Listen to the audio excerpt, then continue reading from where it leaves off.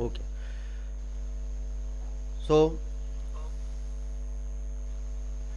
good morning, India. This is Amritanshu Vajpayee.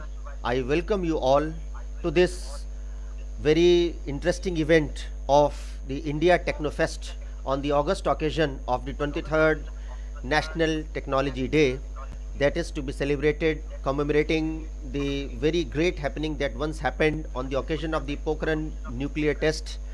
And I welcome you all to this shared knowledge forum of the WIPNet clubs, that is to be organized by the Global Science under the convenership of Mr. Praveen Shuklaji, the Meghnath Saha WIPNet club under Dr. Pradeep Kumar Solanki sir, and Ignited Minds WIPNet club UP. So today we shall be having a gala of events from about, say, beginning in a time period of from about 10 minutes or so till 3 p.m. today. That will be followed by a successive lecture sessions by esteemed speakers, esteemed dignitaries from the institutions of repute. So, first of all, now let me welcome up on the stage the host of the day, Mr. Praveen Shuklaji, and also the guest of honor, the person who shall be taking the charge of the inaugural session, Dr. Nakul Parashar, the director, Vigyan Prasar. Over to Praveen and Nakul sir.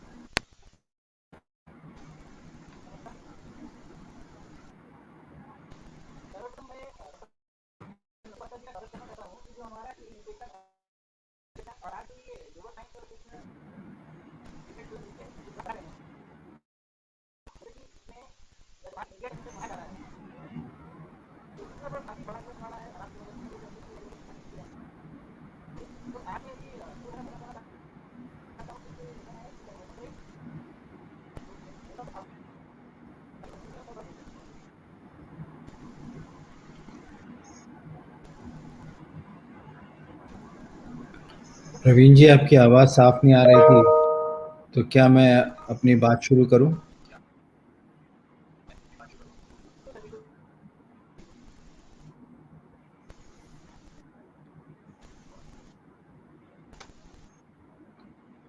इस आशय के साथ कि हालांकि आवाज़ नहीं मुझे समझ में आई ना, पर इस आशय के साथ कि हम सब चूँकि 10-12 मिनट आगे निकल चुके हैं, इसलिए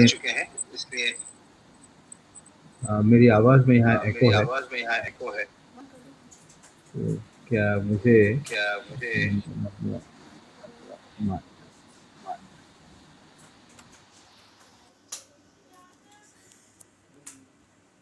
हेलो जी हाँ सर, बोलिए बोलिए, कंटिन्यू सर, कंटिन्यू। अच्छा, ठीक है। आप सबको बहुत बहुत सुप्रभात। और आज 11 मई राष्ट्रीय प्रौद्योगिकी दिवस की आपको सबको हार्दिक शुभकामनाएं।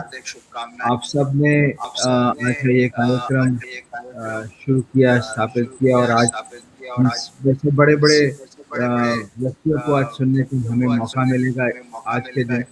इससे इस सब के लिए आपको साधुवाद, इस सब के लिए आपको अभिनंदन। हम सब अभी एक ऐसे दौर से गुजर रहे हैं जो अचानक 10-11 अप्रैल से एक जिसने एक विकराल स्वरूप ग्रहण कर लिया, और हम धीरे धीरे हम सभी उसी के काल में ग्रसित होते चले जा रहे थे। और इसलिए जा रहे थे क्योंकि अब धीरे धीरे स्थिति, जैसा कि हम सब जानते हैं, काफ़ी सुधर रही है। हम में से बहुत सारे लोग कोविड पॉजिटिव रहे, बहुत सारे लोगों ने एक लंबा समय व्यतीत किया, और अब उस बीमारी में से बाहर निकल के जब आए हैं तो एक नए उत्साह, नए संकल्प के साथ कि हम इसको लेके आगे अच्छी तरह से चलेंगे। मुझे ये आपके सबके साथ ये साझा करते हुए बहुत हर्ष हो रहा है कि गत वर्ष और हर वर्ष की तरह चाहे कुछ भी हो, 11 मई को कुछ ना कुछ कारण, कुछ ना कुछ वजह से कहीं न कहीं कुछ ना कुछ होता है, उसके बावजूद भी हम सब मिलके राष्ट्रीय प्रौद्योगिकी दिवस मनाते हैं।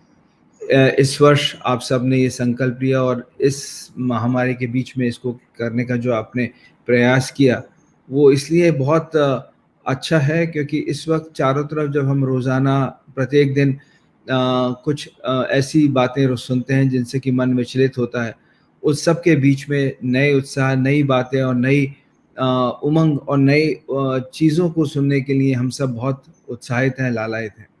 मुझे उम्मीद है कि आज के इस पूरे कार्यक्रम को, जिसको कि आपने 3 सवा 3 बजे तक रखा है, जिसके अंदर हम अपने मूर्धन्य विषय विशेषज्ञों से सुनेंगे, जिसमें हमारे बहुत सारे विशेषज्ञ बाहर से भी हैं, विदेशों से ही, जिन्होंने अपना अपने ऐसे समय में जबकि उनके लिए इस वक़्त रात है, उठ के हम सब के साथ अपने विचारों को साझा करेंगे। उन सब का मैं विज्ञान प्रसार और सारे विपनेट की तरफ से धन्यवाद देता हूँ, साधुवाद देता हूँ। इस पूरे प्रक्रम के अंदर मेरे सहयोगी, मेरे अनुज डॉक्टर अरविंद रानाडे का प्रयास, उनका उत्साह बहुत सराहनीय है और वो प्रत्येक ऐसे कार्यक्रम को उन्होंने हमेशा आगे लेके चलने का प्रयास किया है और ये सब हम सब ने देखा है, ये सब दृष्टिगोचर हुआ है उन सब कार्यक्रमों से जो अभी तक पिछले कुछ समय में देखे हैं।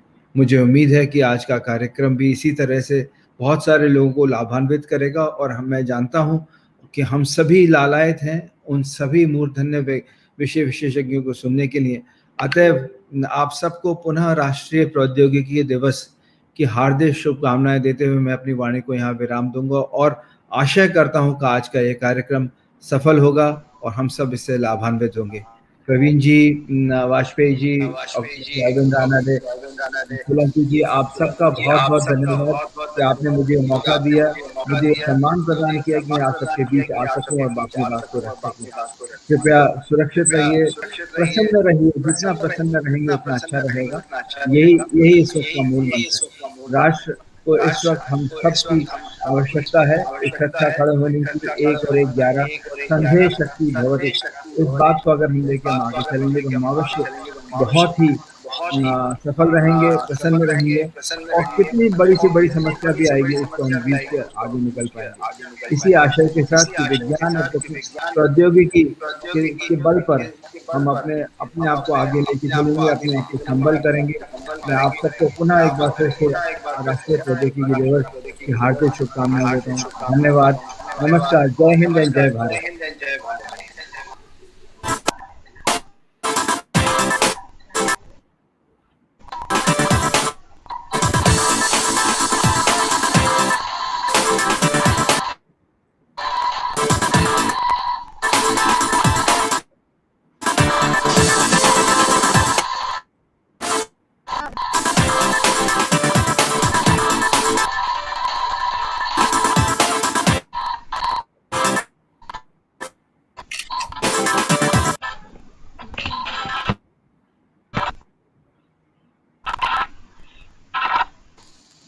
बहुत बहुत धन्यवाद सर, आप आए और अपने आप व्यस्तम छुट्टी में जो आपने समय निकाला सर, उसके लिए बहुत बहुत धन्यवाद।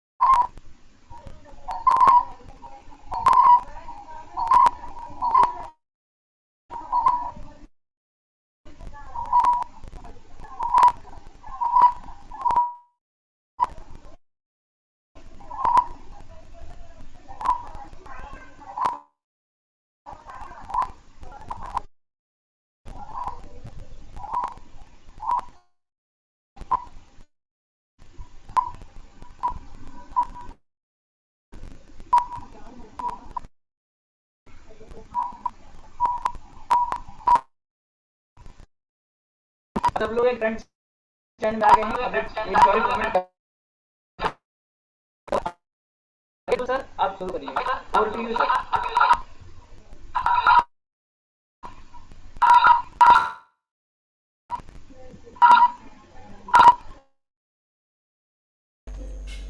Amritanshu sir over to you. Thank you. Please, Praveen, please keep yourself muted, please. So, at the outset, I extend wholehearted thanks to the guest of honor. Praveen, please keep yourself muted first.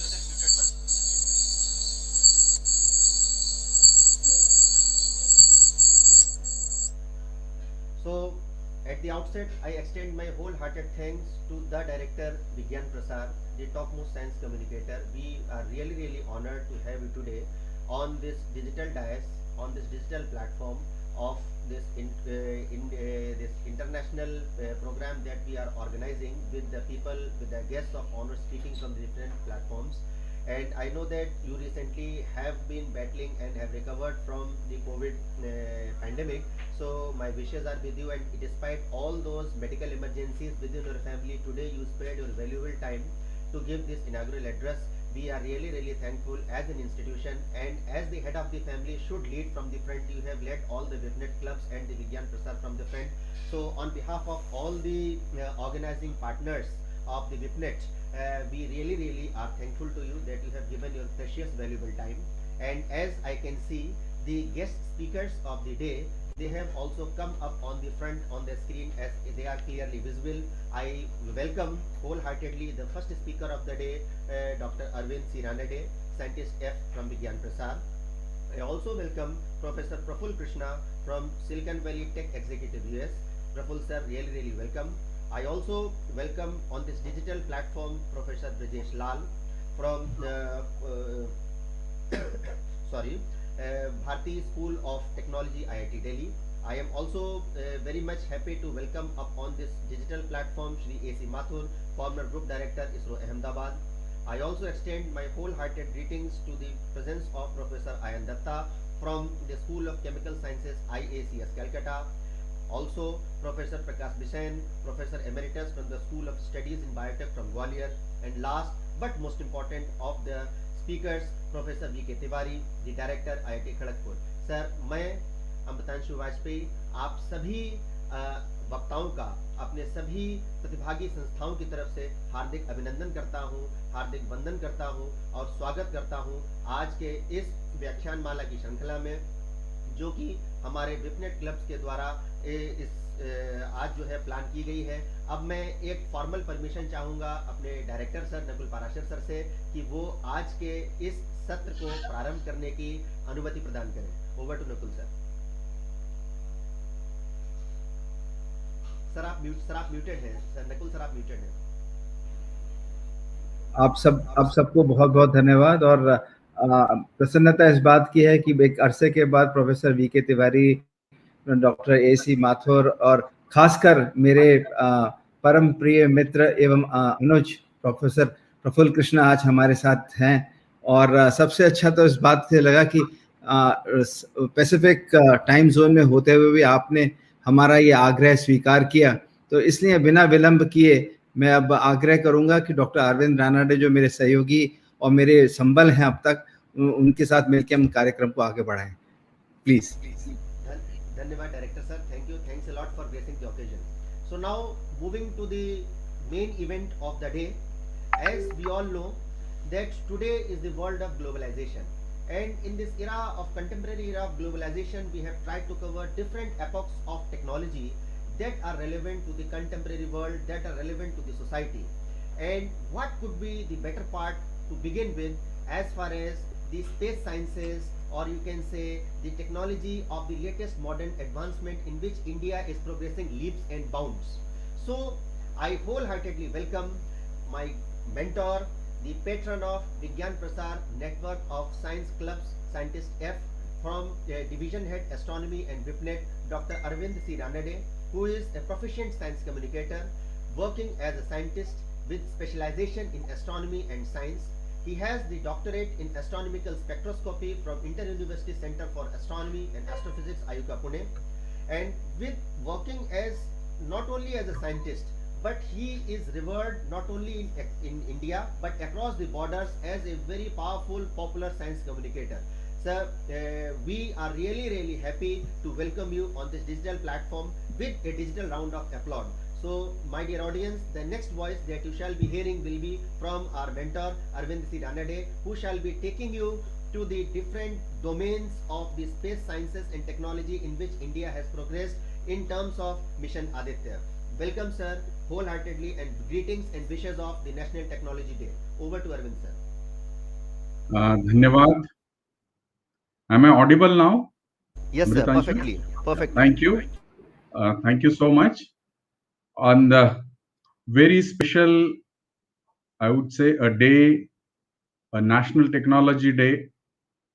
On this very special day, I wish a great day to all of you, those who are listening to the today's, I would say, the marathon talk will be which are going to be delivered by the eminent speakers, right from the space sciences to the chemical sciences and to the agro technology to conclude the today's session. सर्वप्रथम मैं प्रवीण शुक्ला जी, अमृतांशु जी आपका और आज के विशेष उद्घाटन के समय मौजूद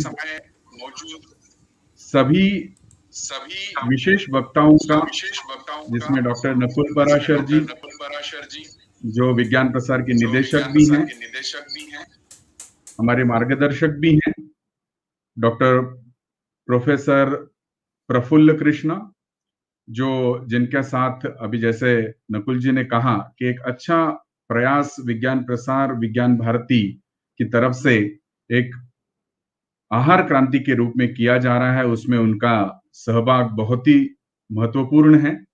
साथ ही में आज प्रोफेसर ब्रजेश लाल जी को सुनने को मिलने वाला है। स्पेस टेक्नोलॉजी के लिए डॉक्टर एसी माथुर जी को सुनने के लिए मौका मिलने वाला है और प्रोफेसर आयन दत्ता, प्रोफेसर प्रकाश बाइजन और प्रोफेसर वीके तिवारी, सभी को मैं आज के दिन का अभिवादन करते हुए, प्रवीण जी, अमृतांशु जी, आपका भी मैं तहे दिल से अभिवादन करता हूं, क्योंकि आज आपने एक ऐसा प्रयास किया है, एक विपनेट के माध्यम से पूरे विद्यार्थी जगत में आज एक प्रौद्योगिकी दिन को हमें किस प्रकार से मनाना चाहिए, किस प्रकार से हमें लोगों के बीच में इस दिन के माध्यम से लोगों तक जानकारी पहुंचानी चाहिए, उसका एक अच्छा प्रयास आज इस माध्यम से किया जा रहा है। और एक बहुत ही महत्वपूर्ण ऐसे दिन पर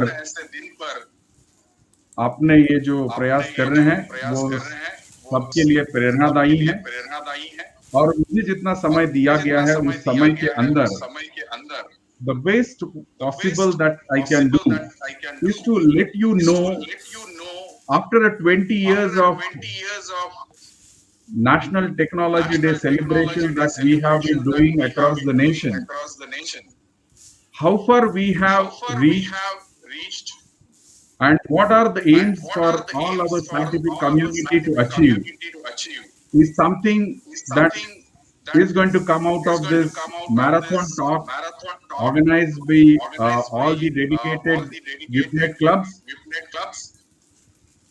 I'm finding there is an echo which is coming. Praveen, kindly mute yourself. Okay. Yeah, fine. So I will take a small excuse to share my PowerPoint so that I can speak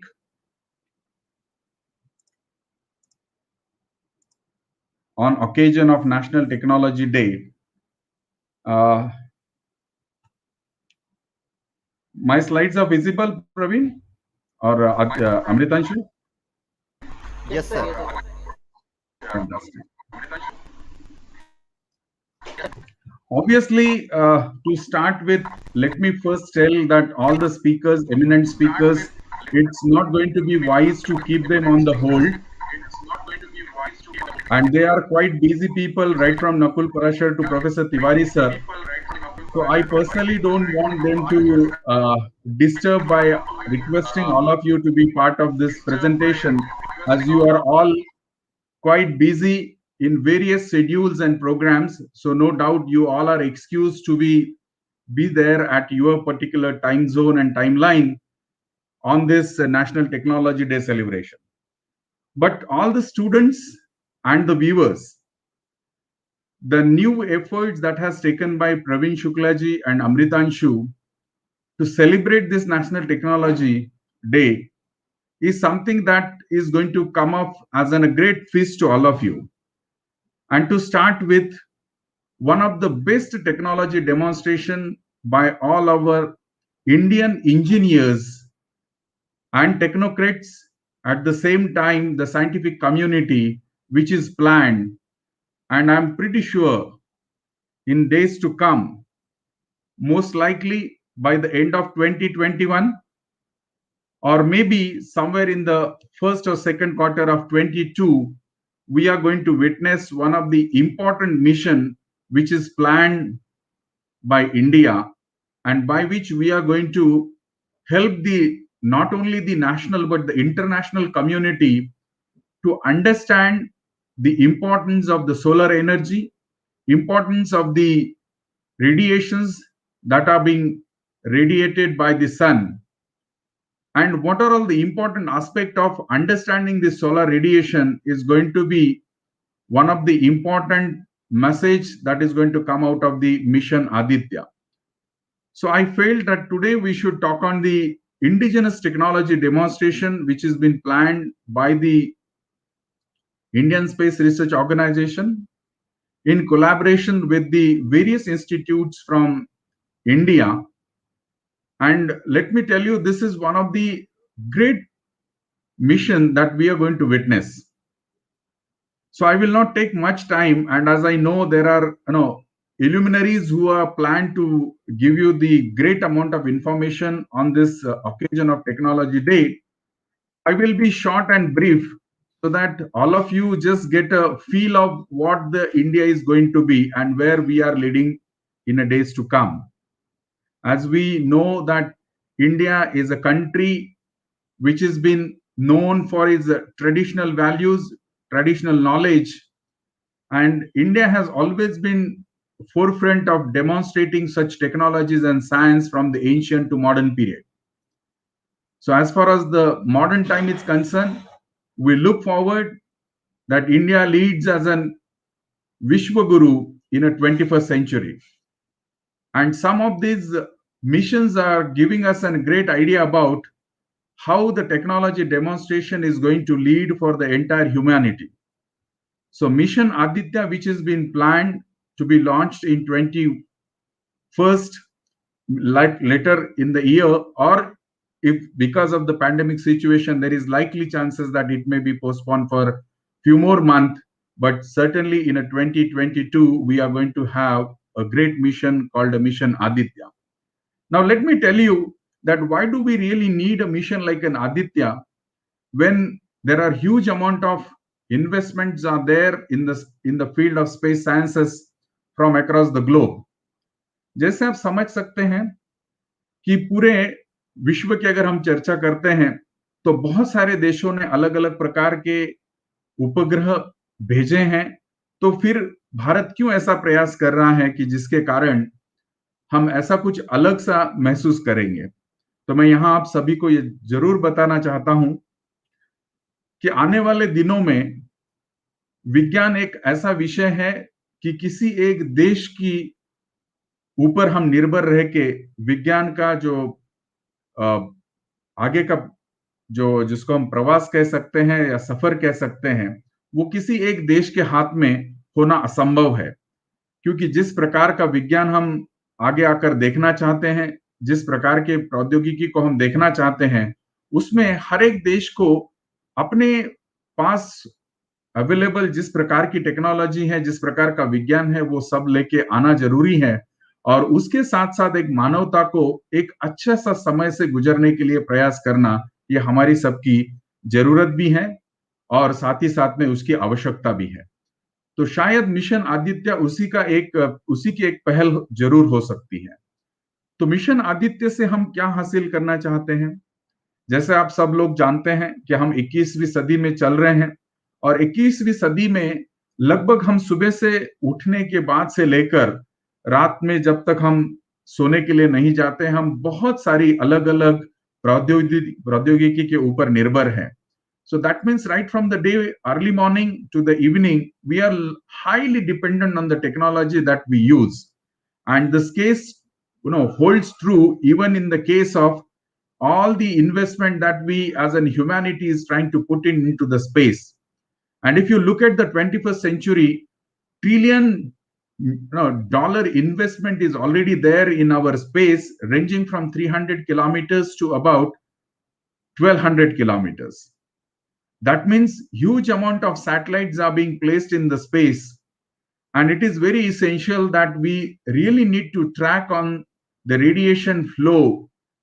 The monitoring of the solar radiation becomes an essential, because when sun radiates and becomes a violent, the radiation that it comes to the height of the satellites where they have been parked and revolving around the earth in the various polar and the geosynchronous orbits, they are all under the threat of such enormous energy which is coming from the sun.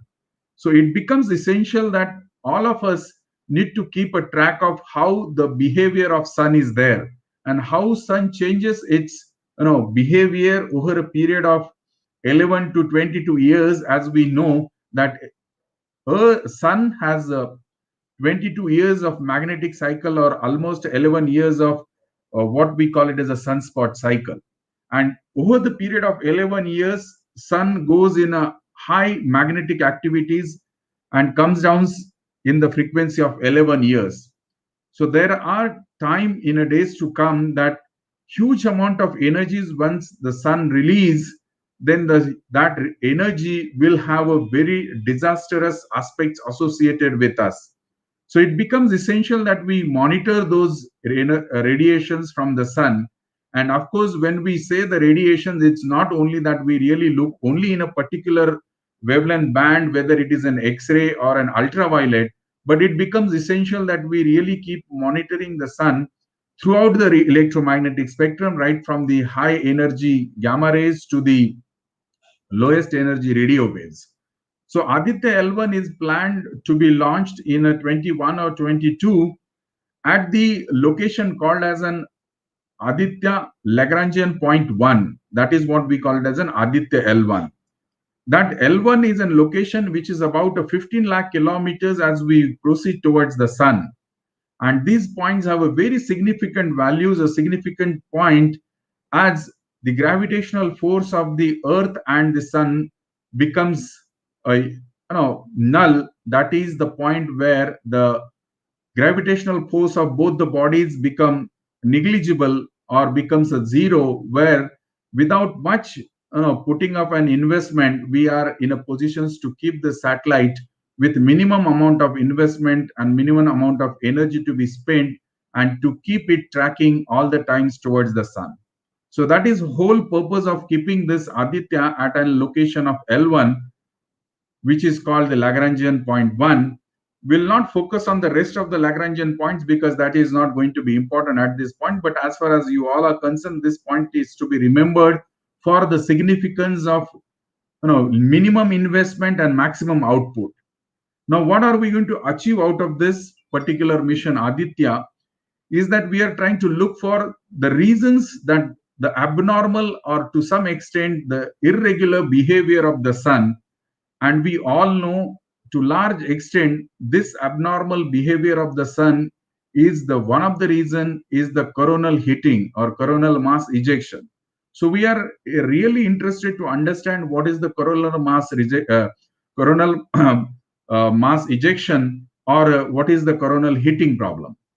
It also becomes important to understand when the sun throws huge amount of energy into the interplanetary system, how the solar energy or solar wind behaves as it proceeds from the sun and goes into the various planetary system. That's why it becomes important to understand the intensity of those solar energy, wind, the variation of radiations, the energy prospect, and all together, it becomes important to study this particular energy spectrum in a various energy band, especially the high energy band. Now, when I use such kind of terms, it might have been quite difficult for all of you to understand what do we mean by the coronal mass ejection, what do we mean by the solar wind, what do we mean by the coronal magnetophotography. So, to understand that, I will in a shortly will let you know what the sun is and how we all should be concerned for the sun. As we all know, the sun is the only star in our solar system which is at the center and gives 99% of the energy that we receive on the planet Earth. And of course, when we try to look at the distance of the sun, then it is about 8 minutes away from the planet Earth. So it becomes so important for all of us that because sun is the most governing object in our solar system, and as long as we are in a position to understand its importance and the significance, we will be in a positions to track, monitor, and do the necessary corrections in the days to come. So to understand the sun is a huge and the biggest star as we know, which is very close to Earth of about 15 crore kilometers away from us, and gives the huge amount of radiation or huge amount of energy in terms of the Webers per meter square, that huge amount of energy which is being released, and that star is of the order of about a 7 lakh kilometer in radius. What is important in this particular slide is to understand the matter which is confined to the star like sun. The matter which is sitting on the sun is a highly been number one energetic. If you look at the temperature of the sun, that too on the surface, then it's about a 6000 Kelvin. So the matter which is sitting on the sun of the order of 6000 Kelvin is certainly not going to be easy to deal with and to easy to tackle with. Now, the another aspect of the sun is to understand when the matter is being thrown by the sun, then such matter will have a tremendously very high velocity, because when it has to escape from the sun, it will have a minimum velocity of 600 kilometers, because before that the matter cannot throw out of the sun's gravitational force or gravitational act, uh, what we say the gravity of the sun. So what becomes important to understand that if such kind of a mass is being going to be thrown in from the sun, this is certainly going to be very disastrous. Now, just to let you know that our sun is also uh, like all the other stars, but all the stars that we see are not stationary on its own way. That means every star rotates on their own axis, and especially when we look at the sun is also not a stationary, but it is continuously moving. And as we all know, sun is made up of the fourth state of matter, that is a plasma. And when we consider a plasma which is nothing but the free electrons and protons, then at the temperature of 6000 Kelvin, this cannot rotate in a uniform velocity. And that's what we find, that sun has a differential velocity if we look at the distribution from the polar region of the sun to the equatorial region. And that gives to understand that sun being a differential rotation star having a tremendously high velocity, at the same time it's a fully magnetized and the charged object, is going to give an enormous amount of issues to be generated out of it. Now, another important aspect of the sun is that sun is again not stationary in its orbit, it's continuously moving. And look at the velocity that the sun is revolving around the center of galaxy, then it is about 220 kilometers per second. That means the huge amount of velocity that it is having, but in spite of that, it takes about 100 million years to complete one rotation. That is to just give you the vastness of our universe in which we are living. Now, to let you know that ultimately what is the whole importance of this, presenting you all this information, is to give you the idea that sun is being a highly magnetized, highly active object, which is in the close vicinity of the Earth, it becomes important for all of us to keep a track of it. Otherwise, we are going to lead into the tremendous problem. Now, why do we are going to lead into the tremendous problem? Then it is important to understand that sun, though it is an ordinary star, by looking at this small picture, that you can see that sun appears to be very ordinary star. Looking at the size of the other stars in comparison to sun, as well as the what we call it as an in the volumetric scale, then sun is a very dwarf star that we all know. uh, but in spite of that, what is more important here to understand about the sun is that sun has an atmosphere which is, we all know, from the outermost layer of an corona to the innermost atmospheric layer of the photosphere.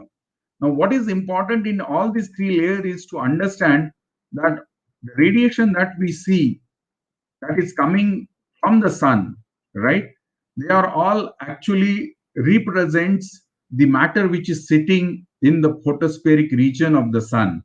So whenever we say that sun consists of enormous amount of metals in it, इसका मतलब ही यही मानते हैं कि जो सूरज के अंदर जितने भी हम धातुओं की बात करते हैं, जितने भी प्रकार के एटम्स की बात करते हैं, ये सभी एटम्स और मॉलिक्यूल्स की हम जो चर्चा होती है, वो सूरज के सतह पर मौजूद उसके फोटोस्फीयर के अंदर है।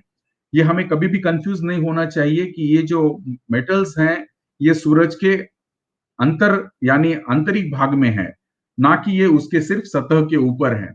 यानी जितने भी हम प्रकार के मेटल्स देखते हैं, उसमें आयरन है, मैग्नीशियम है, सिलिकॉन है, जितने भी मेटल्स हम देखते हैं सूरज के ऊपर, ये सभी सूरज के सतह पर मौजूद इस प्रकार के मेटल्स उपलब्ध हैं। बट हमें यह भी याद रखना होगा कि 6000 डिग्री सेंटीग्रेड पे जिस प्रकार का मेटल्स हम सोचते हैं, उस प्रकार का मेटल धातु एक सॉलिड फॉर्म में ना होते हुए ये इसको हम एक आयोनिक स्टेज में होता है, ये हमें ध्यान में रखना होगा। और यहाँ पे कुछ प्रकार के चित्र आपके सामने दिखाए गए कि this is what is the surface of the sun's photosphere that we could see, and this looks like bubbling of water, and it is very much true that at the temperature above 6000 degree, what is going to happen is only the granulation process, and by which we understand is basically a huge amount of material which has been thrown into the atmosphere of the sun, or maybe the outside of the sun, will have this tremendous amount of energy which is of the order of 7 to 8000 or 7 to 6000 degree Kelvin. Now the one layer just above the photosphere is called the chromosphere, where is a huge amount of emission lines are being observed, those lines that we generally can see during the total solar eclipse, because that is the time where the photosphere is being obscured by the moon when we look at the solar eclipse. Now, these are the certain photographs that you could see, and these are all the real pictures, and these are through the coronagraph. When you take the sun's photograph, you see the sun is such enormously very high filamentary structure, and that we could see that these are the spicules which are available onto the sun. What is important to highlight, understand in this whole process is to understand the intensity, the amount of energy that is available onto the surface of the sun. And this is the last layer of the sun's atmosphere, which is known as a corona. Now, what is important and significance about this corona is something that is something which is very, very essential for the every individuals to understand. And in fact, this is more important for the scientific community to investigate. Now, as an average understanding or a logical understanding about the sun's atmosphere is, as you go away from the sun's surface, there should be a drastic decrease in the temperature. But when you look at the temperature at the corona, which is enormously high, where the surface temperature is of the order of 6000 and the coronal temperature goes into the order of millions of Kelvin, this is something that we really need to understand. What I mean is, जिस सूरज के सतह का तापमान 6000 degree temperature है, जब वो coronal reason तक आता है, उसका तापमान लगभग 10 लाख डिग्री सेंटीग्रेड से ऊपर चला जाता है। यानी ऐसी क्या प्रोसेस है, ऐसा क्या हो जाता है कि जिसकी वजह से जो सूरज से निकलने वाली रोशनी है, पदार्थ है, वो इतना बड़ा टेम्परेचर या उतना बड़ा तापमान लेके निकलता है। तो इसका मुख्य कारण हम यही कहेंगे कि जिसको अभी तक पूरी तरीके से हमें इसका कारण नहीं समझ में आया है, लेकिन ये कारण हम समझने की पूरी कोशिश कर रहे हैं और शायद मिशन आदित्य भी हमको इसी के बारे में जानकारी देने में मदद करेगा। अभी अगर हम सूरज के अंतर्गत रचना की बात करते हैं, तो हेलियो सेस्मोलॉजी के माध्यम से हमने सूरज के अंदर का जो एक स्वरूप है उसको समझने की कोशिश की है और उससे हमें पता चलता है कि सूरज का जो आंतरिक भाग है वो 3 हिस्सों में बटा हुआ है, जिसमें हम एक को कोर कहते हैं, दूसरों को रेडिएटिव जोन और सबसे ऊपर वाला जो फोटोस्फीयर के नीचे है जिसको हम कन्वेक्टिव जोन कहते हैं। तो एक प्रकार से अगर हम इन तीनों चीजों को देखने की कोशिश करेंगे तो हमें पता चलता है कि लगभग 25% हिस्सा जो हमारे सूरज का है वो प्योर हाइड्रोजन से भरा हुआ है और वहां पर अगर हम देखते हैं तो वहां का टेम्परेचर जो है सतह के टेम्परेचर से कई गुना ज्यादा दिखाई देता है और उसका कारण भी स्वाभाविक है। जिस प्रकार से हम आइडियल गैस इक्वेशंस को देखते हैं, PB is equal to RT, यानी जितना ज्यादा प्रेशर होगा उतना ज्यादा टेम्परेचर होगा। यानी अगर हम उसके केंद्र की बात करते हैं तो इतना ज्यादा प्रेशर उसके ऊपर होने के कारण हम उसके अंदर का जो टेम्परेचर है वो नियरली 13 से 15 लाख डिग्री केल्विन बनता है और उसी के कारण वहां पर न्यूक्लियर फ्यूजन रिएक्शंस होते हुए दिखाई देते हैं और यही जो एनर्जी है जो बनती है वो ज्यादातर हमें देखने को मिलेगा कि ये प्रोटॉन प्रोटॉन चेन से बनते हुए नजर आती हैं। और अगर हम कितनी इस प्रकार की रिएक्शंस हमें देखने को मिलती है तो सिर्फ 1 सेकेंड के अंदर 10 का 37वां घात यानी 10 raised to 37 such reactions happens within a 1 second. That gives to understand the huge amount of energy which is being released by the sun at the core of the center. However, what is important to understand is that the energy released at the core of the sun not necessarily will reach onto the surface in a very instantly, but it takes a huge amount of time to understand the the whole process or the internal structure of the sun. Now, when we look at the physics of this, we all know there is a three mechanisms through which the energy transportation is possible in physics. When it is happens in the solid, we know it is a conduction. When it happens in the liquid, it is a convection. And when it happens in the gas or the others, the form of matter in plasma, then it is a radiative zone or the radiation through which the energy transportation happens. So the energy which is being produced at the core get transmitted into the convective zone through the radiative zone, that is with the form of radiation. Now the outermost layer of the internal structure of the sun gives rise to understand the convective zone, in which the huge amount of energy which has been released from the core reaches to the almost surface of the sun, that is at photosphere, but the energy that is coming from the bottom or from the below the photosphere is through the convective mechanism. And that reminds me to again tell you that when you looked at the photosphere of the sun, there you saw the kind of an bubbling process, or what we call it as a granulation. This is nothing but because of the convection process which happens below the photosphere. Now, by this particular time, if you can imagine, as a student of science or as a student of physics, there are few things which are very absolutely clear. A matter which is of the temperature of the matter which is at the temperature of the order of 6000 Kelvin cannot remain in any solid, liquid, or gas. Then it has to be in the fourth state of matter. And as we all know from the physics, that any matter which is in the form of such a plasma, then it has to be fully charged. And that is what we come to know from the Coulomb's law, that wherever there is a charge, there is an electric field has to be associated. And that gives rise to understand through the Ampere's law that there has to be current generated out of it. And there is a third and important aspect of this is to understand that sun is rotating on its axis, but it has a differential rotation. And because of the differential rotation, these electric fields or the electricity which is being generated on the earth, on the sun, is continuously moving through this changing electric field through the differential rotation. And that gives rise to the understanding of the fourth law in the physics, that is the Faraday's law. That is, whenever there is a change in the electric field, the change in the magnetic field is bound to be occur. And that gives rise to understand that sun is a star which is full of magnetic activities. And when we look at the magnetic activities, there is a possibility of having solar flares, sunspots, and the huge amount of material which is produced on the sun. Now, ultimately, that generated material cannot stay onto the surface of the sun, because when it releases from the sun, then it will have a huge amount of energy as well as the velocity, and that matter will be thrown into this interplanetary space, and that's what we come to know through the solar wind.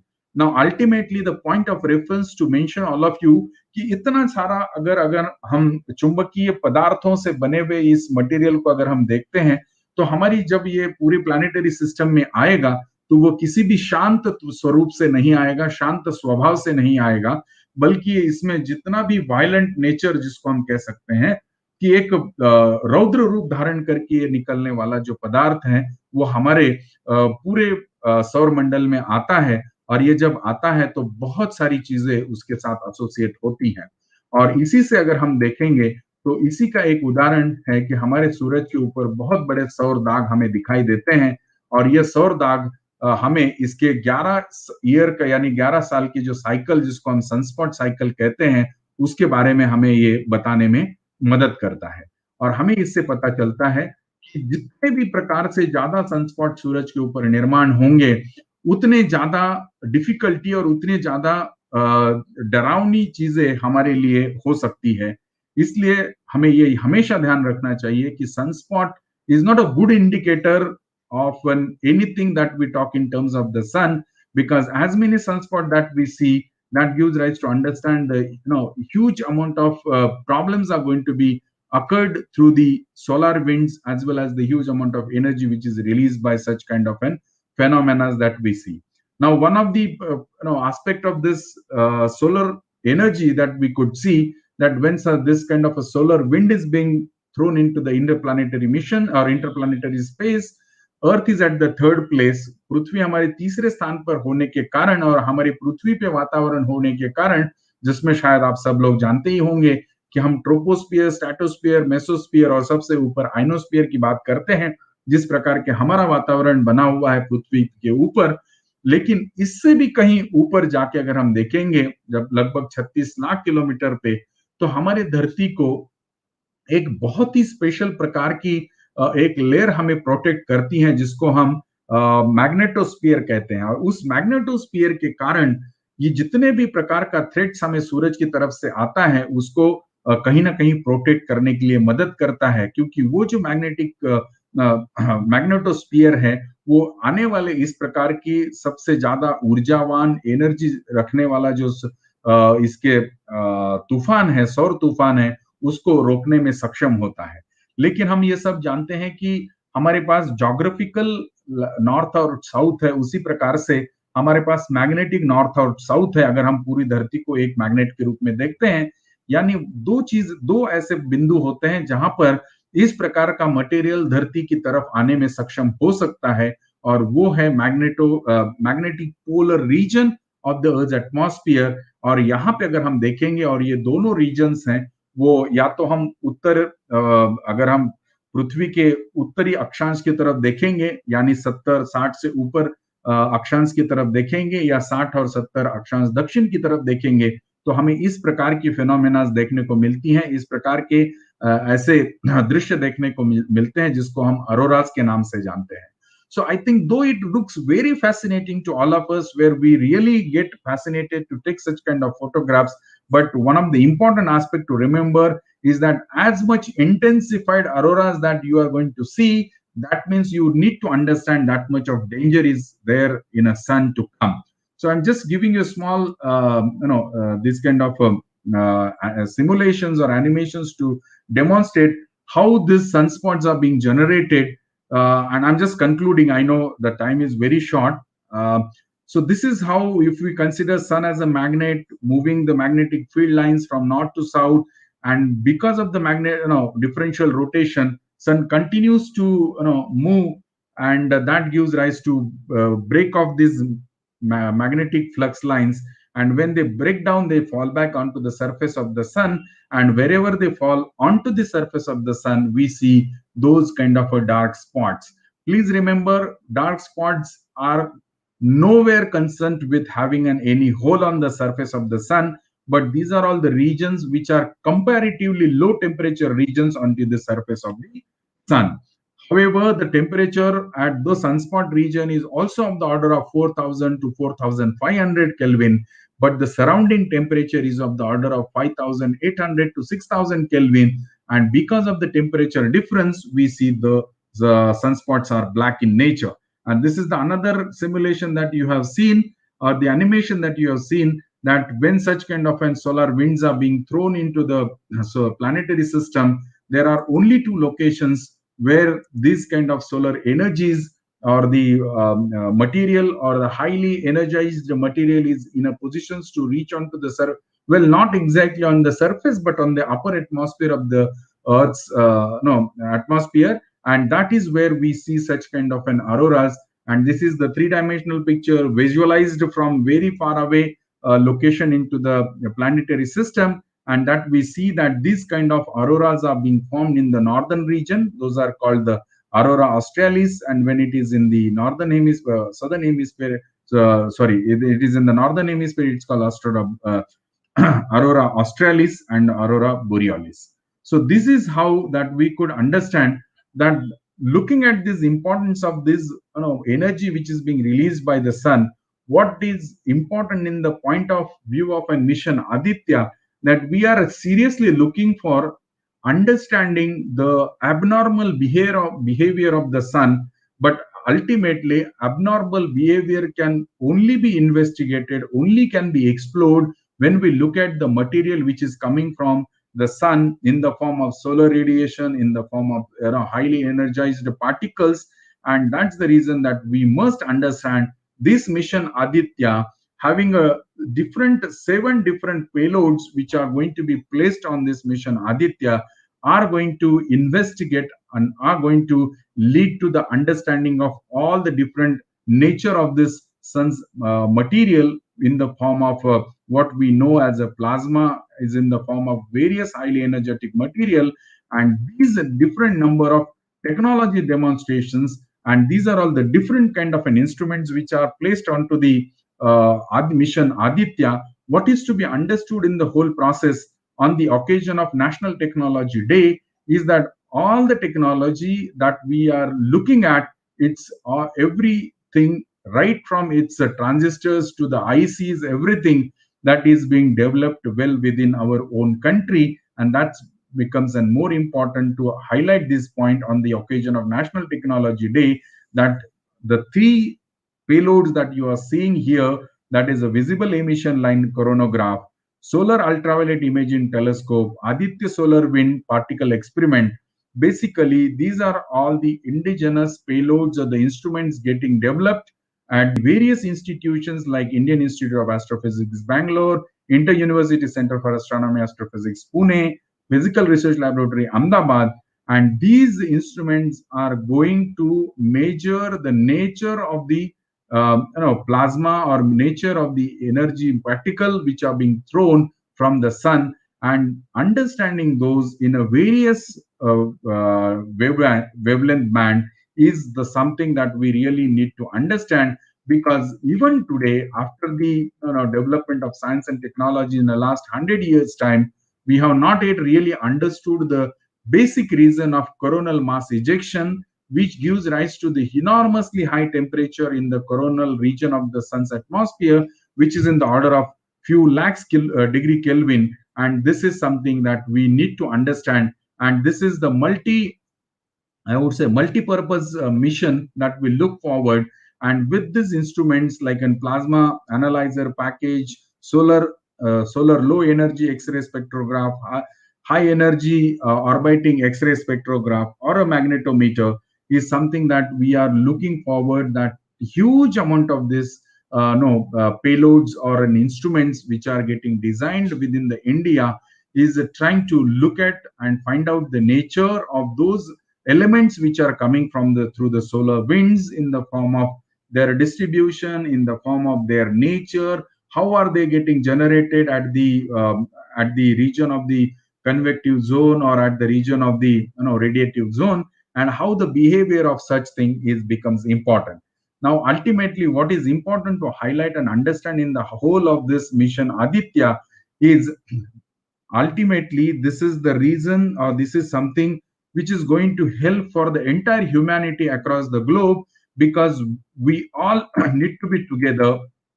We all need to be part of such mission and try to investigate, understand the reasons behind the various aspect of the sun's nature, so that the investment that is been in the space, in terms of $1 trillion economy which is sitting in the space, need to be carefully watched, because if we are not going to take care of the nature of the sun, all the investment which is there in the space is going to be at the sake, or at the mercy of the sun's behavior.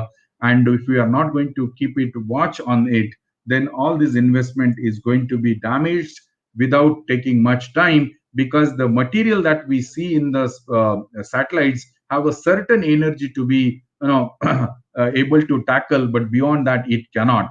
And I'm just ending my talk by showing you the real pictures of the sun taken in the ultraviolet x-rays, and these are all the real pictures. These are not the animations, these are not the simulations. And this is now because of the technology. We really need not have to wait till the total solar eclipse to be observed to understand the nature of the plasma in the coronal region, and how the coronal mass is being ejected and reach to the various part of the solar system. And all this is the real pictures that gives rise to understand that how the sun is going to be in the nature, or how it is going to be in its life. This is the last slide which tells you that if we look at the sun today, then it's at the middle of its life.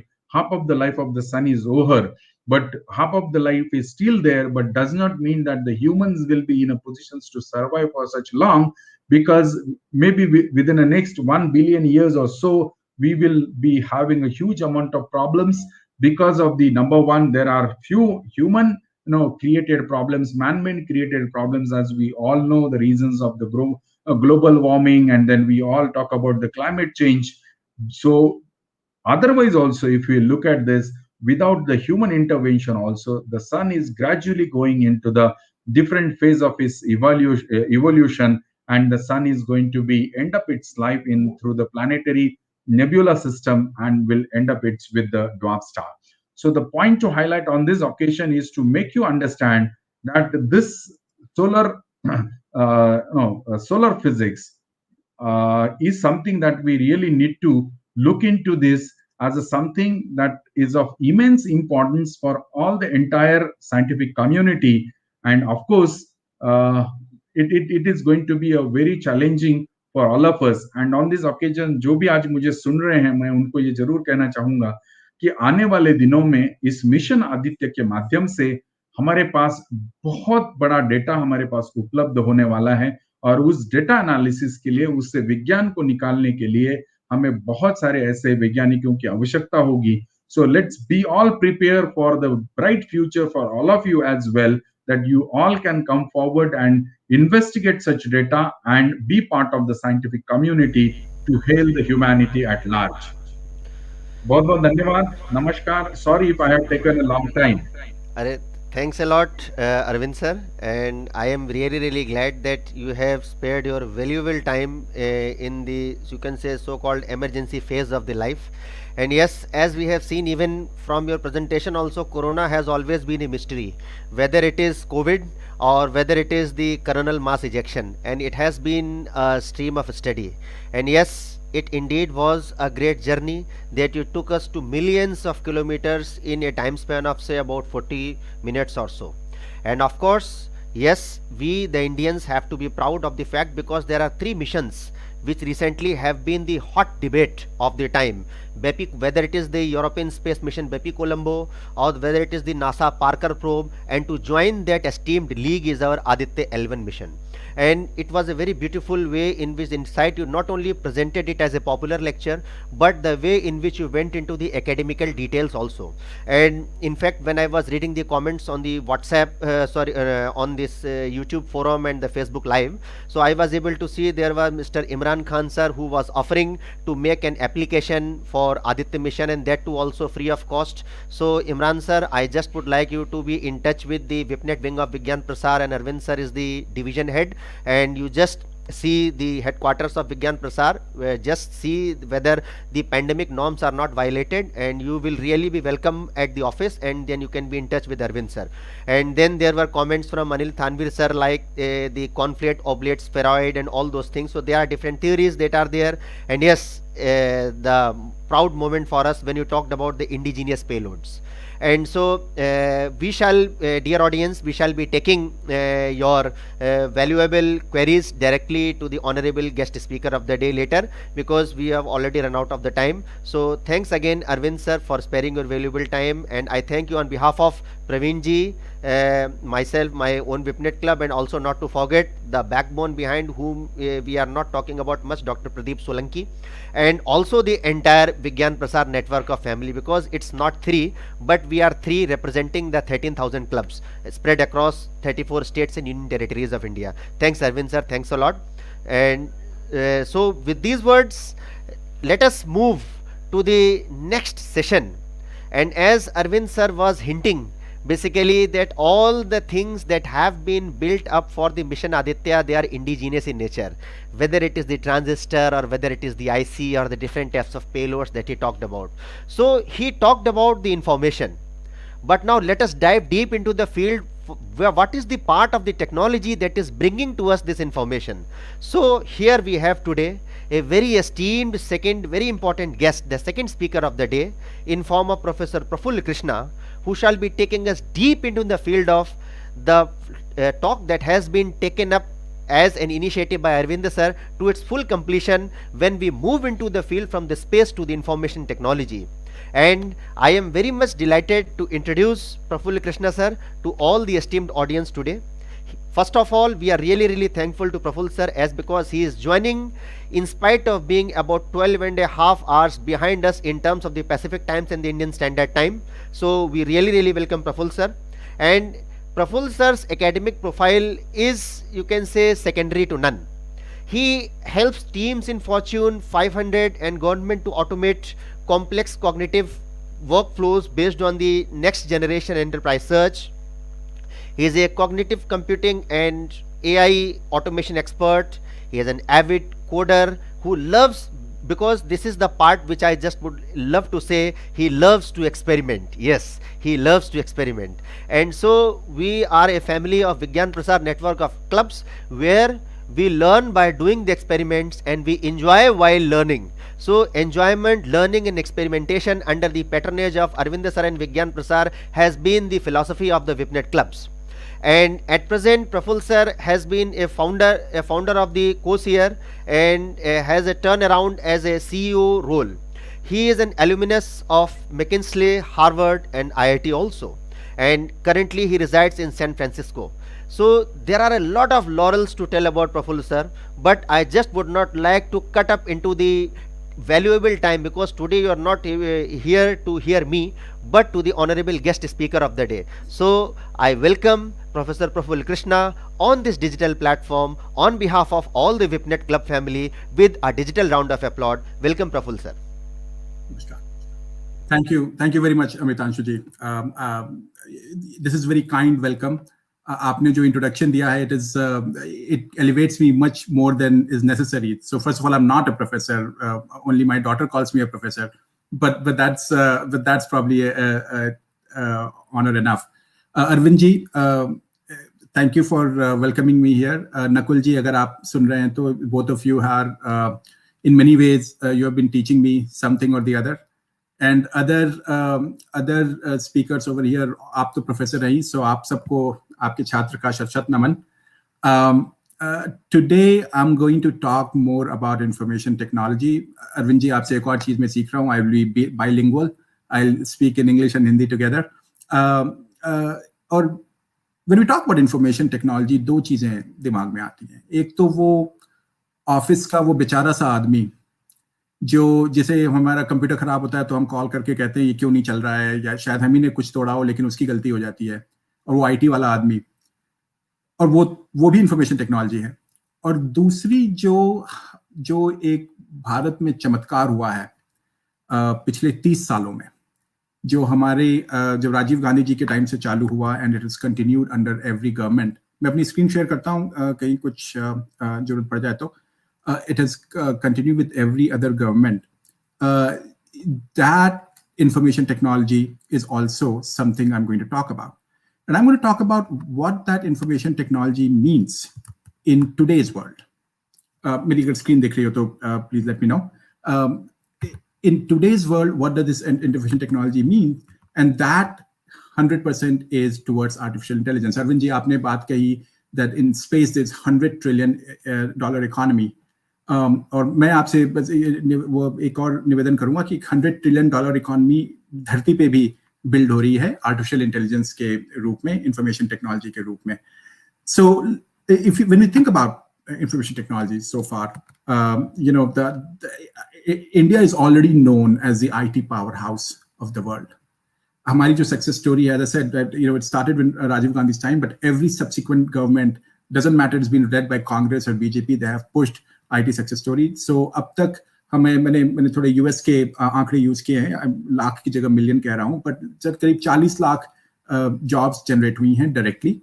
About 3 times इसका multiple होता है 12 million indirect jobs. हमारी अगर आप पिछले 30 साल में GDP growth जो है इंडिया की, उस पर अगर आप इसका एवरेज अगर इसका इम्पैक्ट देखेंगे तो करीब 0.6% जीडीपी ग्रोथ हो रही है. एक्सपोर्ट्स हमारे बढ़ रहे हैं, लोकल मार्केट बढ़ रहा है, वेंचर कैपिटल आ रहा है, और आईटी एक ऐसी फील्ड है जिसमें सबसे ज्यादा स्टार्टअप्स हो रहे हैं. करीब 9,000 स्टार्टअप्स हुए हैं. ये तो एक केवल पिछले 10 सालों की बात है. तो आईटी की अब हमारी सक्सेस स्टोरी है. इंडिया, जैसा कि मैंने कहा, ऑलरेडी माना जाता है. पर अब क्या? अब मैं कह रहा हूं, मैं बस एक छोटी सी निवेदन कर रहा हूं कि we need to move towards artificial intelligence. It is a matter of opportunity. It is also a matter of a need. और वो मैं बात कहूंगा, अगर if we can replicate the miracle that happened in the world of IT in the same way for the world of artificial intelligence, तो मैं कह रहा हूं कि 4 मिलियन नहीं, 50 मिलियन जॉब क्रिएट होंगे, 5 करोड़ जॉब्स. और इसका जो इम्पैक्ट आएगा जीडीपी पे, +2% एडिशनल ग्रोथ, जो हमारी ग्रोथ हो रही है उससे ज्यादा 2% ग्रोथ हो सकती है अगर हम ये कर पाए. बट एज अ अपॉर्चुनिटी नहीं है. इट्स नॉट ओनली कि हाँ एक टेक्नोलॉजी आनी चाहिए, वो तो अच्छी बात है. I think it is a matter of national survival also. We all love our nation, and in that love, sometimes we don't like to criticize it. But at the same time, sometimes it's important to step back and see कि क्या opportunity हम miss कर जा रहे हैं. अगले 10 साल में, अगले 20 सालों में, अगर हमने artificial intelligence को ठीक से काबू में नहीं किया, तो हमारे काफी strategic leadership का loss हो सकता है, और एक बहुत बड़ी opportunity जो good governance की है, वो जा सकती है. तो इसलिए artificial intelligence is not just about opportunity, it is about national progress, it is about national survival to an extent, और at least survival for leadership, not national survival. मुझे हमेशा ये क्वेश्चन आता है, तो ये अब से मैंने ये स्लाइड ही रखनी चालू कर दी. हमेशा ये क्वेश्चन आता है कि आप 50 मिलियन जॉब कैसे कह रहे हैं, 5 करोड़ जॉब ऐसे हवा से थोड़ी हो जाएंगे. तो ये मेरा एक अनुमान है. It is an estimate, and it's also a kind of a challenge कि अगर हम ये क्यों नहीं कर सकते हैं, right? And here are the facets of why I think that artificial intelligence के कारण IT में 50 मिलियन या 5 करोड़ और jobs आएंगी. First of all, let's take the benchmark. हमने IT में already 30 सालों के अंदर करीब 4.5 मिलियन jobs create की हुई हैं, करीब 45 लाख. इसको तो इतना तो कर ही सकते हैं. This is our baseline. Obviously, it has to be approached in a different way. It has to be approached in a way of different relationships. वो ओल्ड तरीके नहीं चलेंगे. एक बार इन्फोसिस बन गई, अब एआई की इन्फोसिस बनने के लिए उसे काफी काम करना पड़ेगा, बट ये तो संभव है ही. फिर मैं इसके एक और एक स्लाइड दिखाऊंगा कि एआई एक ऐसी चीज है जिसमें कि केवल इंजीनियरिंग नहीं लगती है. ये बहुत बड़ा मिसकंसेप्शन है. लोगों को लगता है कि artificial intelligence means you have to be a PhD in statistics or you have to be a PhD in computer science, and that is the only way you can go and work in AI. ऐसा कुछ नहीं है, और इस बारे में मैं बात करूंगा क्योंकि I feel like India is ready today to do a lot of non-engineering jobs related to AI also. And that multiplier is what's going to help us a lot. Third point, कि unlike the IT kind of wave, which was mainly export oriented, there's a huge amount of domestic market that is also ready to be addressed. And we can do the numbers. 1.8 nahi hai to 1.5, and I can debate with you 1.5 hona chahiye, 3 hona chahiye. All those numbers are fine. But the thought is that the whole amount of domestic market is just waiting for you, which was not really created for the IT revolution. And then we have this multiplier of 3, which, as you said, the direct to indirect jobs. So that's how the math comes up. 50 million jobs. मैं नहीं कह रहा हूँ कि ये कोई statistical analysis नहीं है, ये कोई projection नहीं है. ये मेरा एक challenge है कि हम ऐसा क्यों नहीं कर सकते. और इसलिए हम कर सकते हैं क्योंकि आप पिछले 20 सालों में देखिए, look at the last 20 years and how much has India changed. Look at the basic kind of metrics related to information technology.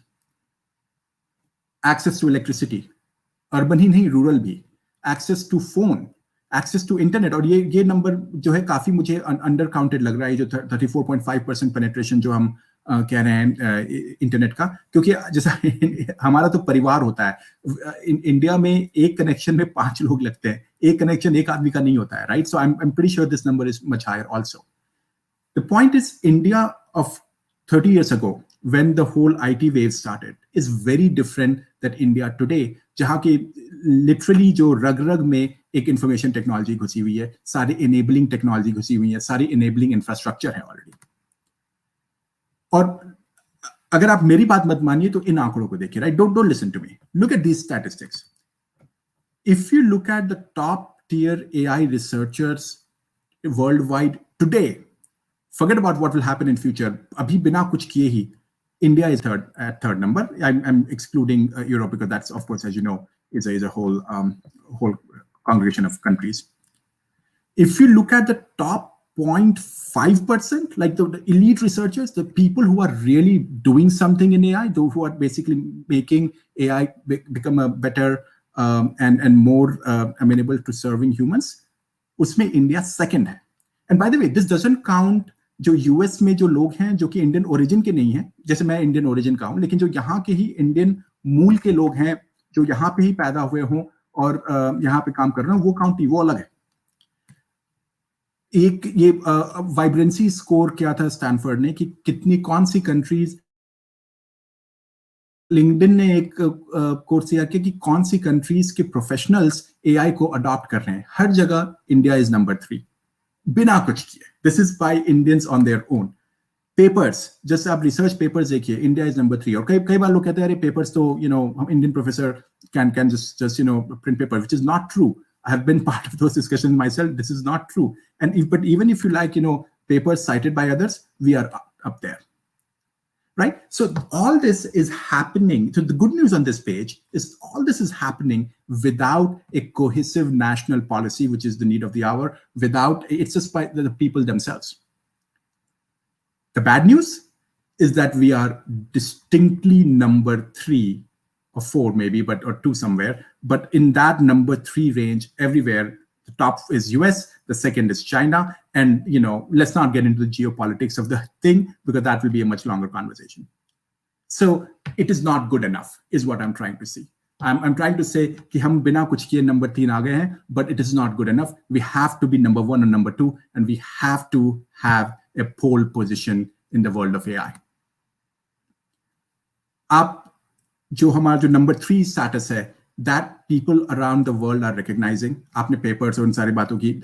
In my opinion, these are the 50 companies that are shaping the way AI evolves around the world. And 60% of those already have AI centers in India.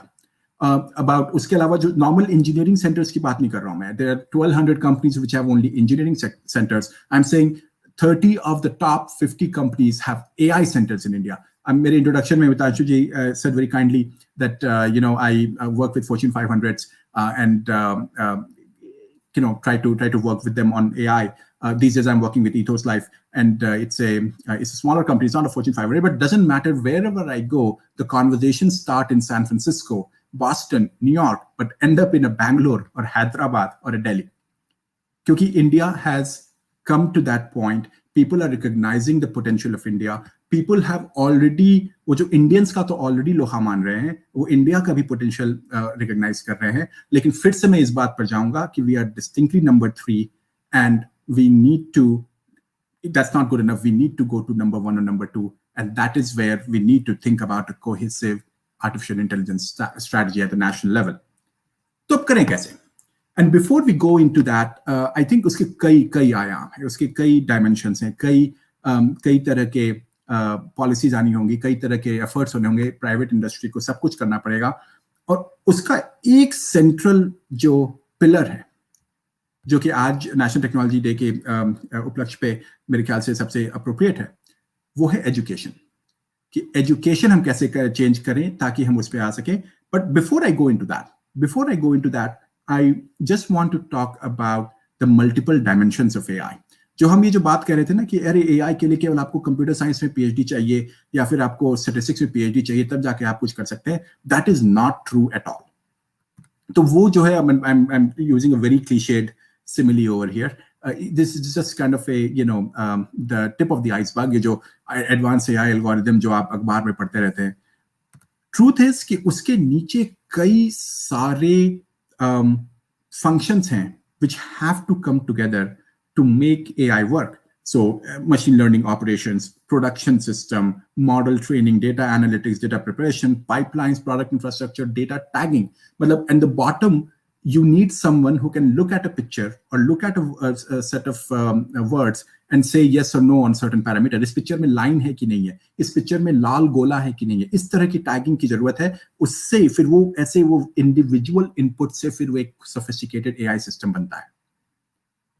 और उसके लिए आपको कहीं भी engineer होने की जरूरत नहीं है. और ये तो केवल इंजीनियरिंग डायमेंशन है. एआई और किसी भी प्रोडक्ट, किसी भी, आप देखिए यहाँ तो सारे दिग्गज लोग हैं, किसी भी डायमेंशन में इंजीनियरिंग के अलावा आपको एक प्रोडक्ट चाहिए होता है कि नॉन इंजीनियरिंग फैसेट्स क्या हैं, राइट? एक शैम्पू का सैशे है, मैं एक बहुत ही अलग एग्जांपल दे रहा हूँ. Think about sachet of shampoo.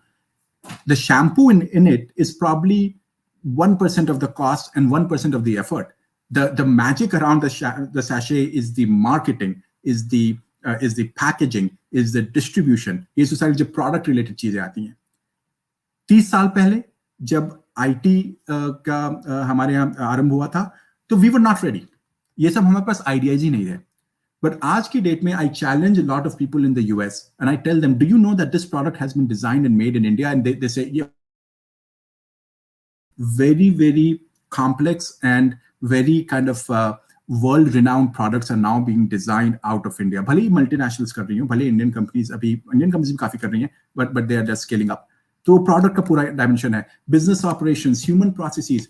So as I said earlier, this time around, it's not just engineering that we are going after. We are going after the whole thing, the whole 9 yards. जो US में कहते हैं, हिंदुस्तान में पूरा मैदान चाहिए हमें. तो with this context, अभी तक मैंने 2 बातें कही हैं आपको. पहली बात मैंने ये कही है कि India is third in AI, which is not good enough. We are a distant third and we have to really catch up with the top 2, which is US and China.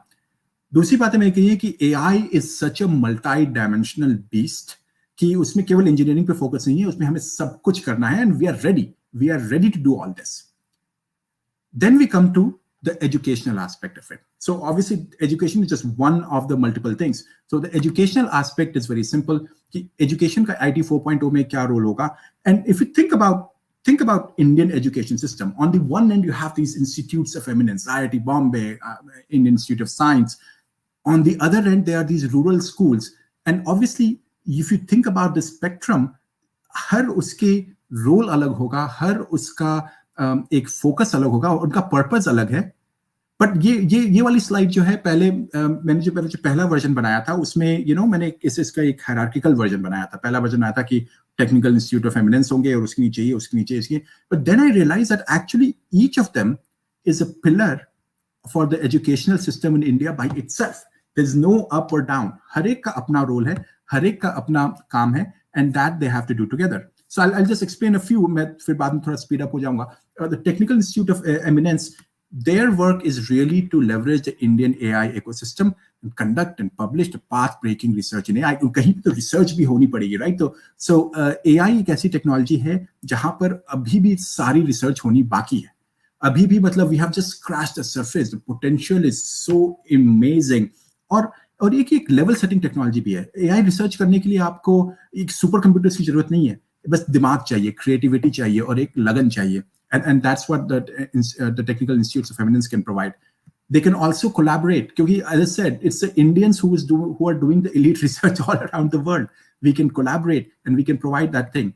And then they also have the responsibility to take all that and serve it in a palatable manner for the rest of India.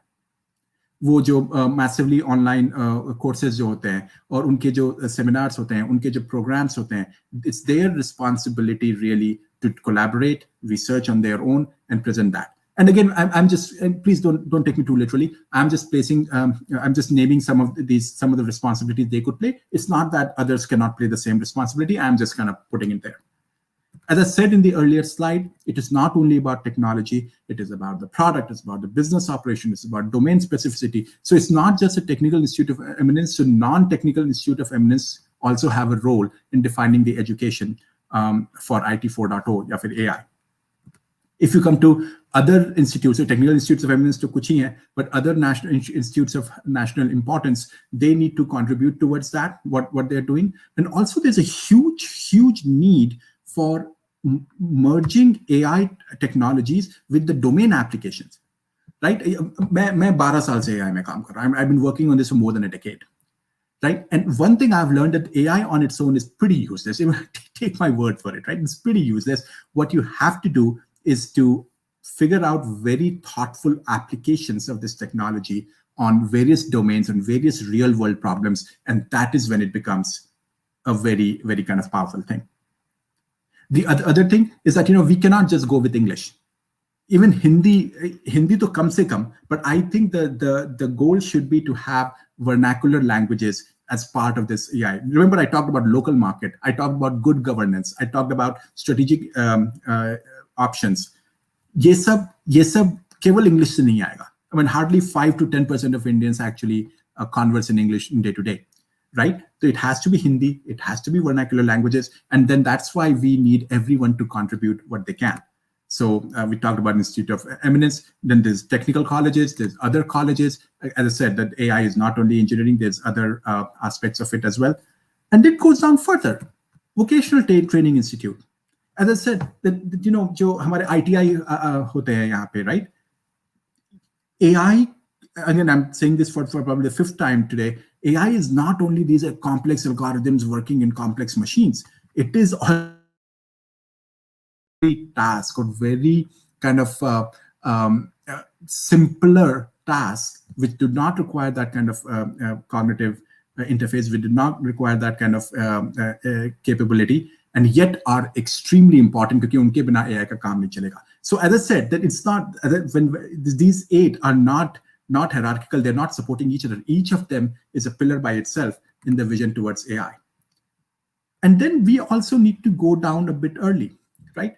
हम ये जो concepts हैं, there's no need to wait till college or after college to teach them. We can start at high school. मैं ये नहीं कह रहा हूँ कि सब कुछ छोड़ के सब लोग AI, even we just focus on AI, but we can start kind of conditioning people to think in a certain way. आज हम कैलकुलस पढ़ाते हैं हाई स्कूल्स में, राइट? कैलकुलस की जगह क्या हम डेटा साइंस पढ़ा सकते हैं?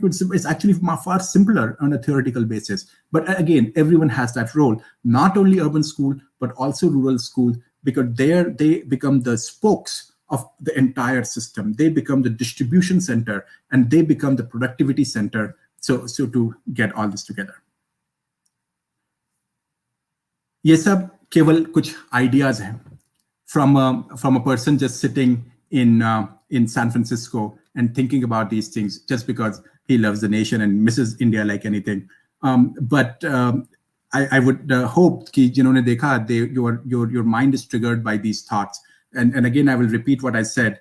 We are sitting on not only 100 trillion of opportunity, but also on it's also the need of the hour. We are number 3, but we need to be number 1 and 2. and to capture all that will take a lot. But I think education is the first kind of dimension that we should go after, and in that I laid out this 8-tiered education strategy, which can someday be a reality. So with those words, I will end the prepared speech. If Mitanshu ji, if you are still here, would love to take cues from you. Thank you. Praveen.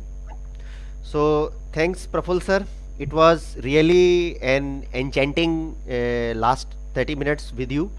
Yes, the three-dimensional world which the eyes perceive in two dimension, and the first dimension indeed is the education.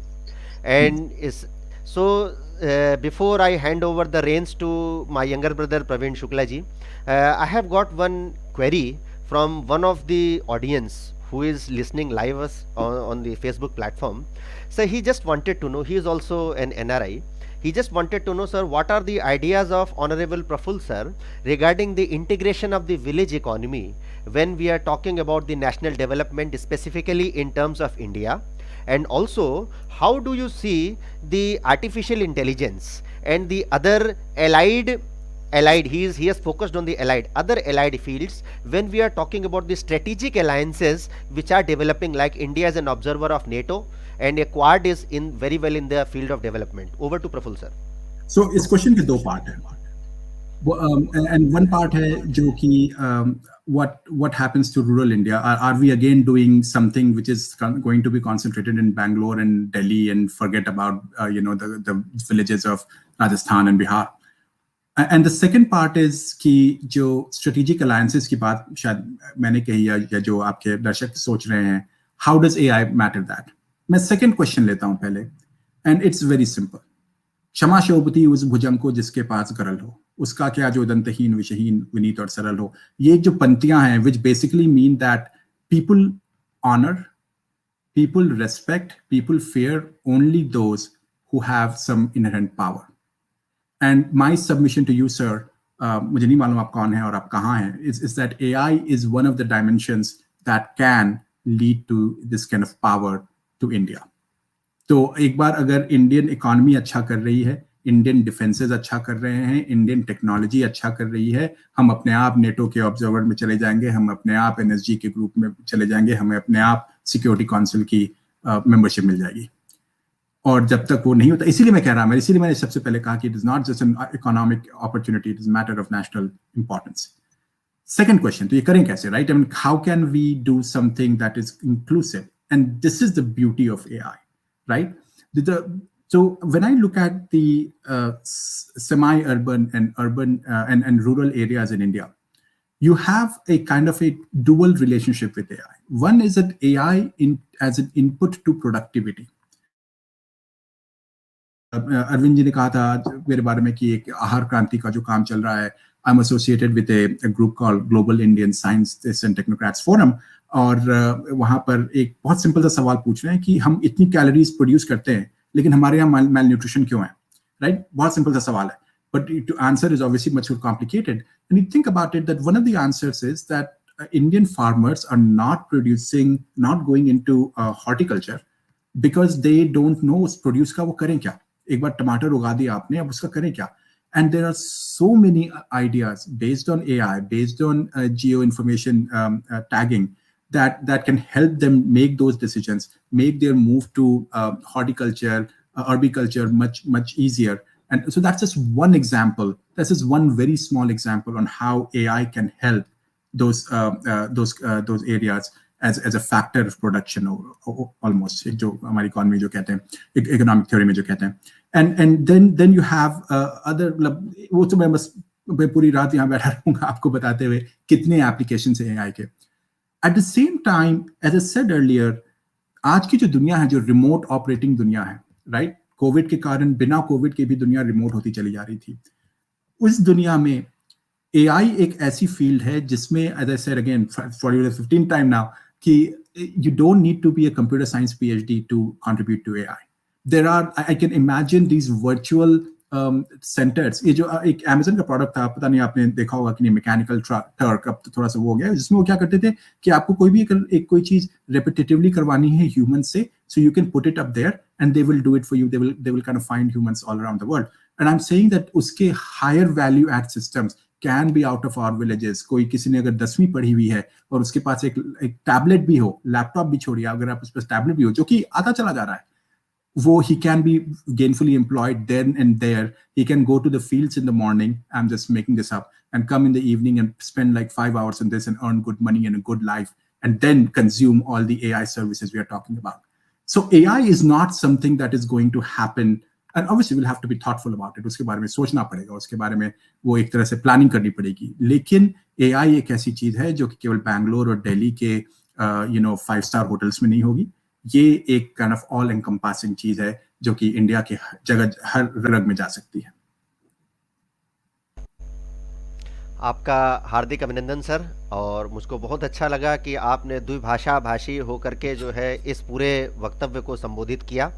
और अब मैं इस virtual stage पर आमंत्रित करना चाहूँगा अपने छोटे भाई प्रवीण शुक्ला जी को कि वो आएँ और फ्रंट स्टेज लें, क्योंकि वैश्वीकरण के इस युग में आगे बढ़ने के लिए प्रौद्योगिकी यानी टेक्नोलॉजी की हर क्षेत्र में आवश्यकता है। और जब, जैसे कि प्रफुल्ल सर ने कहा कि किसी भी क्षेत्र में यदि किसी भी देश की प्रगति को मापना हो, आंकना हो, जांचना हो, उसका अंकन टंकन या मूल्यांकन, किसी भी आप टर्मिनोलॉजी, किसी भी शब्दावली को आप ले सकते हैं, अंकन टंकन या मूल्यांकन यदि आपको करना है तो आपकी अनायास नज़र अगर उठेगी तो आपकी नज़र जाएगी वैज्ञानिकों पर, आपकी नज़र जाएगी इंजीनियर्स पर, और आपकी नज़र जाएगी डॉक्टर्स पर।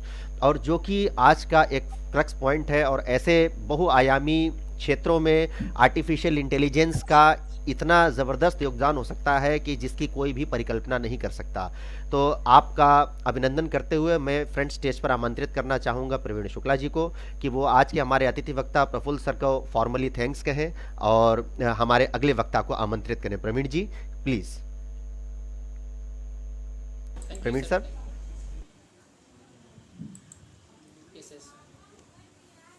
Thank you sir. आपने जो मतलब आपका टाइम कैसा बहुत अलग होता है। जब आपको मैं इनवाइट कर रहा था तो आपने मुझे कहा कि उसमें शायद रात होगा, तो मैंने सोचा कि थोड़ा पहले कर दिया जाता है। तो आपने जो एक्सेप्ट किया सर इन्विटेशन, मुझे बहुत अच्छा आया।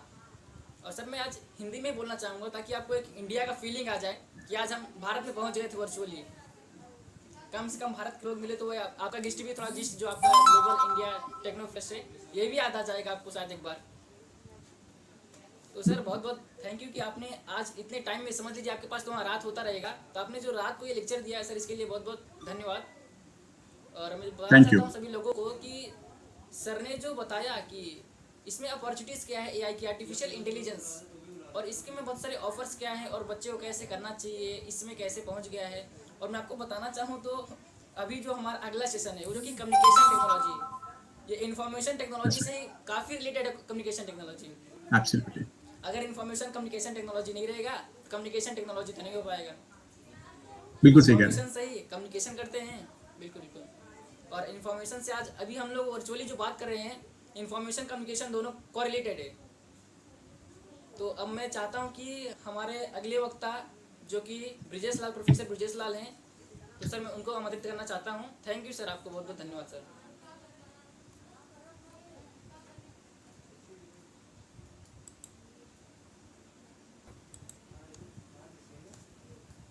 नमस्कार सर। नमस्ते प्रवीण, कैसे हैं आप? आपको आवाज आ रही है? मैं कैसे हैं? जी जी बढ़िया सर बहुत टाइम बाद फिर दोबारा मिल रहे हैं हम लोग, तो हम काफ़ी अच्छे से आगे आपका इवेंट हो जाएगा, इस बार देखते हैं जी। तो सर मैं आपको मतलब बहुत बहुत थैंक यू सर कहना चाहता हूँ कि जो आपके अपने व्यस्ततम समय में आपने जो इवेंट के लिए टाइम निकाला, तो सर उसके लिए मैं मतलब बहुत बहुत थैंक यू कहना चाहता हूँ। और सर जो भी हमारा पहला सेशन हुआ जो कि इंफॉर्मेशन टेक्नोलॉजी था, तो दोनों काफ़ी रिलेशन है। तो आप, मैं चाहूँगा कि आप भी ज़रा उसमें रिलेशन बता देंगे। और जो आज के सेशन है India techno fest,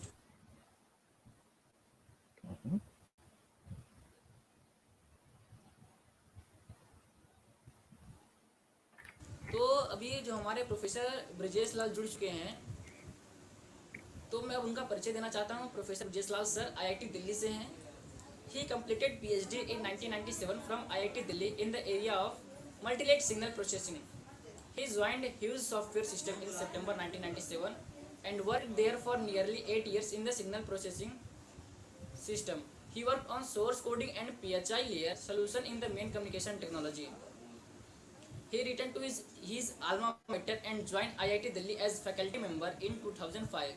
Since July 2005, he has been in electrical engineering department and has contributed to research and teaching in the general area of signal processing. He has graduated 13 PhD students during the period. For the 6 days submitted their scholarships beside them, 29 research scholars are pursuing PhD under his supervision. तो आज जो हमारा session है अब अगला communication technology. तो sir मैं आपको आमंत्रित करना चाहता हूँ कि अब आप कम्युनिकेशन टेक्नोलॉजी में बिल्कुल सर शुरू कर दें। Thank you so much, Praveen. Thank you for inviting me, having me over. अगर मेरी आवाज़ ठीक से आ रही है तो आप बता दें, अदरवाइज मैं दूसरा माइक यूज़ कर लूँ क्योंकि कई दफ़ा इस माइक से ठीक आवाज़ आती नहीं। नहीं सर, आवाज़ आ रही एकदम सर, क्लियर एकदम आवाज़। बहुत बढ़िया। तो प्रवीण, ये जो आपका इनिशिएटिव है बहुत ही सराहनीय है। इट्स रियली गुड कि आप लोगों को एक्सपोज करते हैं to what are the possibilities and how can India contribute and become a bigger player in some of these important areas. तो जैसा कि आपने बोला, मैं शुरुआत में आईटी और कॉमटेक के बीच में जो रिलेशनशिप है, जो सिमिलैरिटीज़ हैं, उनके बारे में बताता हूँ और कैसे वो दोनों एक दूसरे के बिना एग्जिस्ट कर ही नहीं सकते। And then I will move on to Comtech और थोड़ा उसके बारे में आपको बताऊंगा। तो इंफॉर्मेशन टेक्नोलॉजी में जैसे कि प्रफुल्ल ने एक बहुत ही बढ़िया लेक्चर दिया आप लोग को और कितना एजुकेट किया इसकी पॉसिबिलिटीज़ के बारे में। तो इंफॉर्मेशन टेक्नोलॉजी का जो मतलब होता है वो आपके पास जब इंफॉर्मेशन आई, आप उसको कैसे ट्रीट करते हैं, how do you handle it, what do you do with the information that is generated. So इसके जो कुछ और एस्पेक्ट्स होते हैं वो ये होते हैं कि what is the information that you are generating, how is it that you are generating that information, and what sense are you making out of it. Now what will happen in all of these scenarios is that information will not necessarily be generated at a single geographic location. The information that will be generated will be from multiple geographical locations, and at a single geographical location as well, there will be multiple modalities. Modalities mean different kinds of information. For example, as we communicate with each other, not only do you hear me speak, you also see my video, and some speakers might also use slides. So these are three modalities of communication that we use when we try to get through to you. Now, all of these constitute information, and this information needs to be processed. It needs to go from one place to the other. Now, there's talk of cloud, there's talk of fog. Now, all of this happens only because information is generated at one place, it is processed at another place, and consumed at a third place. So information, for it to become really, really valuable, it has to have a strong underlying competent communication architecture existing. And this is why the two cannot exist without each other. Now, information technology is also a driver into communication technology, because what is happening is that there are certain constraints on communication. For example, you might have a lot of information to transmit to two locations which are very, very far apart, and this would require a very, very high bandwidth to be supported between two very distant locations. Now here, information technology can play a role, and by use of AI, ML prediction, you could have edge devices which could do some of the processing and not take it back to the cloud.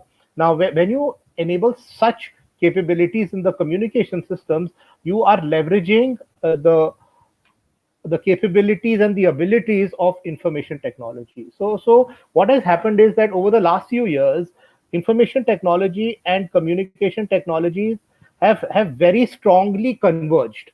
The best way to understand this convergence is that a computer and a telephone were two distinct devices 20 years ago.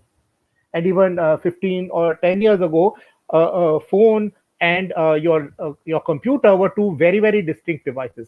But you might have noticed that the computer is becoming more and more capable in computing, in communicating, and your phone is becoming more and more capable in computing. So what is happening is there is a very clear convergence of compute and communication, and this is not a coincidence.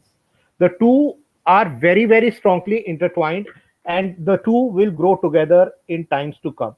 So with this background, where what I want to emphasize is that the two technologies, information technology and communication technologies, are not really very different from each other, and they will be intertwined as they grow in times to come.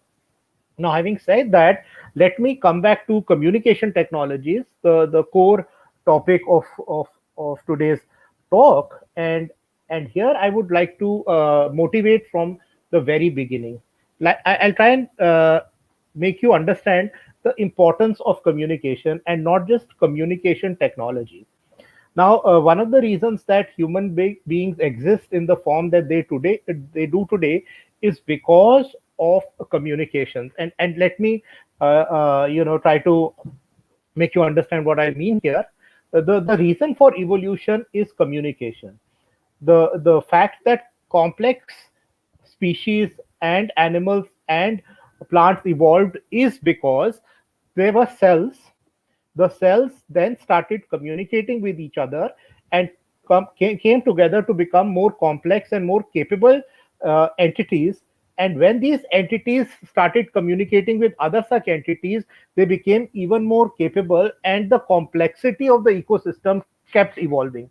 And today we've reached a stage where we call man as a social animal. And when you say social animal, the emphasis is on communication. You become social when you communicate with each other. So communication fundamentally has a very, very important role to play in where we are today.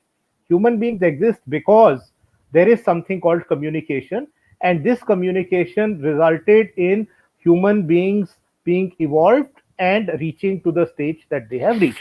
Now, having said that, the talk today is not about nature's way of communicating. It is about what have humans done with this very, very important modality, which is communication, and how have they tried to build technology to enable more of it. So the talk today is about how have humans evolved as far as use of communications is concerned and reached here. So verbal communication, written communication, and other modes of communication have been around for tens of thousands of years, and chemical and molecular communication for billions of years. But we are going to focus on tech communication as we understand it, where we use a mobile phone or a laptop to send each other emails. So that is the kind of communication that we're going to focus on. So this started somewhere in the 1800s, late 1800s, and kept on developing right up till today, and it is still evolving and getting better as we speak. So while there is 5G, there is talk of deploying 5G. Field trials for 5G have started. As we speak, there's a meeting that's going to start in Meeti for a project on how to take 5G forward, how to build patents in the area of 5G. So while 5G is being consolidated, there is already talk of 6G. What will constitute 6G? How will we? So Praveen, I'm not using a presentation. I'm just going to speak. So what's going to happen is 6G is going to evolve, and while 5G consolidates, there'll be talk of what goes into 6G. So communication has evolved, and it is still evolving. So how has it evolved? So in the late 1800s, what happened was people tried two ways of communicating with each other. One was wirelessly, the other was with using wires. So there was this advent of telephone, and then there was this advent of radio. So radio was used primarily for broadcast, and telephone was used for person to person communication.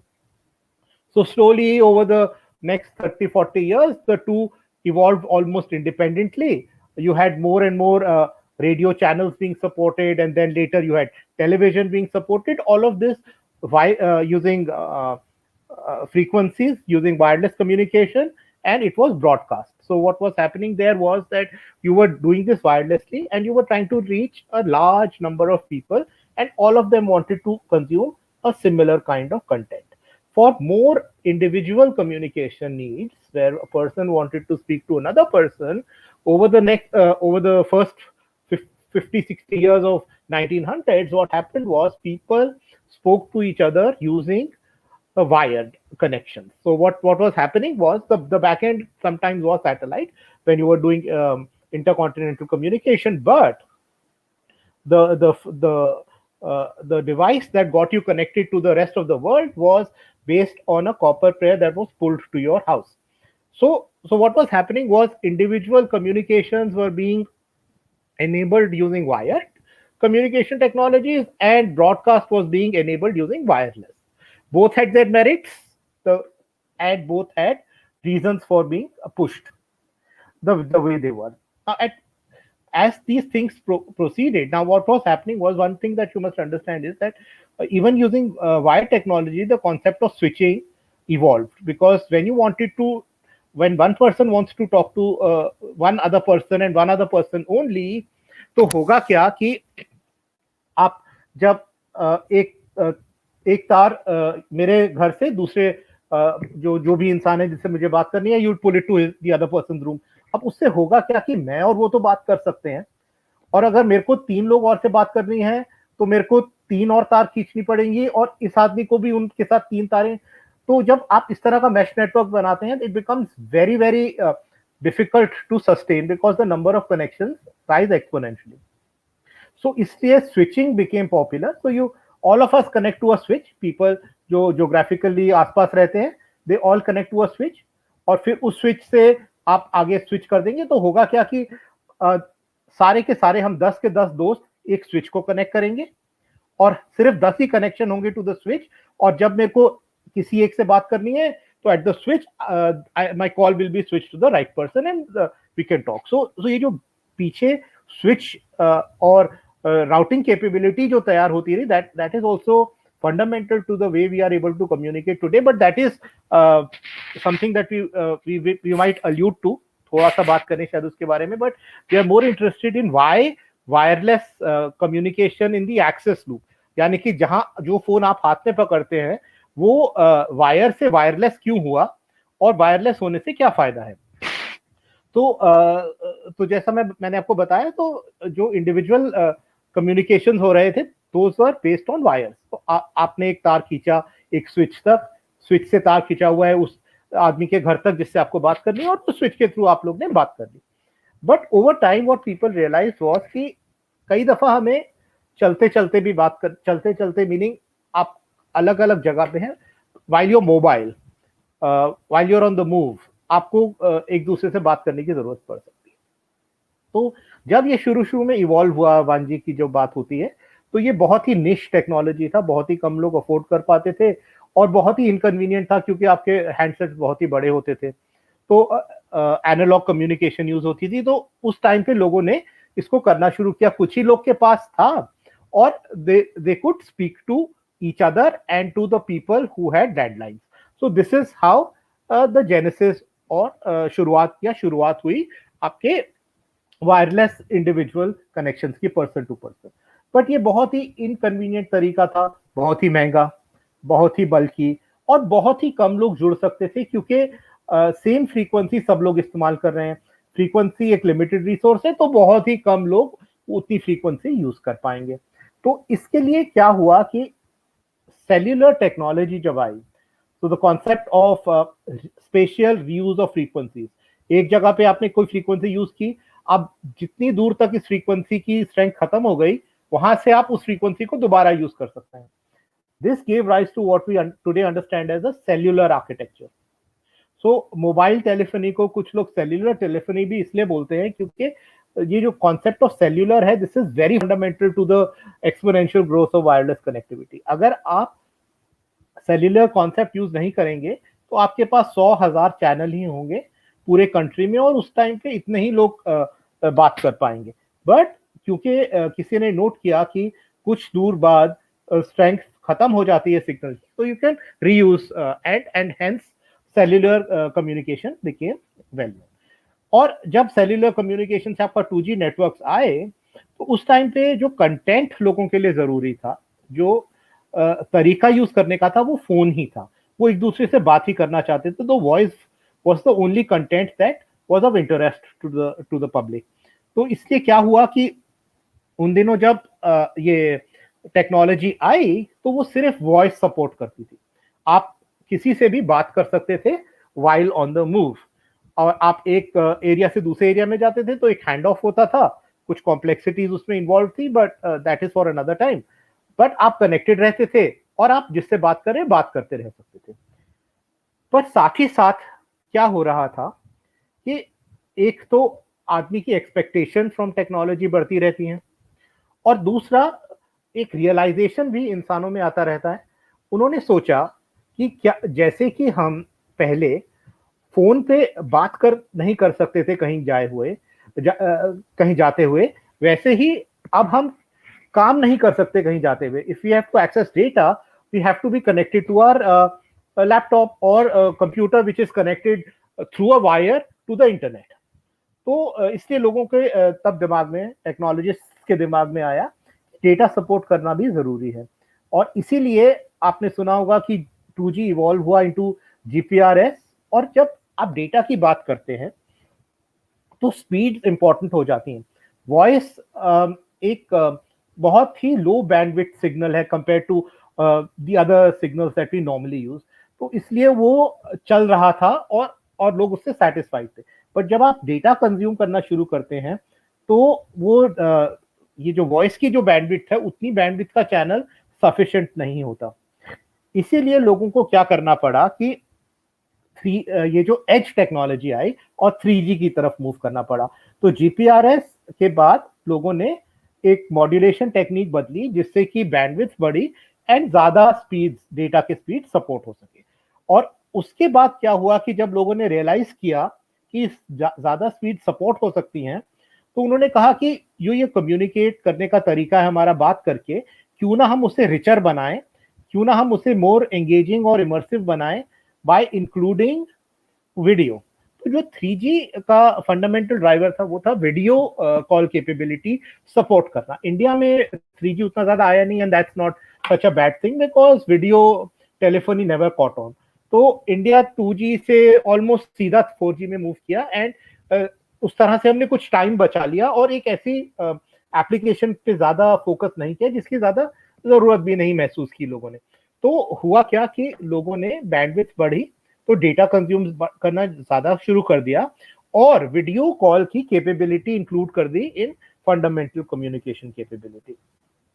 अब इसके बाद क्या हुआ कि हम 3G में थे, 3G में डेटा रेट्स बढ़े, बट लोगों ने रियलाइज किया कि ये डेटा रेट्स भी काफी नहीं है, एंड देयरफॉर व्हाट हैपेंड, आपका आया 4G। 4G में लोगों ने बैंडविड्थ बढ़ाने के बारे में ही सोचा कि बैंडविड्थ कैसे ज्यादा सपोर्ट हो सके जिससे कि हम ज्यादा से ज्यादा डेटा पहुंचा सके किसी भी कंज्यूमर को। और इसी वक्त आप लोग ने नोट किया होगा कि यूट्यूब कंजम्पशन बढ़ गया, फेसबुक के ऊपर कंटेंट डालना बढ़ गया, फेसबुक से कंटेंट कंज्यूम करना बढ़ गया, बिकॉज जो डेटा सिर्फ फाइल्स नहीं होता, डेटा वीडियो स्ट्रीमिंग डेटा भी आप डेटा समझ सकते हैं। इस तरह से टेक्स्ट को भी लोग डेटा के फॉर्म में समझ सकते हैं, जिसे हम बोलते हैं वॉइस ओवर आईपी। वॉइप का नाम आपने सुना होगा, और नहीं तो आपने वॉइस ओवर LTE वोल्टे का नाम सुना होगा। तो हुआ क्या कि सर्किट स्विच्ड वॉइस की जगह लोगों ने कहा कि क्योंकि स्पीच को इन एनी केस या वॉइस को इतनी कम बैंडविड्थ चाहिए होती है और हम हर यूजर को इतनी ज्यादा बैंडविड्थ प्रोवाइड कर रहे हैं, तो क्यों ना थोड़ी सी बैंडविड्थ पे हम वॉइस कैपेबिलिटी दे दें। इसलिए आपने नोट किया होगा कि जब हमारे को 4G का डिप्लॉयमेंट हुआ कंट्री में, तो कुछ सर्विस प्रोवाइडर्स ने आपको स्पीच या वॉइस फ्री कर दिया, बिकॉज वॉइस का जो बैंडविड्थ था वो इतना छोटा था कंपेयर टू जो आप लोग यूट्यूब या फाइल्स या ईमेल्स या बड़ी बड़ी फाइल्स डाउनलोड वगैरह करने में यूज करते थे, कि it really does not cost them too much. So what has happened is, in the first 4 generations of communication, आपने शुरू किया क्योंकि आप चलते चलते ऑन द मूव आप चाह रहे थे कि आप कनेक्टेड रहें, और अब आप 4G में यहां पहुंच गए कि क्योंकि आपका नेटवर्क इतना केपेबल हो गया कि स्पीच या वॉइस कनेक्टिविटी तो आप दे ही सकते हैं फ्री में। तो यहाँ पे 4G ने हमें पहुंचा दिया, और उसके बाद 1G टू 4G में ये छोटे छोटे चेंजेस होते रहे जो फंडामेंटली बैंडविड्थ बढ़ाने से रिलेटेड थे, और अंडरलाइंग जो पैकेट स्विचिंग टेक्नोलॉजी, जो जो डेटा स्विचिंग टेक्नोलॉजी थी उसे बदलने पे था। सर्किट स्विच से पैकेट स्विच, सर्किट स्विच यानी कि आपने कॉल एक सेशन इनिशिएट किया, वो सेशन आपने सारे टाइम तक चालू रखा, और आप और आपका फ्रेंड बात कर रहे हैं, जब तक आप लोग बात नहीं कर रहे वो कनेक्शन चालू है, चाहे आप चुप हैं और आपका दोस्त बोल रहा है। और उसके बाद पैकेट स्विच आया, तो आपने डेटा को भी पैकेट स्विच नेटवर्क के अंदर एज पैकेट्स भेजना शुरू कर दिया, और क्योंकि उसकी बैंडविड्थ इतनी कम रिक्वायरमेंट थी, और आपकी लेटेंसी यानी कितनी देर में वो पैकेट पहुंचता है। स्पीच में देखिए बैंडविड्थ तो low capability, low bandwidth requirement है, बट एक रिक्वायरमेंट जो उसमें बहुत हाई है वो है latency. When you talk to somebody real time, तो आपका जो सिग्नल है cannot be out of order, जो मैं वर्ड्स बोल रहा हूँ वो आगे पीछे नहीं हो सकते, और जब मैं बोल रहा हूँ तभी आपके पास पहुंचने चाहिए। They should not be a delay. So this is what is termed as latency. You want to keep latency low. जैसे जैसे बैंडविड्थ बढ़ रही थी, आपके जो नेटवर्क से रोबस्ट हो रहे थे उनकी लेटेंसी भी गिर रही थी, तो आपकी बैंडविड्थ बढ़ गई, लेटेंसी गिर गई, तो वॉइस सपोर्ट करना आसान हो गया। तो 4G में आप वॉइस को सपोर्ट कर रहे थे just as another data in layman's terms. But इसके बाद हुआ 5G, और 5G को जब बिल्ड करने की लोगों ने कोशिश की तो उनका अप्रोच काफी डिफरेंट था। अभी तक लोग क्या कर रहे थे कि बहुत ही ज्यादा ड्रिवन थे by the need, and by and दूसरा ड्राइवर था कि जो टेक्नोलॉजी तैयार हो गई उसको हम कैसे लेवरेज कर सकते हैं नई जनरेशन ऑफ कम्युनिकेशन सिस्टम में। पर 5G में लोगों ने इसको दूसरे तरीके से देखा। उन्होंने कोशिश की समझने की कि इंसानों को क्या चाहिए कम्युनिकेशन सिस्टम से, उसको उसकी क्या परफॉर्मेंस कैपेबिलिटीज होनी चाहिए। तो जो 5G लोगों ने बनाना पे काम करना शुरू किया, तो उन्होंने पहले सोचा कि what are our performance targets, हमारे क्या मैट्रिक्स है, हमको कितनी बैंडविड्थ सपोर्ट करनी है पर यूजर, हमें कितनी बैंडविड्थ सपोर्ट करनी है इन अ सेल, हमें कितनी लेटेंसी रिड्यूस करनी है, हमें किस तरह की गारंटीज प्रोवाइड करनी है इन सर्विस। तो जो 5G के जो आप इनिशियल डिस्कशंस देखते होंगे, उनके अंदर आप एक चार्ट देखते थे जिसके अंदर लोग बताते थे कि कैसे आपकी लेटेंसी कम हो जाएगी, कैसे आपकी बैंडविड्थ बढ़ जाएगी, और इस तरह की चीजें। और उसके बाद लोगों ने देखा कि कौन सी टेक्नोलॉजीज हैं जो इन कैपेबिलिटीज को सपोर्ट कर सकती हैं। तो ये this was a change in the way people approached the shift or the move from 4G to 5G. The other thing that changed was people realized कि लोग पहले बात करना चाहते थे तो बात एनेबल कर दी, फिर डेटा करना चाहते थे डेटा एनेबल कर दिया, फिर वीडियोस और सोशल मीडिया कंज्यूम करना चाहते थे हमने वो एनेबल कर दिया। बट हम देखें कि ये अलग अलग किस्म की चीजें हैं और इनको सपोर्ट करने के लिए हमें क्या करना चाहिए।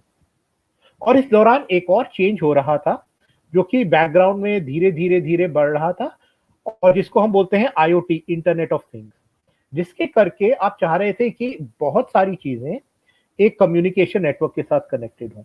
तो एंड पॉइंट्स सडनली बहुत ज्यादा बढ़ गए, बहुत ज्यादा एंड पॉइंट्स आपको छोटी छोटी इंफॉर्मेशन दे रहे हैं, जैसे कि आपके घर में ना सिर्फ आपको बात करने की जरूरत है, आपका जो फ्रिज है वो भी कनेक्टेड है, आपका यूपीएस वो भी कनेक्टेड है, आपका इलेक्ट्रिसिटी मीटर वो भी इंटरनेट से कनेक्टेड है। यानी कि आपके एंड पॉइंट्स है जो डिवाइसेस नेट से कनेक्ट होना चाहते हैं पोटेंशियली, उनका नंबर बहुत बढ़ गया। फोन, स्विचेस, टीवी, मतलब जो चीजें आप अपने आसपास देख सकते हैं उन सबको कनेक्ट करने की एक रिक्वायरमेंट, एक नीड आई। तो इसको भी एड्रेस करने की कोशिश की 5G ने। तो 5G ने क्या किया, एक तरफ ये परफॉर्मेंस मैट्रिक्स डिफाइन किया और दूसरी तरफ उन्होंने कहा कि हम क्या कैपेबिलिटीज चाहते हैं fundamentally in such a network architecture. तो इसलिए इवॉल्व हुआ वो ट्रायंगुलर स्ट्रक्चर जिसके अंदर लोग बात करते हैं तीन चीजों की। एक है एनहांस्ड मोबाइल ब्रॉडबैंड, यानी कि जो फोन आप यूज कर रहे हो उसकी बैंडविड्थ तो बढ़ेगी ही, so the mobile broadband will be enhanced, और वो इतना इंप्रूव हो जाएगा कि आज बात हो रही है कि एनहांस्ड मोबाइल ब्रॉडबैंड से आपके घर पे ब्रॉडबैंड आएगा. तो instead of it the endpoint being your phone, it could actually be a device that provides the connectivity to the entire network, everything that resides inside your home. तो इतनी ज्यादा bandwidth बढ़ जाएगी. सो एनहांस मोबाइल ब्रॉडबैंड एक aspect हुआ आपके communication evolution का. दूसरा एस्पेक्ट था ultra reliable low latency communication, और इसके बारे में आप लोग ने बहुत सुना होगा. हर जगह बात होती है कि 5G से ऑटोनोमस गाड़ियां आ जाएंगी, गाड़ियां जो अपने आप चलेंगी. रिमोट सर्जरी की बहुत बात होती है. तो इन सब चीजों को एनेबल करने के लिए चाहिए ultra reliable low latency communication. Ultra reliable क्योंकि आपकी जो कनेक्शन है वो रिलायबल होनी चाहिए, वो बीच में टूट नहीं सकती. अगर आपकी गाड़ी चल रही है बेस्ड ऑन इंफॉर्मेशन जो उसको आसपास मिल रही है, अगर वो इंफॉर्मेशन आनी बंद हो गई तो एक्सीडेंट होना लाजमी है, वो हो ही जाएगा. So you have to be very careful. और दूसरी चीज है लो लेटेंसी, बिकॉज आपको सडन डिसीजंस लेने पड़ते हैं. तो उसके लिए what you have to do is कि आपको लो लेटेंसी चाहिए, आपके पास इंफॉर्मेशन इमीडिएटली आनी चाहिए. अगर डिले होगा तो there will be a problem. तो इसलिए what you need to do is support reliability and low latency. So ultra reliable low latency communication is fundamental to applications of the kind that you hear of, जैसे कि remote surgery. So remote surgery will become a reality in times to come, and this will be no small measure possible because of URLLC capability of 5G. उसके बाद जो तीसरा vertex आता है आपके triangle का, वो है आपका MMTC, which is massive machine type communication. तो जैसा कि मैंने आपको बताया कि पिछले कुछ सालों में there is this need to connect a lot more things, because intelligence और information has to be drawn from multiple sources. तो इसलिए मैसिव मशीन टाइप कम्युनिकेशन में एक वर्ड होता है concurrency. Concurrency implies multiple connection, बहुत सारे कनेक्शन एक साथ सपोर्ट करना. और एक स्मार्ट फैक्ट्री के लिए कंकरेंसी सपोर्ट करना बहुत जरूरी है. साइमल्टेनियसली हजारों कनेक्शंस हर वॉल्व पे, हर जगह पे जहां पे पॉसिबिलिटी है कुछ गलत होने की. आपके जो वीडियो कैमरास लगे हैं, आपका जो कन्वेयर बेल्ट्स लगे हैं, आपके जो इनग्रेस एग्रेस पॉइंट्स है जहां से आप एंटर करते हैं, जहां से आप लीव करते हैं, जहां जहां पाइप पे वॉल्व्स हैं या जहां जहां फॉल्ट की चांस है, उन सब जगहों पे सेंसर्स लगे होंगे. और इन सेंसर्स को रियल टाइम कम्युनिकेट करना पड़ेगा with the central system of the factory. तो स्मार्ट फैक्ट्री के अंदर there will be thousands of connections, simultaneous connections that you will need to support. और massive machine type communication exactly यही करता है. So massive machine type communication will be able to enable precisely this. So this is what the gist of 5G is. So 5G is about technological enhancements which support high bandwidth, low latency fundamentally, and a lot of concurrent connections. Underlying issues जो वो साथ साथ address करता है वो है कि concurrency या बहुत ज्यादा एंड पॉइंट्स जो कि लो एंड है से प्रॉब्लम आती है सिक्योरिटी की. So there is this need to also bolster, security को बढ़ाने की जरूरत है जस्ट टू मेक श्योर कि ये जो आपके लो एंड पॉइंट्स है इससे कोई आदमी आपके नेटवर्क को कॉम्प्रोमाइज ना कर दे. अटैक की पॉसिबिलिटीज बढ़ गई बिकॉज कोई भी end point is a potential gate or a door into your network. So how do you make sure that your network says very secure? तो security के जो issues आते हैं उसके अंदर registration, authentication, access और admission control, ये सब चीजें आती हैं. इसके अलावा आती है security of the या फिर encryption के issues so that the information stays secure.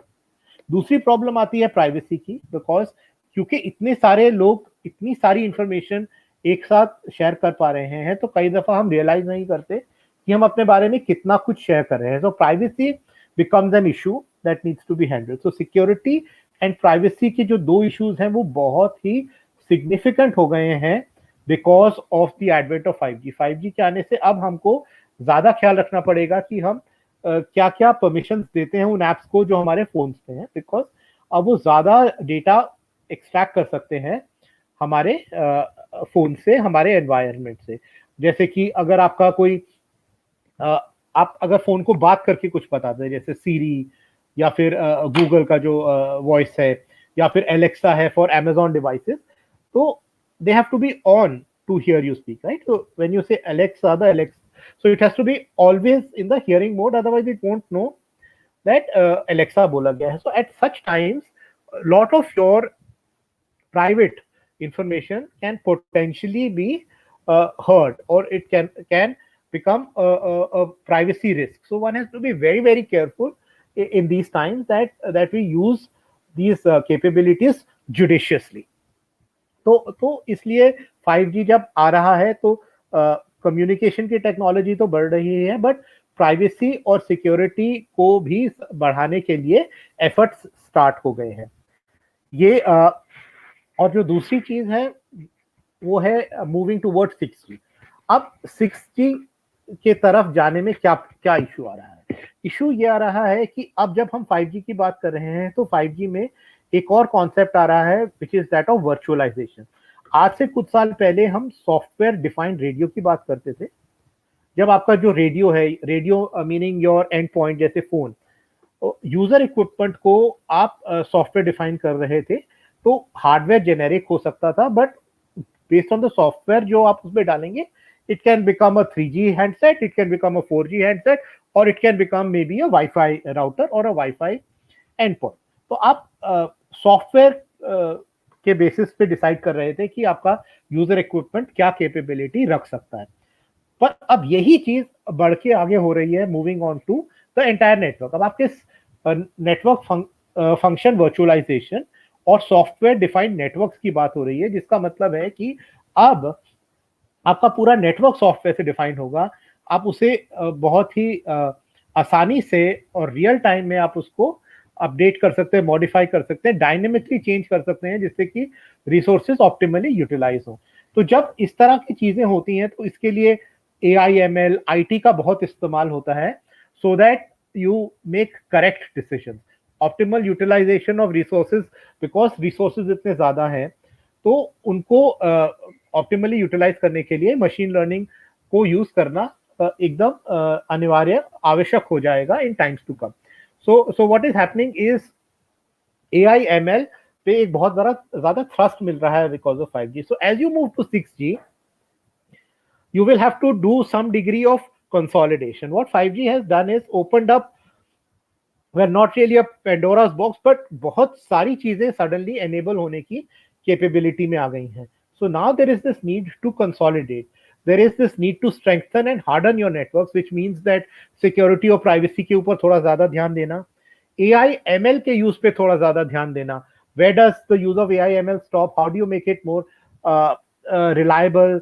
How do you make it more optimized? So उस तरह के सवालों को आंसर करना। और एक बहुत जरूरी सवाल जो आंसर करने का कोशिश करेगा 6G, वो है fair distribution of communication capability. अगर आप लोग ने नोटिस किया होगा तो इंडिया में भी और all around the globe, rural areas या फिर जो एरियाज है जहां पे लोग इतने व्हाट्स द राइट वर्ड, सो जो under privileged class of people है, उन तक टेक्नोलॉजी जो पहुंचती है वो थोड़ी देर से पहुंचती है और कुछ जगह नहीं पहुंचती, और जहां पहुंचती है वहां पे अपने पूरे कैपेबिलिटीज के साथ नहीं पहुंचती। तो 6G के अंदर there is also a thrust on what we call remote connectivity, and remote connectivity includes connectivity to underprivileged sectors, including remote areas, rural areas in certain underdeveloped or developing countries.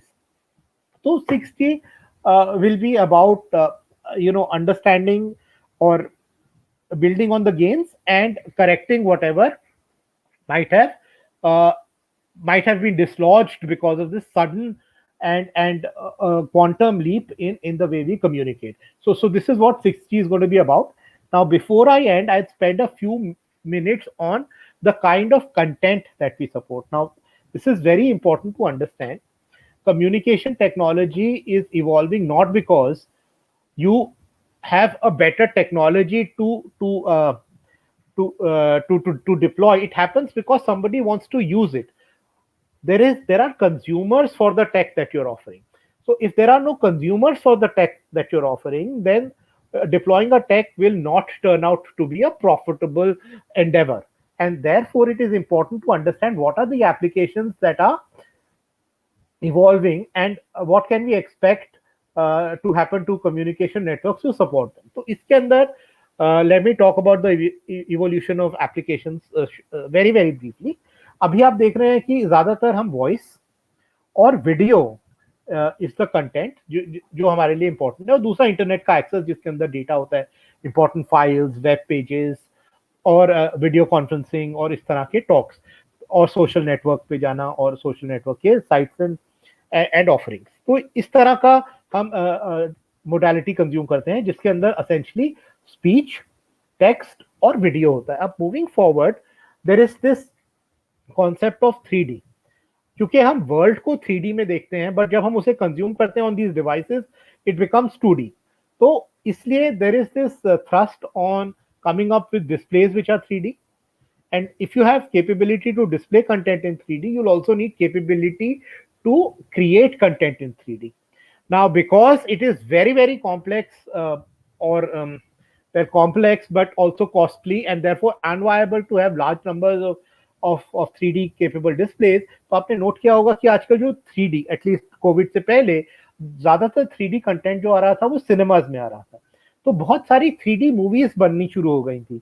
तो 3D movies बनना is no coincidence. The reason was people were wanting more. They wanted a more immersive experience. एक ऐसा experience जिसमें वो ज्यादा participate कर सके in what they are seeing. But क्योंकि वो कंटेंट जनरेट करना इतना कॉम्प्लिकेटेड था और उस कंटेंट को फिर डिस्प्ले करना इतना कॉम्प्लिकेटेड था, ये सिर्फ ऐसी जगहों पे हो रहा था जहाँ पे बहुत बड़ी टीम कंटेंट क्रिएट करती है, जैसे कि एक मूवी बनना, और बहुत सारे लोग उस कंटेंट को कंज्यूम करते हैं जैसे कि सिनेमा हॉल. बट धीरे धीरे क्या होगा कि just as the quality of cameras improving, there will be lot more 3D content that you will be able to create, and there will be devices, larger proliferation of devices that can display 3D content. So 3D content को support करने की capabilities की तरफ भी ये systems बढ़ेंगे in times to come. दूसरी चीज जो change होगी वो ये है कि जो आदमियों के 5 senses, इंद्रियां जो हमारे senses होते हैं 5 किस्म के होते हैं. अभी हम सिर्फ सुनना और देखने वाले को इस्तेमाल कर रहे हैं. We also have the sense of touch, taste and smell.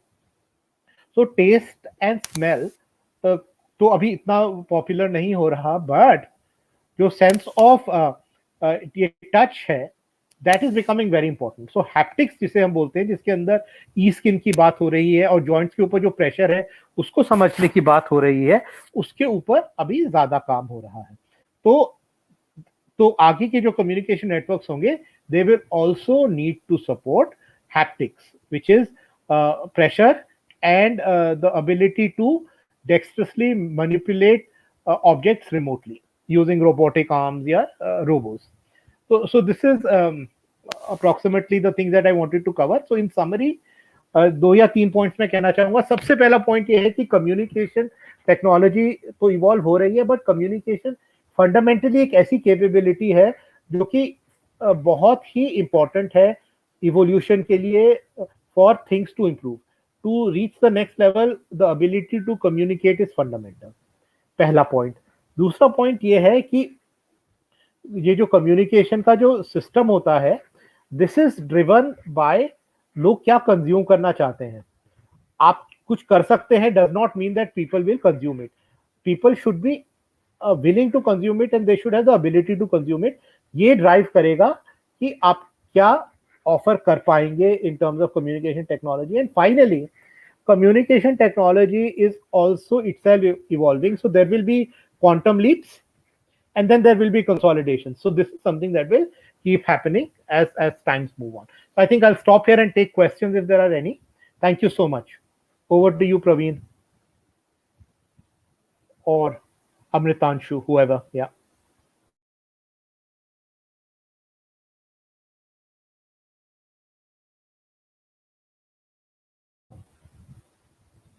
Amritanshu, yeah, Praveer, I can't hear either of you.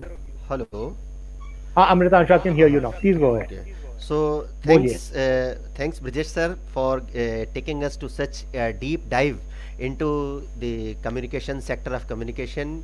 It was you can say, particularly balanced lecture between the academics as well as the popular insights. You took us from the world of the routing capability to the data switching to the wireless communication in, you can say, extremely beautiful manner, which anybody and everybody who would have tried not to just to flatter you, but it would have been a very difficult journey. और ना केवल आपने ये बताया बल्कि एक जिम्मेदारी का एहसास भी कराया कि जब संसाधन असीमित होते हैं, असीमित संसाधनों का जब आप संवर्धन करते हैं, उनका संग्रहण करते हैं, तो आपके सामने जो समस्याएं आती हैं, जैसे आपने सिक्योरिटी इश्यूज़ की बात करी, आपने प्राइवेसी इश्यूज़ की बात करी, तो उसी हिसाब से जिम्मेदारियां भी असीमित होती हैं। तो आपने समाज को उसकी जिम्मेदारी की तरफ भी इंगित करने का एक प्रयास किया और हम आप सब आपके इस वक्तव्य के लिए आपके ऋणी रहेंगे। एक सर काफ़ी पॉपुलर क्वेश्चन जो है काफ़ी बार राउंड अप किया है फेसबुक और यूट्यूब दोनों पर।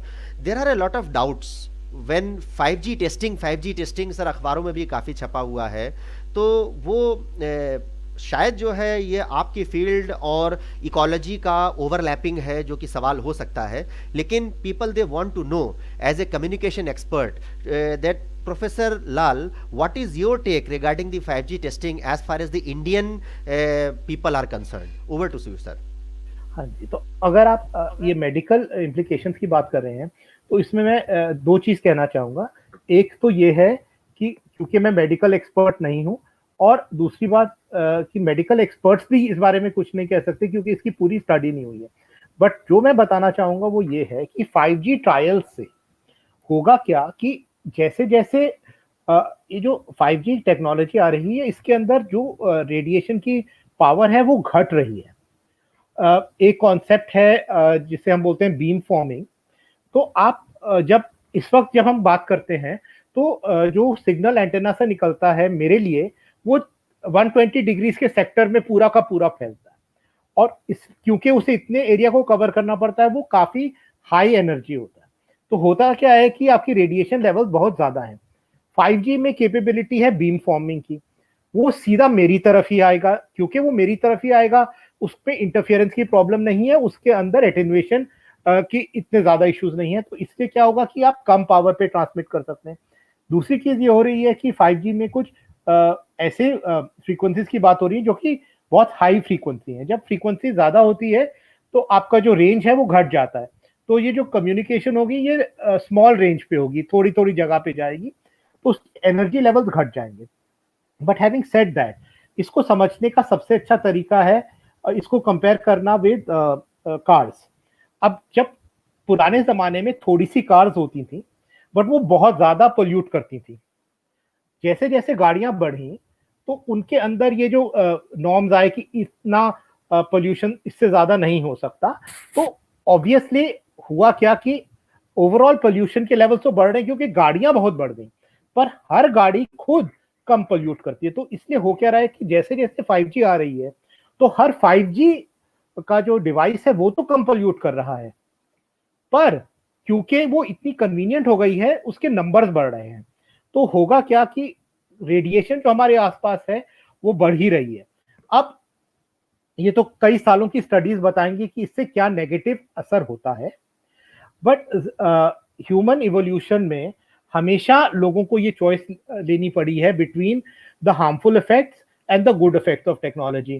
तो जहां तक रेडिएशन की से जो हार्म है उसका सवाल है, वो क्या नुकसान होते हैं वो तो कुछ टाइम पे पता चलेगा, और मोस्ट प्रोबेबली थोड़े बहुत नुकसान तो होते ही होंगे बिकॉज हर एक चीज का प्राइस देना पड़ता है। बट कुछ ऐसे नुकसान है जो होते हैं जो हम ऑलरेडी जिनका प्राइस पे कर रहे हैं, जैसे कि जो हम पोल्यूशन लेवल्स बढ़ा रहे हैं, जब नंबर ऑफ यूजर इक्विपमेंट बढ़ते हैं तो जब वो और हम उन्हें हर साल बदलते हैं तो हम ज्यादा से ज्यादा क्रिएट कर रहे हैं पोल्यूशन।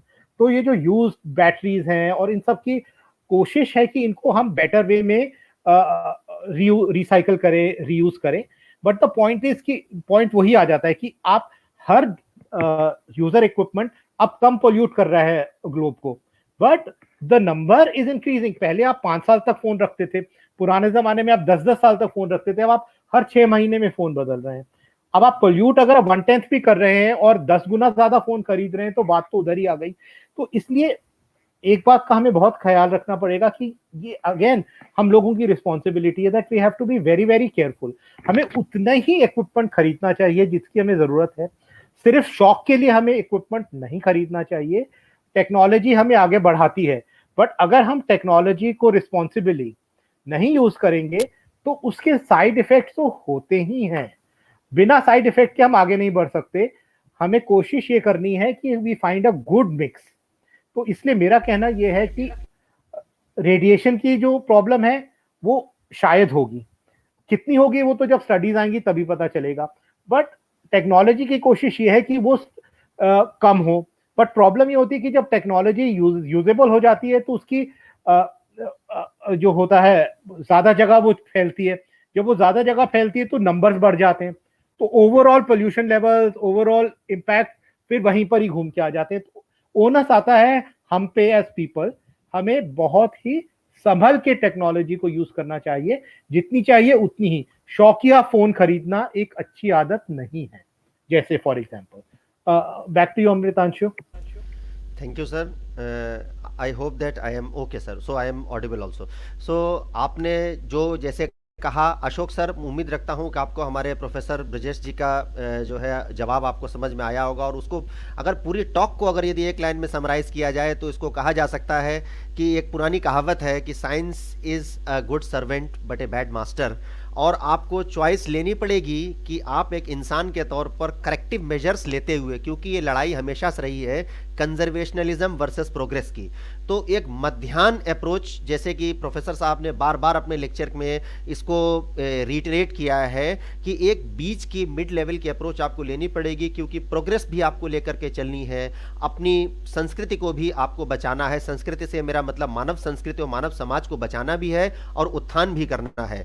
तो इसी मोटो के साथ मैं आपका बहुत बहुत अभिनंदन करते हुए आपका हार्दिक धन्यवाद देता हूं सर कि आप आज हम सभी के साथ जुड़े और आपने अपना बहुमूल्य समय हमारे विपनेट क्लब्स के इस ज्वाइंट इनिशिएटिव को दिया। मैं अपने तीनों क्लब्स की तरफ से, संपूर्ण विपनेट फैमिली की तरफ से आपका अभिनंदन करता हूं। Thank you, thanks Brajesh sir. Thank you sir ji. तो अब इस श्रृंखला में अब हम लोग आगे की तरफ बढ़ते हैं और प्रवीण जी, उम्मीद रखता हूं कि हमारे अगले वक्ता भी जो है हमारे साथ जुड़ चुके होंगे। और कहा गया है कि नादाधीनम जगत सर्वम, की संपूर्ण जगत ही नाद के अधीन है। और साउंड, जिसको हम लोग कहते हैं कि सिग्नल, और इन्हीं सब चीज़ों पर जिसका इंटरप्रिटेशन है, scientific interpretation is a signal, तो उसी पे पुरातन काल से ही रिसर्च होती चली आई है। और आज हम सभी के बीच में एक ऐसी विभूति हम लोग कह सकते हैं मौजूद है वक्ता के तौर पर। मैं स्वागत करना चाहूँगा हमारे इसरो के retired group director ISRO Ahmedabad से श्री अनिल सी माथुर सर का, जो एक कह लीजिए कि अपने आप में एक सशक्त हस्ताक्षर है। He is a very well known person in the field of hardcore research as far as the entire field of space science and technology is concerned। वो अपने आप में एक चलती फिरती एक डिक्शनरी है। मैं उनको अपने आप में एक पूर्ण कह लीजिए एक शब्दकोश मानता हूँ स्पेस साइंस और टेक्नोलॉजी का। और यदि अनिल सर के बारे में लंबी बात की जाए तो समय कम पड़ जाएगा, लेकिन उनकी उपलब्धियां कम नहीं होंगी। मैं एक अगर रेखा चित्र में, अगर एक वृत्त में उनके पूरे व्यक्तित्व को यदि समाहित करना हो तो मैं केवल यही कहूँगा कि टेक्नोलॉजी डे के कई आयाम हैं। There are different dimensions of the national technology day. हम लोग नेशनल टेक्नोलॉजी डे को जानते हैं पोखरण परमाणु विस्फोट की एक एनिवर्सरी के तौर पे, लेकिन उस दिन का एक अन्य विशिष्ट आयाम और भी है जिसको, जो कि हमारे अनिल माथुर साहब जो कि हमारे मुख्य वक्ता हैं इस समय के इस सत्र के, उनके बहुत करीब है। आज ही के दिन जो 11 मई का ही वो दिन था कि जब एयरक्राफ्ट हंसा 3 जो कि NAL लाइट एयरक्राफ्ट प्रोजेक्ट के अंडर, जो कि नेशनल एरोस्पेस लेबोरेटरी और CSIR का वेंचर था, और उसने पहली टेस्ट फ्लाइट जो है डोमेस्टिकली ली थी। तो अनिल सर जो है उस कमेटी के भी पर्यवेक्षक थे, उन साइंटिस्टों के साथ एक टीम के तौर पर जुड़े हुए थे। और निवर्तमान में after his superannuation he is the founder of the micro venture established under micro small and medium enterprises MSME which is known as Indian Space Industries Exhibitors।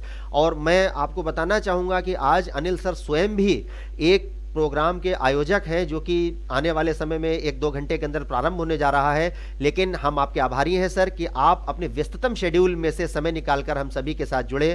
तो मैं पूरे सभी ऑर्गेनाइजर्स की तरफ से आपका अभिनंदन करते हुए डिजिटल राउंड ऑफ एप्लॉट के साथ इस डिजिटल प्लेटफॉर्म पर स्वागत करता हूं। Over to Anil sir. We really whole heartedly and graciously welcome you on this digital platform. Over to Anil sir. Yeah, thank you very much, Mr. Amritanshu, for a very nice introduction. And thanks to the organizer, especially Mr. Shukla, for giving me an opportunity to interact with all of you. It is always good to interact with the young people. I was told that there are a lot of students in this group who are attending this program. So I have made my presentation on space technology very simple, giving some brief introduction about the space science and technology and what ISRO is doing and what are its applications and challenges, and also in brief about the opportunities for the young students. I will not go very deep into the technical things of the space technology. And second thing is that I think the time which is given to me was around 40 minutes. We are already behind the schedule. I was supposed to end my presentation around 12:40 or so.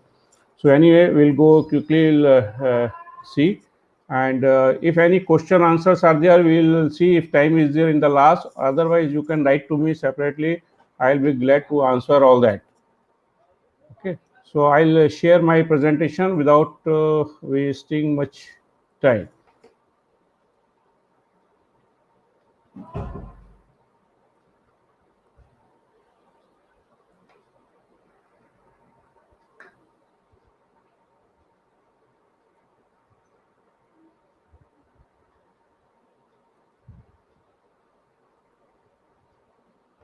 Is it shared? Can you see my presentation? No sir, right now we are. No. I'll stop sharing, do it again. Is any permission required from the admin side?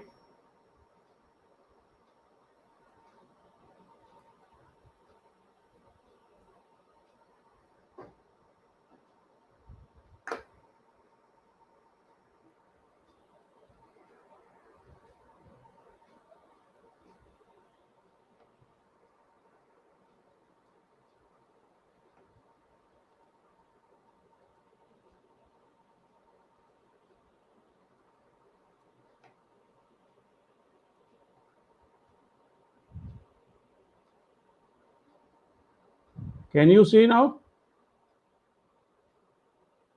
Hello? Yes sir, you are perfectly visible and your presentation is also visible to us. My presentation is visible now. Okay. Okay, title of my talk is Space Technology, Challenges, Applications and Opportunities.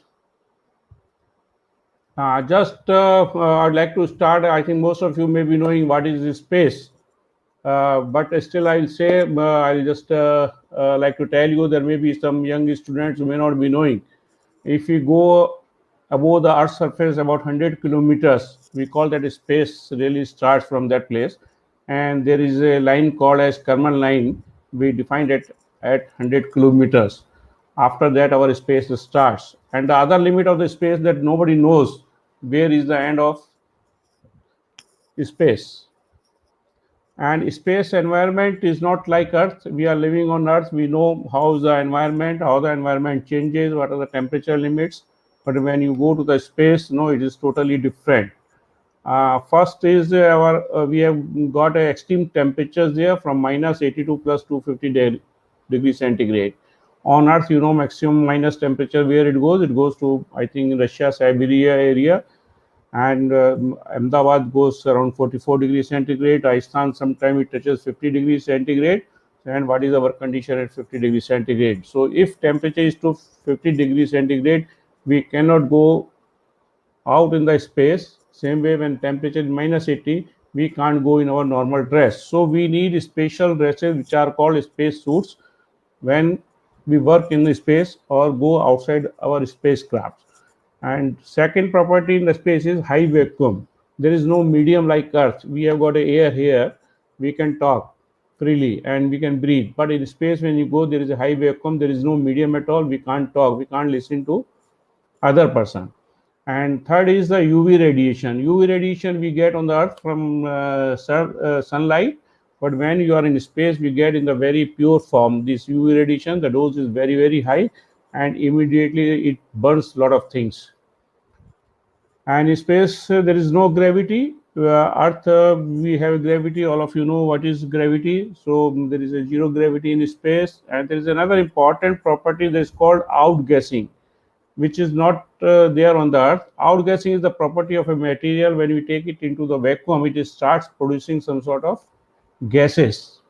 So each and every material what we use on the Earth, we can't use directly in the space. We'll have to test all those materials for the outgassing. It should not produce any out gas in the space. Otherwise, it goes into our electronic circuits and mechanical system, creates a lot of problem. Now, history of the space, just in brief, most of the countries, they started working in the 1950s about the space. Of course, rocket technology was available before 1950s. People were using those rockets at the ground itself, okay, for fighting purpose, about those things. But interest in going to the space developed later on, and Russia and America, they started working into that field. And Russia was the first country which launched their first satellite in 1957, Sputnik 1. Then USA was the second country which launched their first satellite in 1958 after a few months only.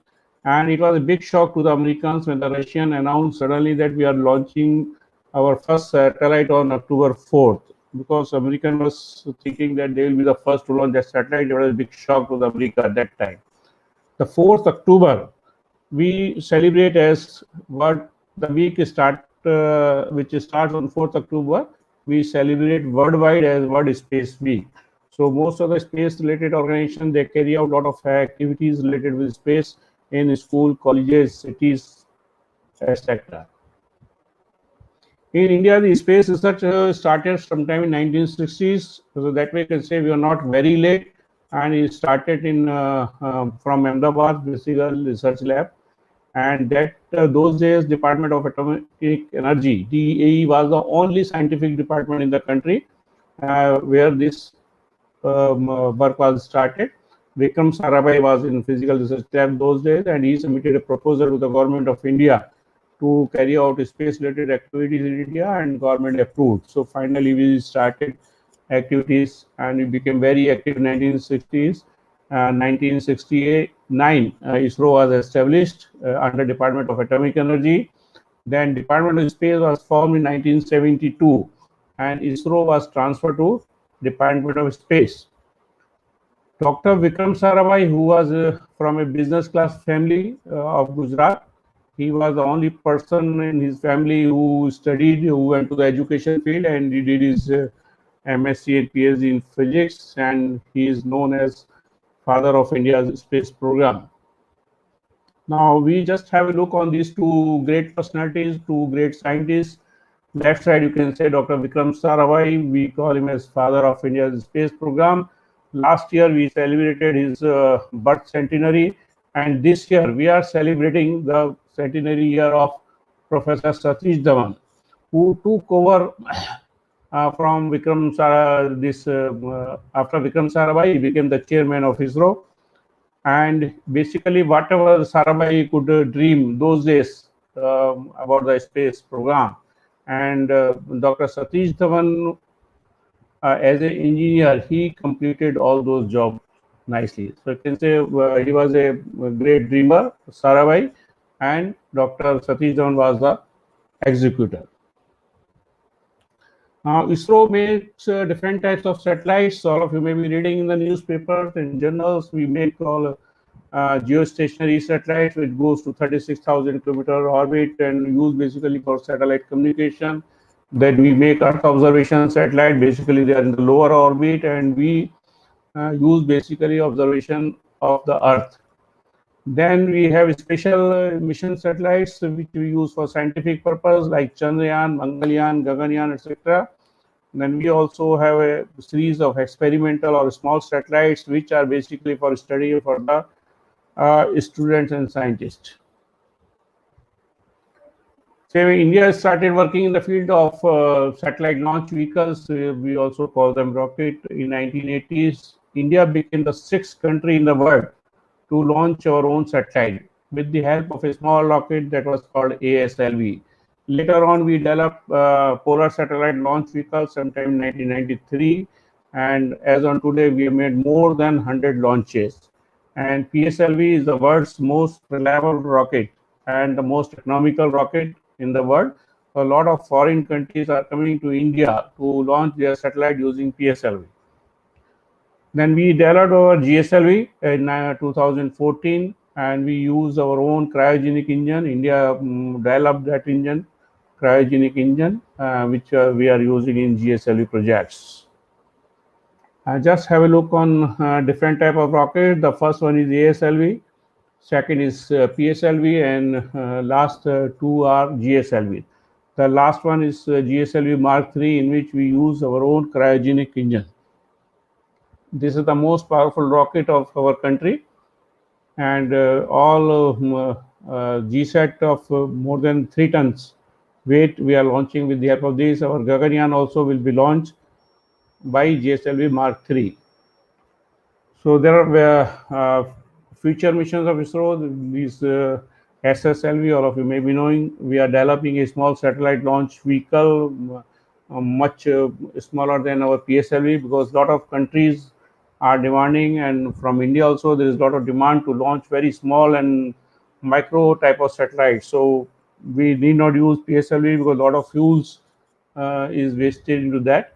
So India has already developed SSLV. A lot of work is going on, and this totally India wants to launch this from our second spaceport at Tuticorin, and which is going to be privatized totally. Then our Chandrayaan 3, originally it was planned to be launched in December 2020. Now, because of that COVID and other problems, everything is got delayed, and it is likely to be launched in 2022. The same first manned mission also, Gaganyaan, it was originally planned in 2022, likely to be delayed by a year. And our astronauts who were selected, they are already back to the country.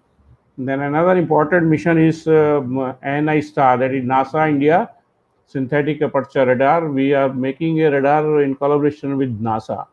And both Indian portion we have already completed, has gone recently to NASA for integration and likely to be launched in 2022. It is a very important joint project with NASA. Then ISRO is also planning to go in future on for Venus and Jupiter. And then another important project is RLV, reusable launch vehicle. We can also call it as India's space shuttle. A test flight is already done in 2016 successfully. So, what are the challenges in spacecraft, space technology? We have got to we'll have to make micro and large spacecraft structures. Very small satellites we want to develop, and we want to make large size of a spacecraft also, which are used for communication purpose. So both extremes will have to go. Now India is able to make up to 3-ton class of satellites, 4-ton class of satellites, but we don't have capability to launch 4-ton and larger than that satellite into geosynchronous orbits. So we'll have to develop accordingly rockets also for heavy duty. So we also want to make a low weight payload. Mass of the payload should be very light, very less. We want to make the spacecraft structure as ultra lightweight, so that with the help of a small rocket we can launch a bigger size of spacecraft, more weight. And important thing in a manned mission is it is not difficult to send a person to the space, but it is very difficult to bring a person alive back to the earth. So that is why everything is taking so much time, and lot of money is involved in doing so many experiments. because our astronauts who will go to the space, they should come back safely to the Earth. You can have a look on the spacecraft structures. There are two views as shown. Right hand side you can see this is made of honeycomb sandwich structures where aluminum honeycomb is there and forming a sandwich panel, and this black surface is carbon fiber reinforced plastic CFRP. It makes the spacecraft very stiff and lightweight. So ISRO has also started developing these structures using aluminum honeycomb sandwich panels, and we have given a contract to Hindustan Aeronautics Limited, Bangalore. They are making all these structures for us. I can have a look on the payload part. These are the cameras on the top side, and the bottom side is the boxes where we fix our electronic plates. So PCBs, you can say very precise electronics is there. These are the gold-plated boxes in multi-layer to save the space into the space on the spacecraft EV deck. We make it multi-layer boxes. So it is very difficult to make multi-layer boxes, lightweight boxes, and then we will have to do the gold plating on these boxes to protect it from the radiations into the space. It is a very challenging job for electronics and mechanical engineers to make very lightweight these boxes for the communication purpose. So there are a lot of challenges for the mechanical engineers in the space. We'll have to work for zero-G design fixtures, and they can work into the space mechanism. They can work in the vibration control and damping, because when you launch a satellite, there are a lot of vibrations into the rocket, and the satellite component should not fail during launching. Same with the space lubrication. Whatever now lubricants we use at the ground, we cannot use as it is in the space, because the properties of the oil and grease, it changes into the space. And we have got a lot of work in the field of small and intelligent structure systems, then robotics, then micro and nano sensor, space materials. I'll cover in brief later. Then the mechanical engineers can work in the thermal design. Is very challenging work for the spacecraft, especially. We will have to work on heat transfers, new techniques of multi-layer insulations. Then cryogenics, there is a challenge. We have already developed the cryogenic based rocket engines, and a lot of work is to be done into these type of engines. Then propulsion for the satellite systems, rocket fuels, and tanks. Now testing is also a very important part for the space. We do 100% testing, and any satellite which we launch and most of the systems and have to be, you can say, 100% reliable. And there is no substitute. We cannot go to the space and repair our system. It is practically not possible. So we do a lot of testing, vibration testing, thermal testing, internal testing. It is a great job for the mechanical engineers. Then a lot of challenges in the manufacturing. We are using now rapid prototyping techniques, 3D printing, additive manufacturing. We also call them, and we are looking for the electroforming process in aluminum, and we laser machining. And there are many jobs in micro EDM. We are making a lot of antenna parts, waveguides, etc. Many electronic component by EDM process. So we have got beautiful machines, imported machines in India, in SAC, Ahmedabad, and Bangalore for doing electric discharge machining. There are some parties who have started developing these machines in Rajkot and Pune also. Then photochemical machining techniques, photochemical etching techniques, photolithography techniques, micro machining, etc. So you can have a look on these type of mechanisms. These are called pointing and actuating mechanisms, which are to be used in space. So there are n number of varieties of these mechanisms which are used for a different purpose, and we have got a division in our Ahmedabad as well as in the Bangalore Center, who works in developing these type of mechanisms. These mechanisms have to be 100% reliable. So we have got all electromechanical system into that, and now we have started using a smart shape memory alloy also in these type of mechanisms. And there is a good amount of scope for our mechanical team to work into that. And you can look on the unfurlable antenna system. We have got when we want to make the large size of antenna, so we cannot send these antennas into the open condition. They look like a umbrella. You can see now, if we cannot put an umbrella on the spacecraft structure and launch it, so it has to be in stored condition, it has to be in the closed condition, then only it can be launched. So we need a mechanism by which we can unfold our antenna like a umbrella and then stored it with the spacecraft body and then launch it. So after the launching, when it goes to the space, we'll have to open these antennas and then only it works. So there are many countries who are making these type of antennas. We use the gold mesh into that. So here also India, we have developed recently 5.5 meter diameter antennas and already launched in one of the GSAT class of satellites.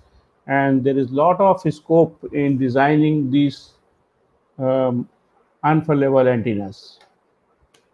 Then we use antenna test fixture. When we test all the antennas, we test under gravity. But when the test antenna has to perform, it has to be under 0G condition in space. So the antenna, if we test directly at gravity and take it to space, it does not work properly because the deflection amount of the deflection in the reflector changes. So we'll have to do all this testing at the ground, and we should use some techniques by which the effect of G gets nullified. So there are various ways of doing this. Presently we are using the balloon technology, we are using the spring technology for making these fixtures 0G and lightweight. And these fixture also we want to make in non-metallic material in place of MS, because first of all the weight also increases. Second thing is, when we use metallic material, lot of antenna signals gets reflected from these structures, so it does not give correct results at the ground. So there is a good amount of scope for mechanical and structural engineers, materials engineers to make these type of antenna test fixtures totally automatic and with 0G. I am going little fast because of the time, and I want to give more information to you. These are the inflatable structures we want to develop in India. Already work has been started at Ahmedabad and Trivandrum centers. And recently, I know that our ISRO satellite center Bangalore also, they have initiated. We'll have to make different type of structures of inflatable materials, because we can make a large structure with less weight. So that is a main requirement into the space. We are increasing our sizes and we want to have less space. So inflatable is one of the options. IIT Roorkee and IIT Kanpur both are working with the SAC Ahmedabad for developing these type of structures. And the first figure, if you see, you can see a very good video available on internet, where you can see the rover was sent enclosed in inflatable structure, and it was thrown on the surface. Then slowly it was deflated and the rover came out. So inflated structure give a lot of cushioning effect also, okay, to avoid the space any damage kind of thing. So we are developing antenna systems at Ahmedabad using inflatable materials technology. Then we want to make a smart antennas using shape memory alloy and piezo based actuators, where the antenna surface gets changed with this just by giving command from the ground, and it works on the basically nickel titanium alloy actuators have been used in the form of wires. And the right hand side figure is a small 300 mm antenna which was developed by Indian Institute of Technology Kanpur. They are working for a 1 meter size of antenna and using shape memory and piezo based actuators both. So this technology has already been initiated in the country. There are a lot of applications of smart materials, shape memory, alloy and piezo in aerospace field, especially they are using in the aircraft. So same way in the we are using in the solar panels and many other subsystems of the spacecraft. this particular technology. There is a lot of scope for the young mechanical engineers and researchers to work into this field. This is another technology, we call it as gossamer surfaces or gossamer antennas we want to make. These are very, very thin and lightweight material. In Hindi we call it as a jhilli. You must have seen the tabla or dholak where we use that thin layer, and that type of structures we want to make in larger diameter. So many countries now like Russia, America, China, they have already started working to the field of gossamer surfaces, which are very, very thin and very lightweight, and we'll have to make structures for future, even a spacecraft structure in this type of technology. Again, IIT Roorkee has initiated work on this. Now, thermal engineering is another challenge. It is again part of physics as well as part of mechanical engineering. Those who are interested in thermal engineering, there's a good amount of scope, and it is very challenging for the spacecraft structures because we directly get the heat from the sunlight, from the sun on the structures, and it is very difficult to predict the temperatures on our spacecraft systems. So of course there are many softwares have come in the market now which takes care of this, but they are also learning based on the experience, based on empirical results. So a lot of sensors we put on the existing spacecraft which gives us the input, and based on that we do the design of our new spacecraft. So there is a lot of scope in designing the hardwares like multi-layer insulation, we call it MLI, and then heaters and coolers. Sometimes in the satellite we'll have to heat the system, sometimes we'll have to cool the systems, and we got a lot of thermal control system, thermal softwares. Our academic institutions can help us in writing these softwares in place of importing from other countries. Then thermal shield. If you are interested in the field of material engineering, like metallurgist and mechanical both, and some people from the physics department also, now they work into this field. There are a lot of challenges, a lot of new materials are to be developed. At least I have made a list of 14 types of materials which are required by the space industry. Now we need lightweight materials, we need conductive and non-conductive materials, we need thermal insulation materials, high specific stiffness materials, self-healing materials, which is used nowadays in the latest spacecraft. People have started using passive damping materials, shape memory alloy, dimensionally stable materials, and so on. You can see the list is very long. I can give you the list if somebody needs it. So we need the researchers to work in all these type of materials. There are very few companies who are developing these type of materials in the country, and most of these materials now will have to import. So there is a good scope to work in development of materials by both polymer engineers, metallurgists, materials engineer, physics, mechanical. You can have a look on this composite materials. Left side is carbon fiber, right side is Kevlar fiber. These are called composite materials, which are very, very light, very stiff materials, and most of the components now we are trying to make into this. But problem is these materials are not easily available in the country. We'll have to import these materials. Nobody is developing. NAL Bangalore has initiated developing carbon fiber reinforced plastic. They were trying to give the technology to some industry, but so far no one is successful in developing this. And the Kevlar is very, very strong, is stronger than steel, but it is a non-conductive material. For antenna applications, we need materials which are conductive in nature. So there are very few companies in the country who are making components out of carbon fiber or out of Kevlar fiber. So we have got a good scope for civil engineers. Usually civil engineering people think that we have no role to play into the space technology, but it is not like that. Civil engineers play a very important role in the design and installation of our launch pads. Like we have made on Shri, Rikota, then we are making another pad on Tuticon. They like to make special foundations for the launch pads, antennas, and control towers. and these foundations have to be earthquake proof. So if we have some structure near a railway track, okay, like a launching pad or antenna, so we'll have to make the foundation of these things earthquake proof or vibration proof, so that the vibration does not change the antenna's results.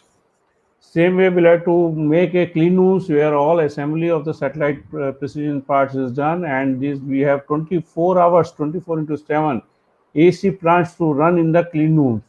And these clean rooms earlier we used to call foreign parties to make. Now there are many parties have come and shown interest, and we are making ingeniously this clean room and related systems. Same way for civil engineers, now remote sensing is a very important subject which is being taught to civil engineers, and there are separate courses on the remote sensing. And basically the remote sensing scientists, we call, they do a lot of work in the city planning, land and river monitoring. They do all remote sensing using our satellite technology and contribute in the city planning. Chemical engineers also, they play a very important role, like rocket fuels. They can work in developing very efficient rocket fuels. Like IIT Gandhinagar recently, they have developed an additive in 2020, which helps in increasing the efficiency of the existing rocket fuels. So same way, these all academic institutes, they can contribute a lot into this particular field. Then you will have to develop fuels for the actuators, gases for the inflation of inflatable structures. You will have to study the gas dynamics, how they behave in the space with the inflation material.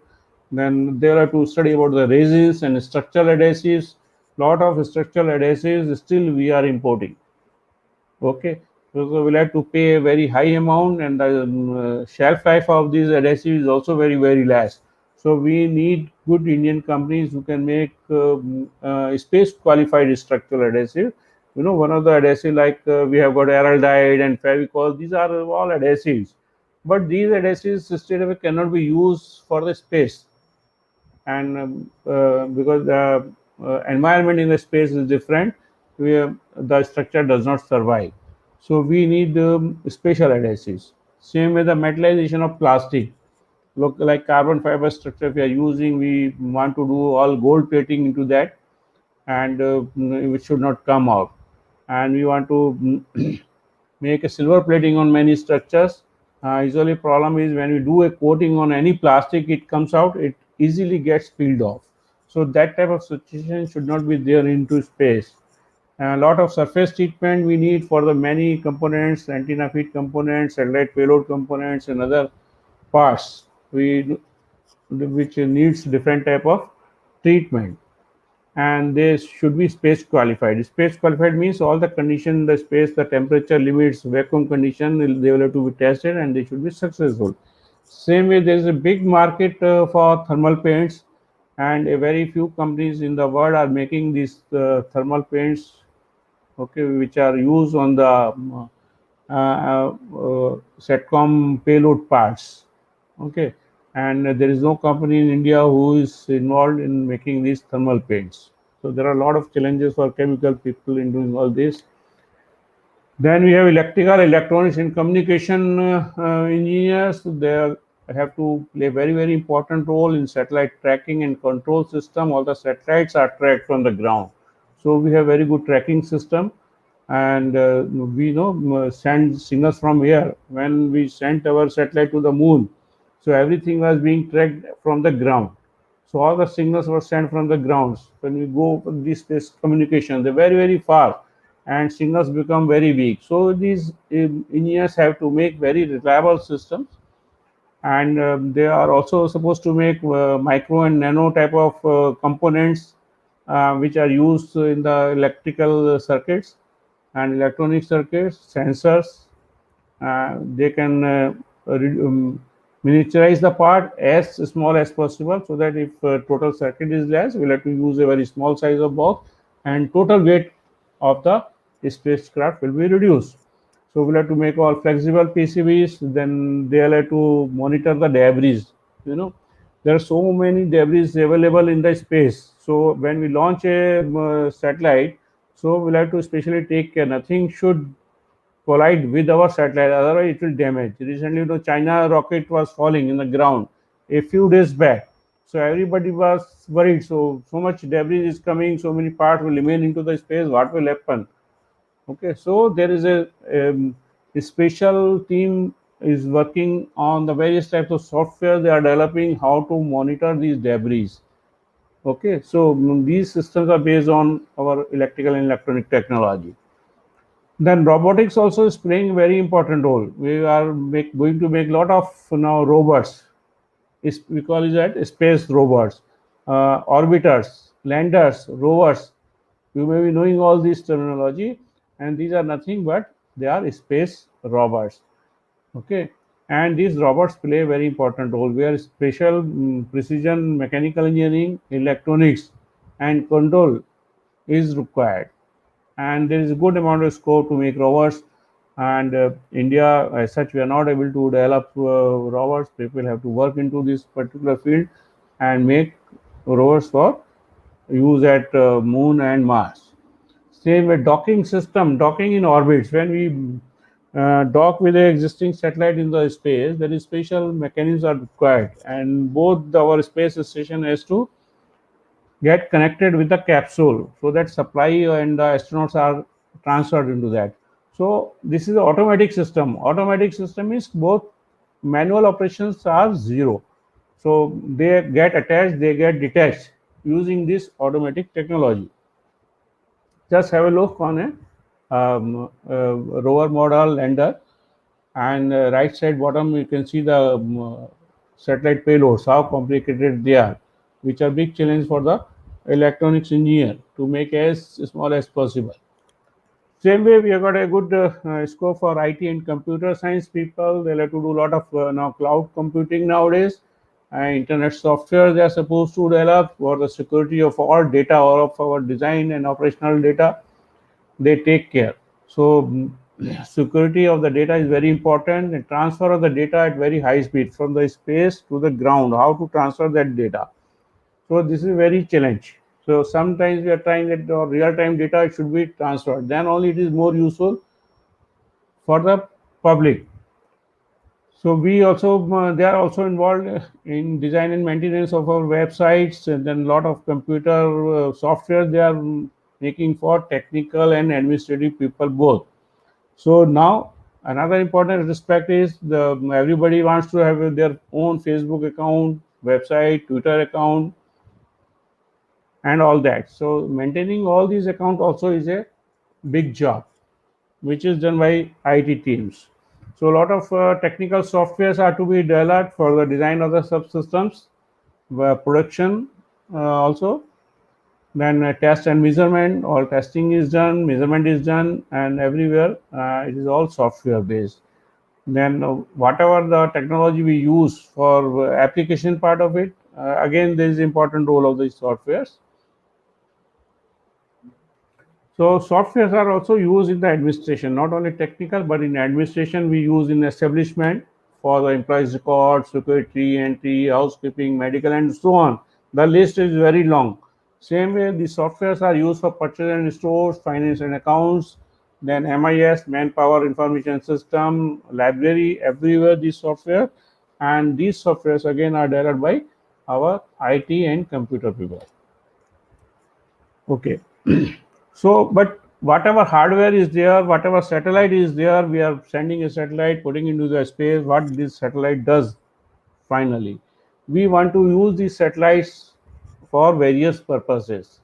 Okay, that is was the dream of Dr. Vikram Sarabhai. We are just not launching the satellite and putting into the orbit. It should be used for the common man of the country, and we should know what are the advantage. So if we discuss the advantage of space science and technology, for all it takes another at least 1.5 hours or so. So I will not go in detail, just in brief I would like to touch this subject. So I have taken these 9 main applications which are very useful for the common man and scientists, and number of applications for scientists. But I am not going to discuss. these are the SATCOM application. When there is a satellite, communication satellite in space, we do broadcasting, we have meteorological applications. So we have mobile satellite services, we have got educational, we have got communication purpose. So for various purpose, this INSAT and GSAT class of satellites are used. So right now we are having around 15 types of satellites. You must be knowing the satellite radio. Earlier we used to have a normal radio system. Nowadays we have got satellite radio, and for which the voice is very, very clear. We can use more number of channels, and only thing is the old radio sets cannot be used for this purpose. Okay, so there is a total change in the technology of the radios. Same way, the landline phones, we earlier used to we were using the cables. Now all the cable system has stopped. We are using all these landline phones via satellite. It goes from one place to another place. Now mobiles, all of you know how much we are using. It was we are using for SMS, WhatsApp, audio, video, and so many things. Now satellite phones also have been developed, and these satellite phones are basically for army and police, etc. But people, those who are working in mountains or sea area, forest area, they can also use these satellite phones, because the satellite phones are called point used for point to point communication. Directly, there is no tower in between from the person. It goes directly to the satellite, and from satellite it goes to another person. So it's a very important technology which is government has not opened to the common man still. So we have got the TV and cable. Earlier TV system, we used to have a very, very big size of antenna system. Nowadays you have got cable TV. Cable TV system, through cable signals come. Then direct to home, DTH have come. Small dishes you can see outside the buildings, which receives directly from the satellite these signals. Okay, so the future technology, this DTH also will go away. Directly you will receive the signal from the satellites. So many companies are working on that. Okay, this I've already covered. Now the fax machine. Fax already know it is also becoming nowadays obsolete. Earlier, when the fax was started, we can send any picture or any typed message from one place to another place. So India first time the Hindu paper tried between Gurgaon and Chennai. They first time printed using this technology a newspaper simultaneously from two places. Nowadays, this technology has become very common. All the newspapers, one newspaper is being published simultaneously from so many cities in the country using the satellite technology. Earlier days, we used to get Delhi paper in Bombay after 2 days, Bombay paper in Delhi after 2 days. So all that have been changed, instant. So this is because of space technology. Now you must be knowing about the news gathering, how our reporters are gathering news from various places, and the news can be transferred from any spot. Even he is at a in a village. From there, he will cover the news. He will go with a small terminal, cover the news, immediately send it to satellite, which will be broadcast all over the world simultaneously. So how it is possible? This is possible because of satellite technology and OB vans. These OB vans, so you can see left side, first figure is India's first OB van, which was developed by ISRO in 1975. Then there are a lot of versions have come. Now very compact OB vans have come because of antenna size has reduced, electronics has reduced, and the total technology, electronic systems have changed. Okay, so because of that, we know the news. You can see the reporters covering the election results, reporter covering the Kisan rallies, any accident easily. This is possible because of satellite technology. Now, satellite internet. So, whatever internet we are getting nowadays, that is coming because of the cable. Everywhere the cable is running, and we have got a modem. It is coming. Now the companies are coming up which will provide you high speed internet directly from the satellite. So all these cables will go away. We will directly get the internet in our mobile system and in our computer system without any cable. So that there are many companies are working on this and trying to launch n number of satellites which will give us a high speed internet data. This is all small communication terminals which are dial-out for emergency purpose. This is especially used for reporters type of thing. Now in the 75, you can see the left side bottom figure. It was made in Mahindra Jeep with 3-meter antenna system. It was made by ISRO. But now technology has changed. Total antenna, Jeep, and everything has become very, very compact. And we call as emergency communication terminal. From any place we can take and communicate.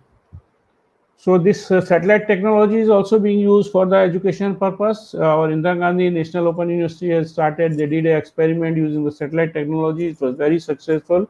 And from a satellite, from one place we can teach, and it goes to the various classroom all over the world. Nowadays, it has become very common. You know that, as you said, and this technology is being used for educating large people.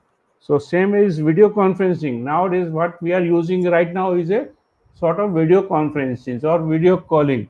Now, anybody can see from anywhere. So it has become so common because of satellite technology. Same another important experiment application is telemedicines. Telemedicines is very important experiment which was done by ISRO long back and practically implemented into so many hospitals. So suppose a doctor is there in Apollo Delhi and I am in Chennai and I have got a complication, so I cannot come to Delhi immediately. Okay, it is very difficult to transfer. So I can through satellite technology, the Apollo doctor of Delhi, he can check me at Chennai, and Chennai doctor will take all the measurements. He will give it to the Delhi doctor. Immediately he will suggest me what to do. So nowadays again this has become very popular during COVID time, because the government is also encouraging. The government is saying you don't go to the any hospital, first you consult your doctor on the video call. So many doctors are available on video and audio calls. Through satellite technology you can consult to them and they will advise you. So government again is planning lot of mobile telemedicine terminals for the villages, for the remote places, and this technology is very, very useful in the hilly areas. So from the top of the hill, if you come to the bottom of the hill in a big hospital, it takes 5 hours, 10 hours, and it is not easy to bring the patient. So there, this telemedicine is very much being used in UK Uttarakhand area. You can see this is the figure how telemedicine setups are used.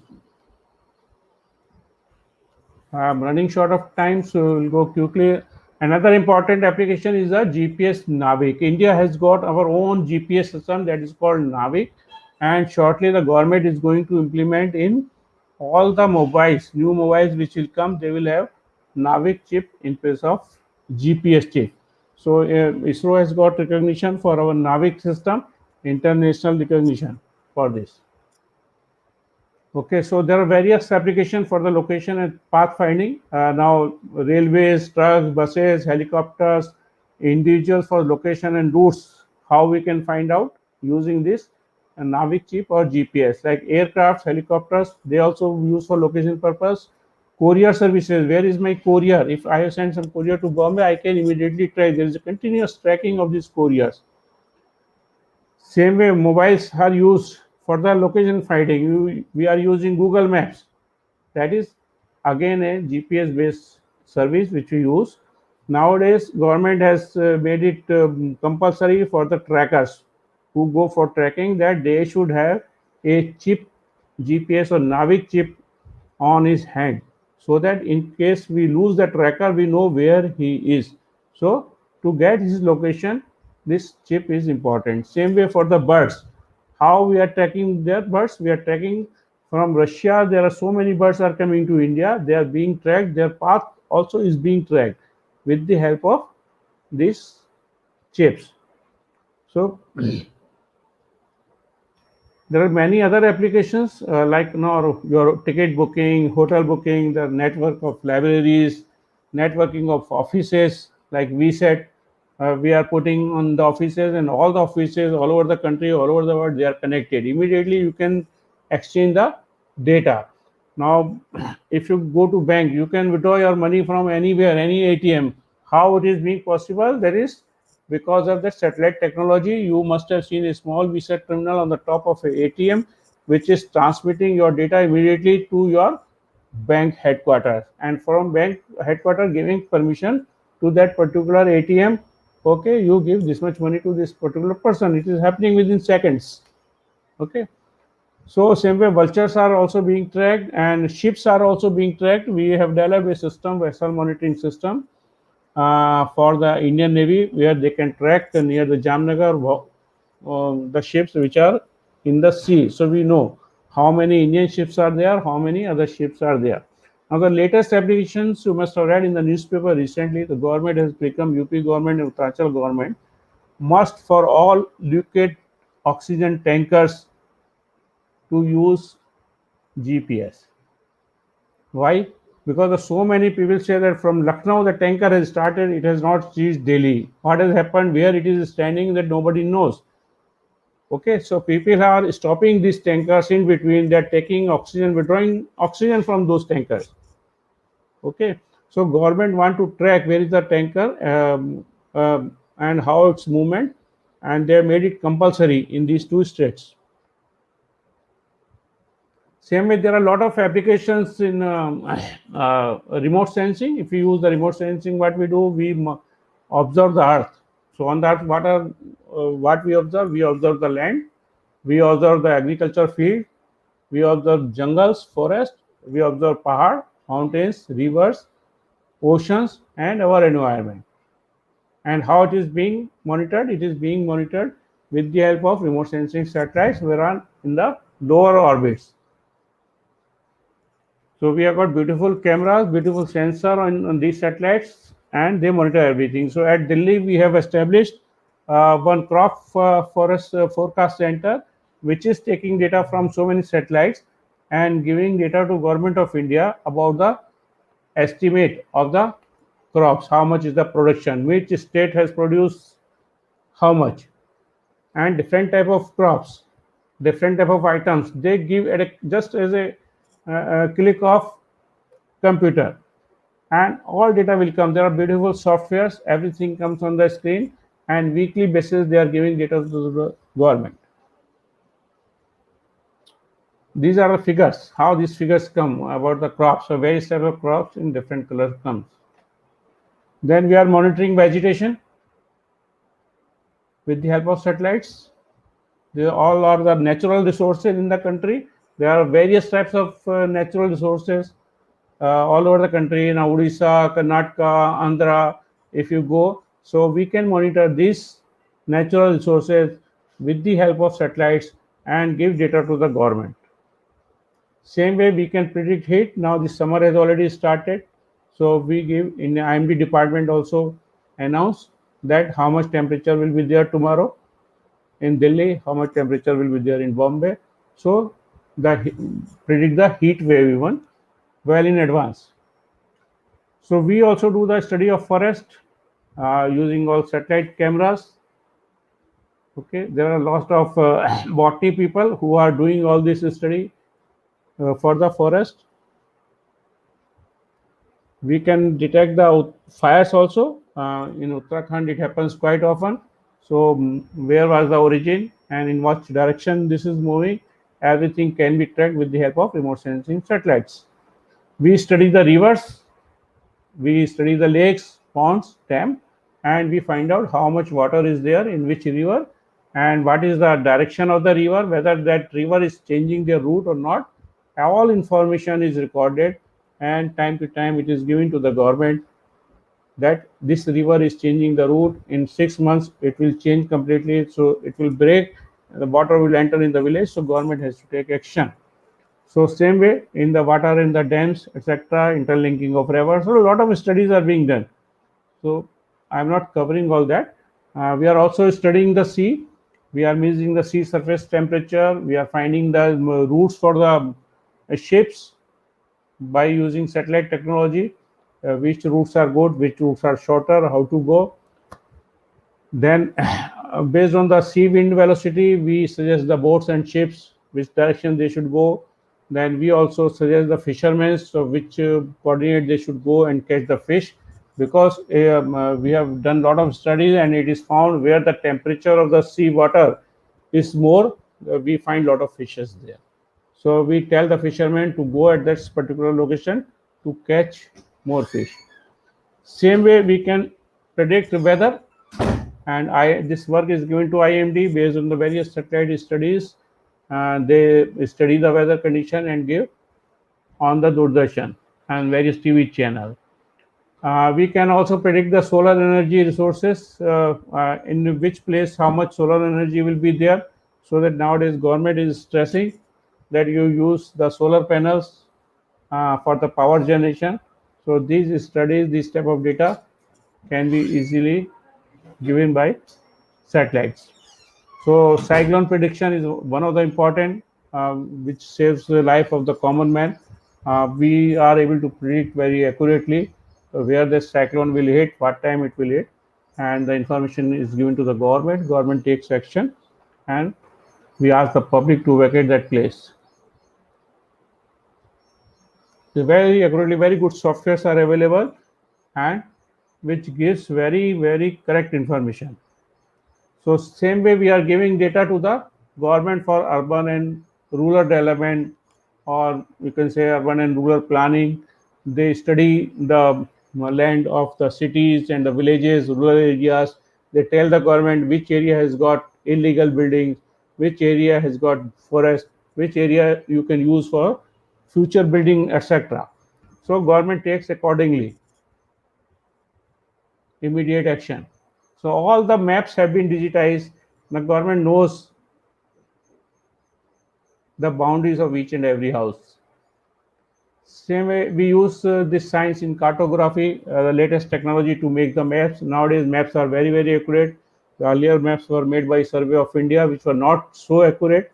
Now the technology has changed. Special satellites have been launched by ISRO, which makes use for map making.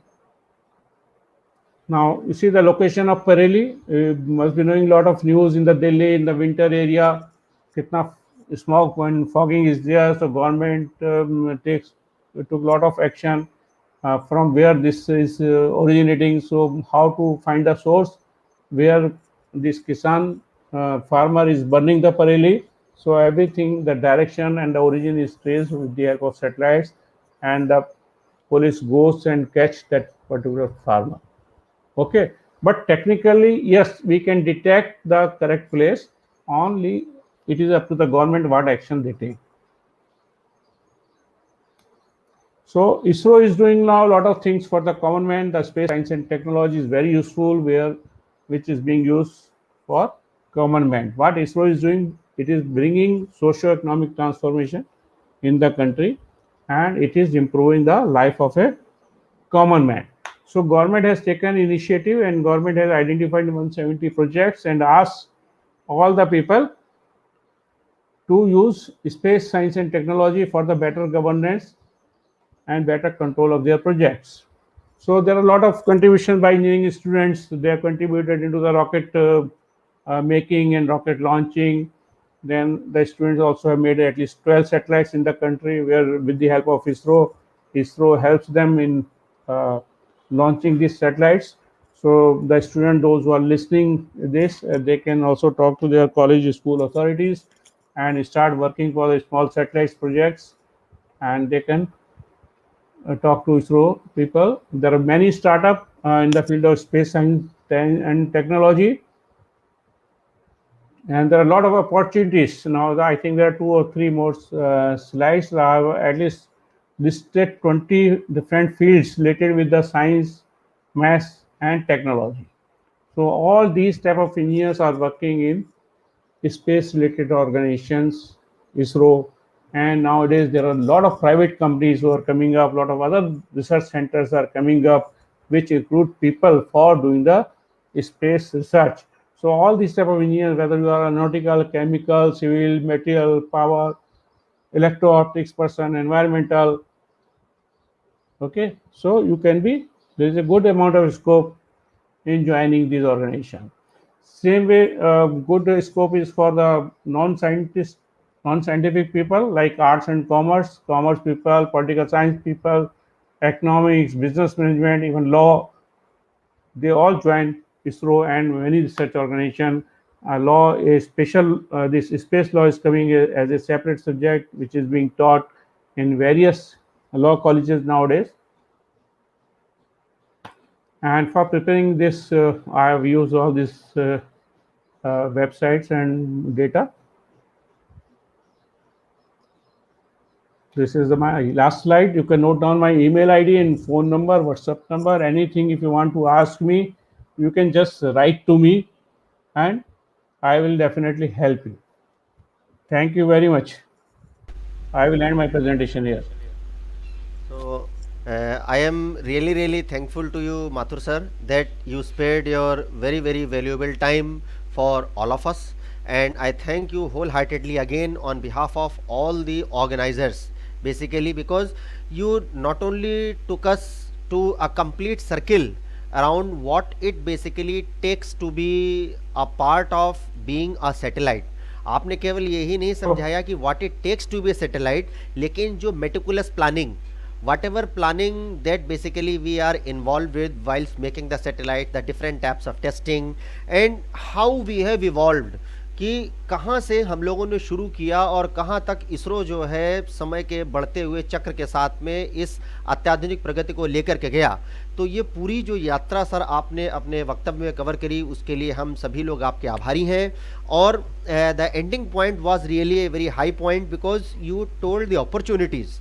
आपने ना केवल संभावनाओं को बताया, लेकिन आपने उन संभावनाओं को बताया that are cutting across the, कह लीजिए अक्रॉस दी स्ट्रीम, कि मतलब कोई अगर लीगल फील्ड से आता है तो उसका भी कैरियर हो सकता है, आर्ट्स एंड साइंसेज या इंजीनियरिंग का तो समझा जा सकता है, लेकिन आपने जो अपना उद्गार, आपने जो अपना उद्बोधन दिया, उसमें जो आपने अपने विचार विमर्श हम सभी के सामने रखा, तो उसमें हमको ये भी जानकारी हमारे ऑडियंस को मिली कि कटिंग अक्रॉस द स्ट्रीम भी एक पॉसिबिलिटी है। और जैसे कि मैं जानता हूं कि आपके स्वयं के प्रोग्राम का भी वक्त हो रहा है, तो मैं आपका ज़्यादा समय नहीं लूँगा और मैं अपने ऑडियंस को बताना चाहता हूं कि being an alumni of IIT Roorkee, आप जो है कई सारे माइक्रो वेंचर्स से भी एसोसिएटेड हैं। और मैं एज ए गुडविल जेस्चर, चूँकि सर ने जो है अपने प्रोग्राम से समय निकाल करके हम सभी को समय दिया, तो मैं आप सभी से अनुग्रह करूँगा कि सर भी जो है एक 4 दिवस की व्याख्यान माला का आयोजन करने जा रहे हैं, जिसमें आप इसरो और आईआईटी के अलग अलग प्रोफेसर से, एक्सपर्ट से, साइंटिस्ट से समय आने पर आप जो है वक्तव्य को सुन सकते हैं। आप सभी का उस वर्चुअल व्याख्यान माला में भी स्वागत है। और if you are really interested in knowing about the 3D technique, the metallurgy and all the allied sciences, yes, Professor Mathur sir has already shared his WhatsApp number as well as email to you। तो sir आपका बहुत बहुत धन्यवाद, आपका हार्दिक अभिनंदन कि आप जो है हम सभी लोगों के साथ जुड़े। Thank you, thanks a lot for giving us your valuable time. Thank you very much, Tanshu. Thank you. So best And I'm wishes sorry for... because I could not give much time. Very quickly, I have run my presentation. No, don't worry, sir. I have Okay. promised. I have promised to the students, especially, that we will call Mathur sir, especially for one special session on the space sciences and technology. And I hope that that promise will stand fulfilled in the near future. Okay. Okay. Okay. So thank you. Thanks a lot, sir. Thank.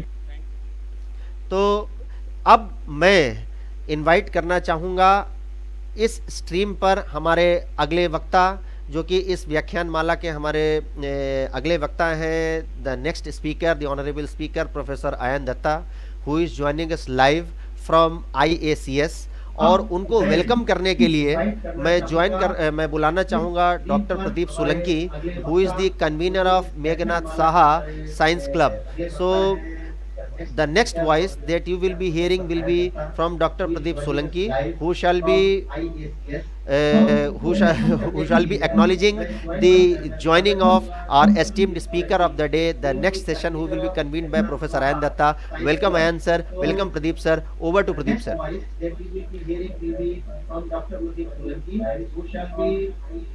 Pradeep sir, मेरा आपसे निवेदन ये है कि आपका अगर कोई second जो प्रेजेंटेशन चल रहा है तो उसको आप म्यूट कर लीजिए, क्योंकि आवाज़ थोड़ी रिबाउंड हो रही है, तो ताकि जो है हमारे अतिथि वक्ता जो हैं आप उनको वेलकम कर पाएं और ससम्मान जो है वो अपना प्रोग्राम को प्रारंभ कर पाएं। Over to Pradeep sir.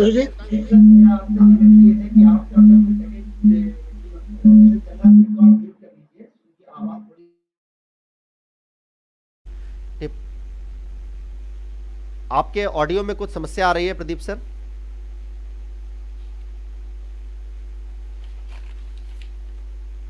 आप म्यूटेड हैं। आप अपना जो, यदि आपने YouTube का स्ट्रीम को प्ले कर रखा है तो सर आप उसको म्यूट कर दीजिए, और स्ट्रीम यार्ड वाला जिसमें आप इस समय इन हैं, आप उस पे जो है उसको अनम्यूटेड रखिए। हेलो, आवाज आ रही है? Yes sir, yes sir, perfect sir, good to go, best wishes. मेरी आवाज आ रही है? Yes sir, yes sir.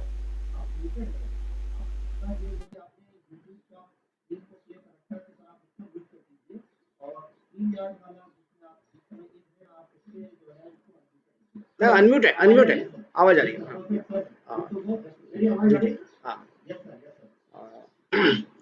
इस महत्वपूर्ण सेशन में अयान दत्ता साहब का बहुत बहुत स्वागत है। और सर काफी प्रभावशाली व्यक्तित्व के धनी है और काफी लंबा उनका रिज्यूम है। मैं कुछ थोड़ा सा बताना चाहूंगा उनके बारे में।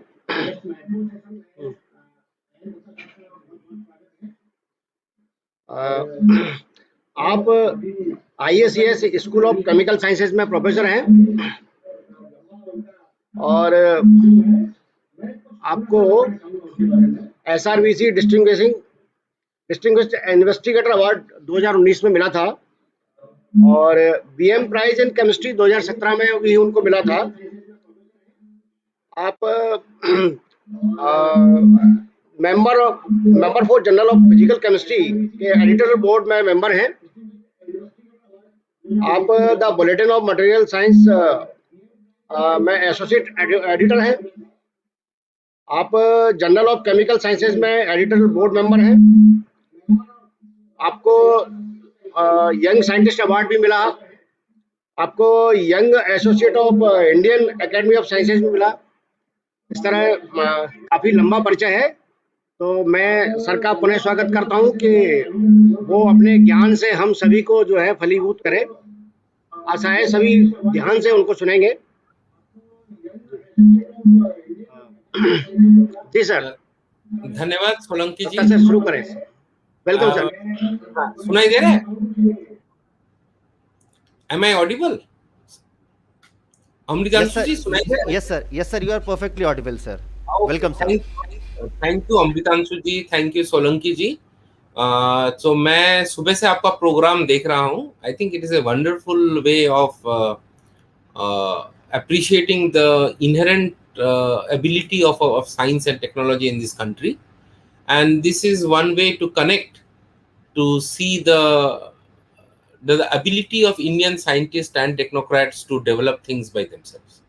So I am also very happy to see Dr. Solanki is I mean his organization is Meghnad Shah Science Club. So I am very happy because Meghnad Shah was a faculty member of our institute, and Meghnad Shah of course was a very famous man, and I will come back to some of his work. And one of his greatest contributions of Meghnad Shah has been to look at the Indian calendar system. Very few people know this. Meghnad Shah is of course known for his work on astrophysics, but Meghnad Shah has also, post-independence, he has developed our own calendar system, and this is very important. Okay, so I will just share my screen.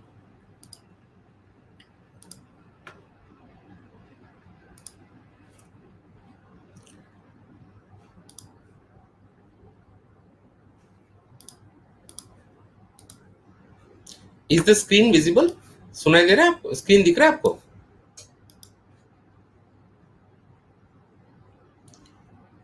Yes sir, आपका presentation perfectly visible है। Okay, सो मैं ये बताना चाहता हूँ कि सो मैं आपको एक जो, so what I am going to talk to you is about something very simple, and as we go across we'll see how much in-depth analysis and understanding we need to have. So मैं ये Indian Association for the Cultivation of Science का faculty हूँ, which is of course the oldest research institute in Asia. In fact, this is the only research institute in Asia which has got India a Nobel Prize. Of course, this Indian Association for the Cultivation of Science was founded by Dr. Mahendra Lal Sarkar, who was a doctor, and he was also very famous that he was also the doctor of Shri Ramakrishna Paramahansa. So one of the very important alumnus of our institute was Shri C.V. Raman, who was awarded the Nobel Prize in Physics from our institute in 1930. for his discovery of the Raman effect on 28th of February 1930, and on this date we celebrate the National Science Day every year. We also had Satyendranath Bose and Meghnad Shah as our faculty member. In fact, Meghnad Shah was the first director of Independent India in Indian Association for the Cultivation of Science. Okay, so just to give you a hint to the students, we have the Bachelor of Science and the integrated PhD programs, and we give them fellowships, and generally our PhD students need to have qualifications like UGC, CSIR or Inspire qualifications. So do visit our websites and to get an idea about the courses and the vibrant research atmosphere in our institute. Now, the point which I'm trying to make here is the following. See, when we talk about chemistry, chemistry is as old as human civilization. In fact, you would be surprised. In fact, all of you know this. In fact, the way we classify human civilization in terms of the growth or the classification in terms of the ages, when we call copper age, bronze age, iron age, we actually classify them based on the ability of the mankind at that time to harness the technology of that time. For example, when people were using in the copper ages, people knew only to use copper. And the reason why, because they could attain temperatures which was about 1200 degrees centigrade, which was the required for reduction of copper from copper oxide. When we talk about Bronze Age, we were able to go further. So in fact, the way human civilization has been classified is based on the index and the growth of chemistry and metallurgy. When we talk about Iron Age, right? When we talk about Iron Age, and when we talk about Iron Age, we know the Guptas, one of the greatest, in fact, one of the golden ages of Indian civilization. That is the time when we were using hematite. And hematite is iron oxide, which you reduce, and you need a temperature about 2000 degrees centigrade. And that was available only at that time because human could control that temperature. Now that when we talk about steel age, we were able to use, when we were able to use coal, we had used to use steam engine. In fact, if you look at the history of India, I mean, India has been extremely rich in terms of its GDP, in terms of its ability to use technology. And I think we somewhere lost in between somewhere around 1000 AD, where we could not sustain this. And that is the reason why our civilization started to decay. In fact, the ability of the civilization to be at par with the modern technology and science is what governs the society. The fact that we were not able to use the steam engine during the industrial revolution brought our GDP down. Of course, we have now recovered. For example, now India is one of the largest producers of polymers. In fact, now, so what are the future revolutions which will happen? And all of them will be governed by chemical science and technology, because now we have nanoelectronics, nanoscience, carbon nanotechnologies. And this is where we should not miss the bus. We should always be there. For example, we have already missed the silicon, the silicon technology. Unfortunately, we don't develop silicon chips in India. So now, of course, there is no point of developing silicon chips in India, because now there are other countries which can develop it much, much cheaper than us. So, of course, we need to go to the next technology, which is nanoelectronics. And this is where we are going to invest in the future. Solar technology, and we'll come back to it. Now, the point which I'm trying to make here, in fact, the lightest element in the periodic table is hydrogen. The lightest element in the periodic table. And how much is the hydrogen? In fact, 75% of the whole universe is built up of hydrogen. And it was discovered by Cavendish in the middle of the 18th century. Now, hydrogen is also one of the very important elements, because what hydrogen glues, in fact, the fact that water has this very unique structure, because water undergoes hydrogen bonds. And it is those hydrogen bonds which maintain our DNA, which gives us our genetic code, and which is what, in fact, now all of you should have read about COVID. And of course, COVID is the place. And in fact, when you look at RNA technologies, in fact, the Serum Institute technology, the Covishield is an RNA vaccine. And this is what it actually attacks the RNA of the virus. Now, it is very important that we know the context that from India, See, in India, when we talk about Indian scientists, we talk about Meghnad Shah, Satyendranath Bose. We in fact go back to Charaka, Nagarjuna, of course. But right now, we should also know that presently we have very great scientists. For example, one of the very important scientists of India is Professor Gautam Desiraju, whose work on hydrogen bond is internationally and universally acknowledged. And this is something we should be proud of it. He's a professor in the Indian Institute of Science in Bangalore. So in fact, hydrogen is something which is very, very important. Now, the reason why we talk about hydrogen is something which is a burning problem. And the reason why I call it a burning problem is because, in fact, this is something which I want you to show. This is a number which we have from 1947-48 to 2008. You see the prices of the international price of fossil fuels have really fluctuated around. In fact, the prices have really gone up whenever there is an international crisis.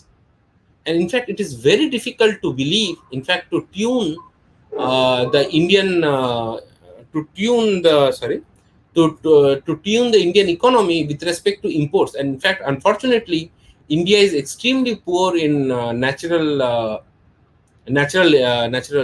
resource of oil. And as a result, we have to import most of it from Gulf countries. In fact, if you look at it, and in fact, this is something which is important.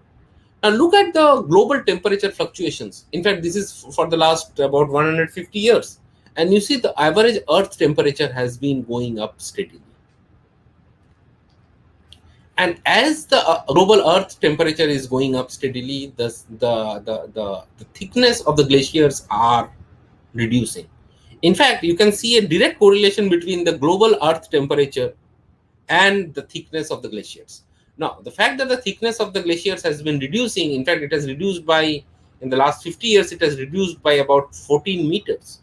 So now, within next 20 to 30 years, we will see a lot of flooding, particularly across the coastal areas in Gujarat and Odisha, Madras, and so on. So, of course, global warming is something which is really going to be a big issue, because what is creating us is global warming is this greenhouse effect, carbon dioxide. So now there are two things. First of all, we have to, on an economic front, we have to be self-sufficient. We have to be self-sufficient in terms of our energy currency. And secondly, we have to also take care of the environment. And how do you do that? And the best known solution, in fact, this is the technology which the world is going to follow, is the hydrogen technology. In fact, what you do is, of course, you can store hydrogen under compressed environment, and what you by oxidizing it or by burning it, you produce water, which is completely harmless, and what you get is energy. The only problem with hydrogen is extremely inflammable. So as a result, it is very difficult to store hydrogen in a chamber, and also the density of hydrogen is very low. So of course, now people are trying to do a lot of chemical research in metal organic frameworks and fullerenes, where you can store a lot of hydrogens in a very safe and affordable manner. And this is the future direction in which our research should be focused on. The other very important thing which you should have already seen, particularly for the senior scientists in the audience, you would have seen one thing. And one thing you have seen, that over a period of time, the size of a computer is decreasing. For example, 10 years back, what you could do on a big computer, now you can do it on a mobile phone. In fact, you can do it much better on a mobile phone. So as a result, your transistors on the mobile and on the computers are reducing in its size. In fact, there is something called the Moore's law, which says every 5 years, the size of the transistor becomes half. So now you can put more and more transistor at a smaller area in terms of the packing density, and eventually you can achieve very fast computing. But the problem is, as you are going to reduce the size of the system, you are really going to see things hitting the atomic dimension. So now, of course, now we have to worry about something which is called molecular electronics, in which you are going to transfer electrons and charges and your circuits across very, very small dimensions. And what is the dimension we are talking about? We are talking about the dimension of a nano. And nano is 10 to the power minus 9 meters. So this is something which you have to worry about. We have to make nanotechnology. So, of course, nano, we know there is something called a Tata nano car. So, of course, in terms of the nano, how much is it? For example, you see, we already know of the nano cars. But then This is about 10 to the power minus 9 times smaller. And of course, we already know, for example, the brilliant colors on the on the feathers of the butterflies arise because there are very, very small nanoscale fringes which are created, and from their light reflects, and what you get are these beautiful colors. Of course, nature uses nanotechnology very well, and one of the best known examples is that of the lizard. The fact that lizard climbs the walls, people used to think that there is to be a little bit of vacuum which is created, but now we know that it is not the vacuum, but it is because of the weak van der Waals interactions which are at the nanoscale between the surfaces of your on the foot of the lizards, by which it interacts with the walls and the floors. Of course, we already know that in history we already have examples. For example, many of you know that we already had examples where we had Maharaja Shivaji, who and his army used to attack Mughal forces using this kind of technologies. This is something which nature has known, but the question is, can we use it for our mankind and betterment? Now, this is what the example which I'm saying. I mean, this is the fact that you can harness nanotechnology to climb walls is something which is known in our civilization. Now, how do you guess the size of a nanoparticle? For example, if you take a football, and you have something called Buckminster fullerene. So if you reduce the size of a football to fullerene at the nano dimension, the same dimension, if you increase, you will get the size of the Earth. So a football is as small compared to that of Earth, as small as a nanoparticle with respect to a football. Now, this is something which is very well known. Now, the question is, when was it discovered? When was it discovered? It was discovered around 1857 by a gentleman called Michael Faraday. Michael Faraday was a very interesting person. And this is something which I always like to tell my students. Michael Faraday, for all practical purposes, was an illiterate man. He never went to school. But he had intuition for science and technology. So what Michael Faraday did was amazing. Michael Faraday discovered electricity. Michael Faraday discovered the laws of electromagnetism. Michael Faraday also discovered the first nanoparticles. Now, what of course Michael Faraday did was you take gold, metallic gold, and you start to divide it into smaller and smaller sizes. And then what you get is gold salts or gold nanoparticles which are colored. And this is when Michael Faraday, and in fact, Michael Faraday discovered it in 1857. Now, 1857 is a very interesting milestone. Can anybody tell me what is this 1857 milestone known for in the Indian context?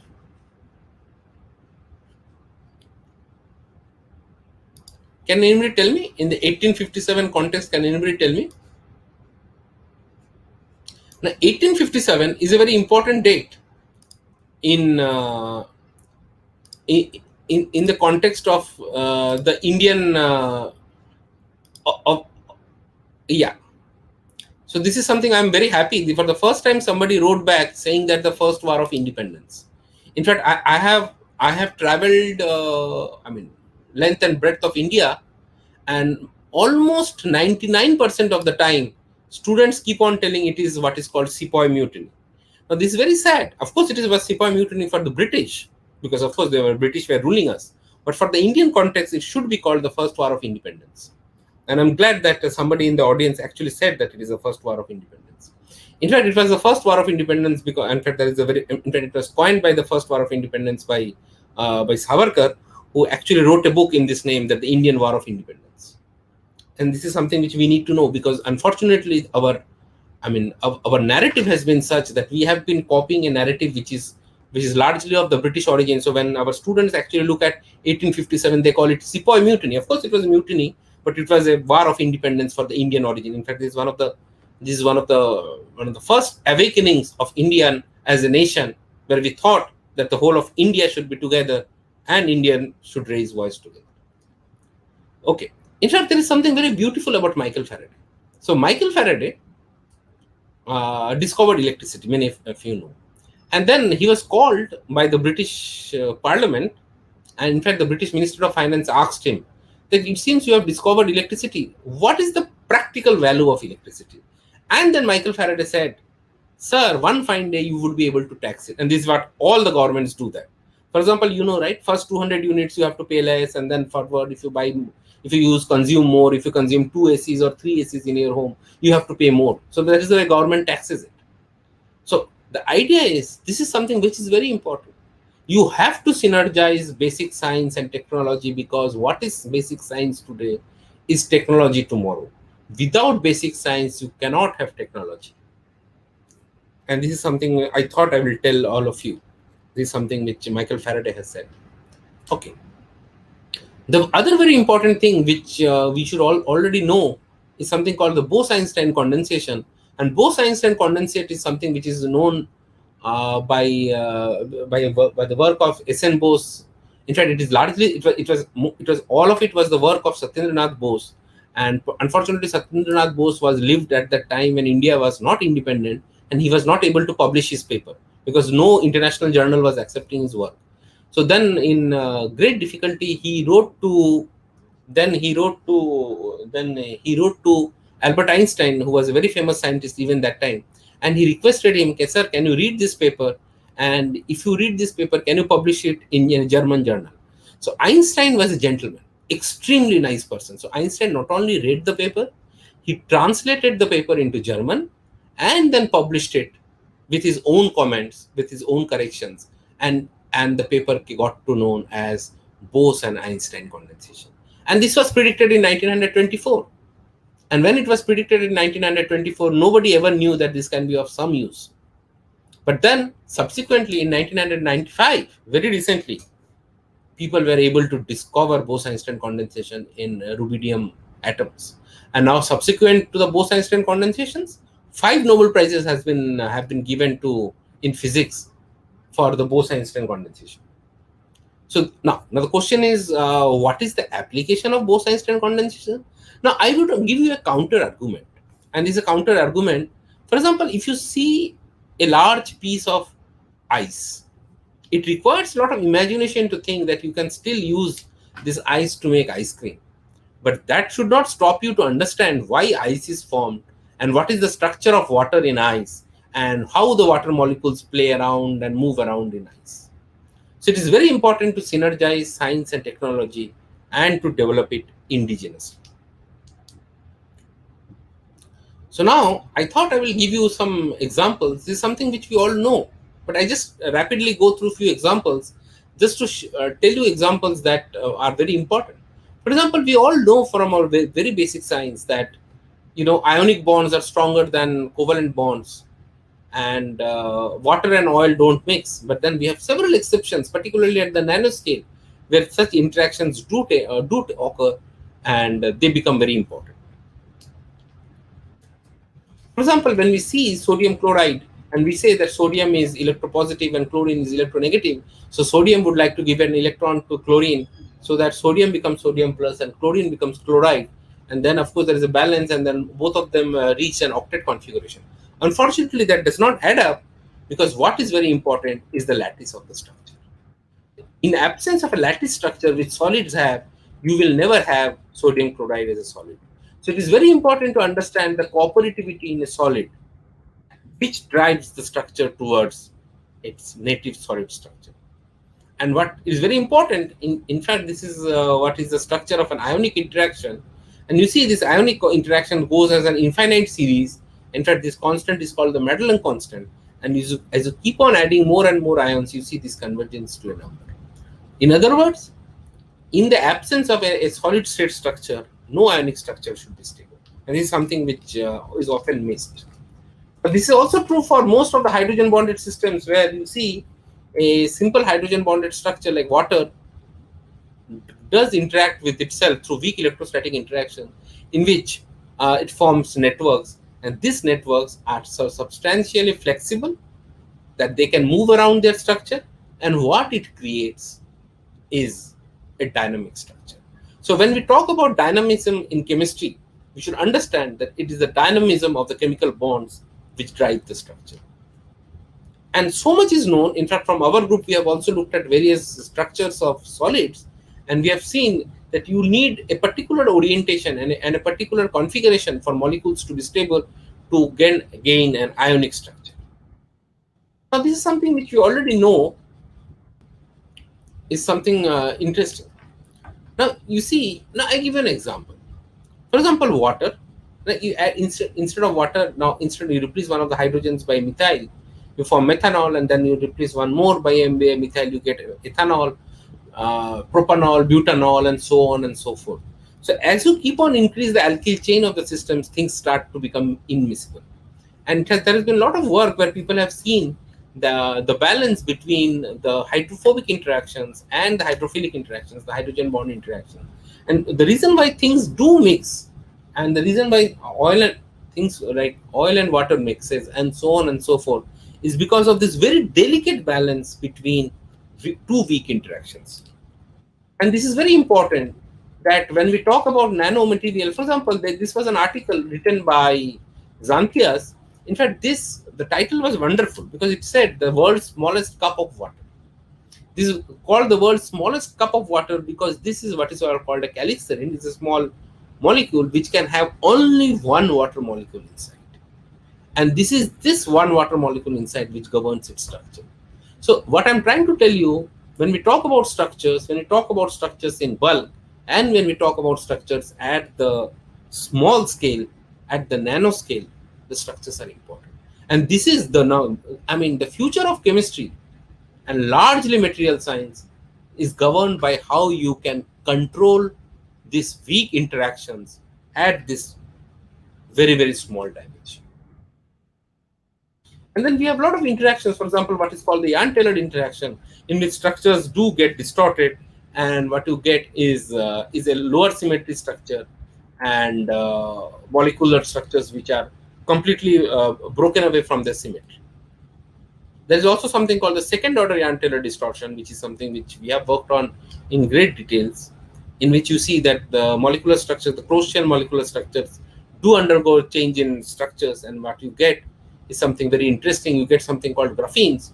In fact, graphenes is something which you already knew. Now, in fact, there is a lot of excitement in the world about graphenes. So what is graphene? We all know what is graphite. You're all pencil lead, the pencil by which you write things, right? This pencil. So when you write something, what you write is you have sheets of carbon which come out, which are like sheets of graphene. Now what you do is you take a scotch tape and then remove them. You get monolayers of graphite, which is called graphene, and they have wonderful electronic conductivity. In fact, people say that future medical technologies are all going to be based on graphite and graphene. Now, we need to have these technologies. We need to develop these modern technologies if we want to be competitive in an international platform. We need to have startups where we can use these technologies. I think this is something which I thought I would be telling you. In fact, now this is more than 100 years now when we talk about. For example, this is one of the classic papers by G.N. Lewis, in which he told the structure of atoms. For example, this is the structure which we proposed, the structure of an octet. Of course, when he looked at things, he did not know how an electron moves around in a structure. So he thought that probably there is a cube and there are electrons are on the edges of the cube, and then he formed bonds, and he formed single bonds by corner sharing, by face sharing, by edge sharing, and so on and so forth. And this is the way he developed the structure of a chemical bond. And this is one of the greatest chemical discoveries of mankind. When G.N. Lewis predicted in 1916, nobody knew that probably you can do something useful with it. But now this forms the basis of our complete understanding of structural chemistry, structural biology, and medicine. In fact, now we have also looked at in great details how do you compress two hydrogen atoms under nanoscale pressures. This is something which is of importance. For example, where you can conduct through. Can we have more than two electrons in a chemical bond? Yes. You can have multi-centered bonds in which you can have several such interactions between two atoms.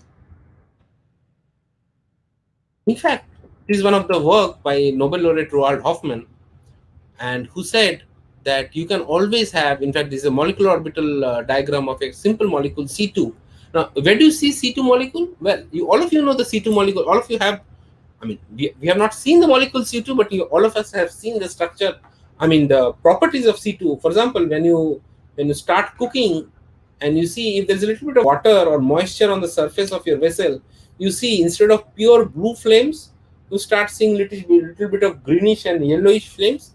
This is what is called the emission spectrum of carbon, C2, where you get to see this spectrum, the excited states. The molecule get excited and then it comes back, and this is the color you see.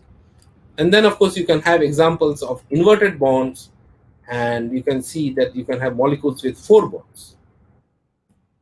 And this is something very important. You can have molecules or examples of calcium carbides, and calcium carbide is a very important technological material, because when you add a few drops of water to calcium carbide, you get what is ethylene and acetylene, which is used as artificial ripening agents. The other very important aspect which has been growing is the growth of uses of extreme pressures. Where do you find extreme pressures? You find extreme pressures deep inside the Earth's crust. You have extreme pressures, and you can have a lot of interesting chemistry and physics unknown at that time. I think this is the last point which I would like to make. All of us know what is this. What is this? This is the periodic table of elements. And you know, the periodic table of elements, you have the lanthanides and actinides. And this is the way the IUPAC periodic table is. In fact, now there is a very serious doubt whether this periodic table should have the atoms here, lutetium and lawrencium. In fact, now, based on the available very recent data, which we believe now that the lutetium and lawrencium should not be considered as F block elements, and they should be rather considered as D block elements. In fact, this is the recent data. The point is, chemistry, you know, this is like 150 years of the periodic table of Mendeleev, but still there are a lot of new things which are being discovered. For example, these two elements, lanthanum and lutetium and lawrencium, they do not have structures of similar to that of lanthanides and octanides. In fact, this brings me back to something which was developed by a gentleman called Janet in 1930. In fact, he gave a periodic table of elements in which he had actually put lutetium and lawrencium as a D block element about 100 years back. Of course, if you put lutetium and lawrencium as a D block element, you have other elements which do not satisfy this condition, because then you have to call helium as an S block element. So, of course, the point which I'm trying to tell you across chemistry is that things are evolving. It is not a stationary thing. And our current understanding and research is telling us that there is a lot of unearthed, there is a lot of things which we need to understand and appreciate. Finally, I would like to stop here by talking about this gentleman whose name is J.J. Berzelius. Now, J.J. Berzelius is a very interesting person. And what are the things he has done? In fact, he was one of the greatest thinkers of mankind. He talked about the stoichiometry of compounds, that molecules have definite formula. He was the first person to give a formula for a molecule, water. The fact that we talk water as H2, the first person to do this was Berzelius. He discovered elements like silicon, selenium, thorium, and cerium, and his students discovered lithium and vanadium. In fact, in chemistry, there are a lot of terms which he first coined, which are like catalysis, polymers, isomers, proteins, and allotropes, was discovered by him. In fact, one of his greatest contribution is the fact that he wrote the first modern textbook of chemistry in 1808. And that he started the book by saying something which is, I thought I will end up with this. And he says that a devil can only write a textbook in chemistry, because everything changes in a few years. So it is very important that when you talk about chemistry, when you talk about technology, when you talk about metallurgy, you keep your mind open. Do not allow your mind to be preoccupied by something, by any ideals of any side. Do receptive about what is happening in the world. Keep your mind open. Read your past. Be respectful towards your past heritage, but do not be guided completely by the past. Look at the future with respect towards the past. In fact, chemists chemical technologist, must always take time to analyze new findings and new results so that we don't become fossilized by particular thought and not align ourselves to a particular philosophy or any particular thought, because things do change. In fact, this is something which I have realized. The reason why our civilization, I mean, in fact, this is something which I have talked to one of the, finest historians and, in fact, the principal economic advisor of this country, Sanjeev Sanyal. So the fact that, our civilization with great heritage could not sustain its brilliance after 8th century AD and 9th century AD is because we closed ourselves. We were not willing to take new ideas which were coming, or we were not able to, we stopped experimenting ourselves. And this is something with which I will stop, that we should never stop from experimenting, and we should always look out for new knowledge. And as our ancient philosophers have said, Jnana Vijnana Vimukteya. See, the path to enlightenment is through knowledge. And this is something which is very, very, I find this is something wonderful. Jnana Vijnana Vimukteya. Knowledge and science enlightens man, makes them free, and not make them bound. So with this word, I will stop here, and I would of course be very happy if some of you can make some comments or have some questions. Thank you very much.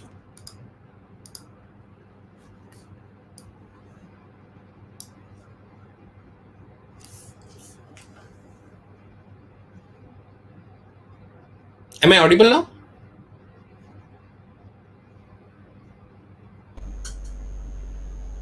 Yes, sir. Yes, sir. You are perfectly audible, sir. Thank you. Hello. Yes. We really thank you, sir, for giving such a trip down memory lane. Actually, personally speaking, it was a trip down memory lane for me, because I just got to revisit a lot of concepts, but with the new energy, new zeal, and new vigor, and a lot of layers, just like an onion has got a lot of layers and peels. So the layers, you took one layer after the other, and I hope that the same feeling would be in the minds of the students also, who are joining us here today for the same platform.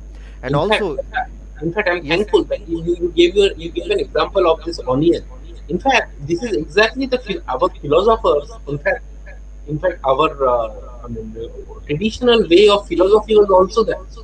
As you remove layers and layers of understanding, your understanding becomes more and more solidified. You understand things better, but then you also become a very enlightened person. This is sure. exactly So, what philosophers have told us. thanks for the compliment, sir. And actually, such deep was the message. That is, I not to flatter you or not to give you a little bit of an extra edge as far as the things were concerned, but I was so deeply engaged that I actually personally I never wanted this presentation to end so soon. अच्छे लम्हे जो होते हैं वो बहुत जल्दी बीत जाते हैं, आज मुझको ऐसा लगा आफ्टर अच्छे प्रेजेंटेशन. but अच्छे लम्हे कम ही होने चाहिए. Yeah, sure. So with this spirit and so much So, but sort we of have questions. Do we have somebody? no, actually there are a lot of you can say positive comments regarding to you, and there are people who just wanted to know, sir, how can we develop a career in the field of research, in the field of chemistry, as far as a professional is concerned. See, first of all, I think in chemistry, you see the reason. In India, it is very fashionable to say that we are not doing anything in India. It's very fashionable. You can say that. This is something very fashionable. Particularly, your media will always tell you India is a third world country. Very happy. You call ourselves. In fact, we are the only civilization in the world with 5,000 years of history and with great GDP, even under this lockdown. But we would always believe that we are worthless. At least, this is a problem. Now, what I'm saying, in chemistry, India, look at the pharmaceutical industry. India is the number one. Nobody says about it. Look at our pharma. Look at our polymer. Look at our हमारे see somebody said that Hindi वालों को परेशानी आ रही है. So the question is, I think in chemistry the currency for doing thing is you should learn skills. You should learn skills and try to update yourself. In fact, this is what our philosophy is about Ramanujam, and if you look at our old philosophies, don't stop, learn new tools. So the bottom line, which I can just elucidate in the most simplistic manner, is the lines by our great philosopher Swami Vivekananda: arise, awake, and wait not till the goal is reached. You have to develop a career, you have to live it, you have to feel it, you have to experience it. Career will automatically follow.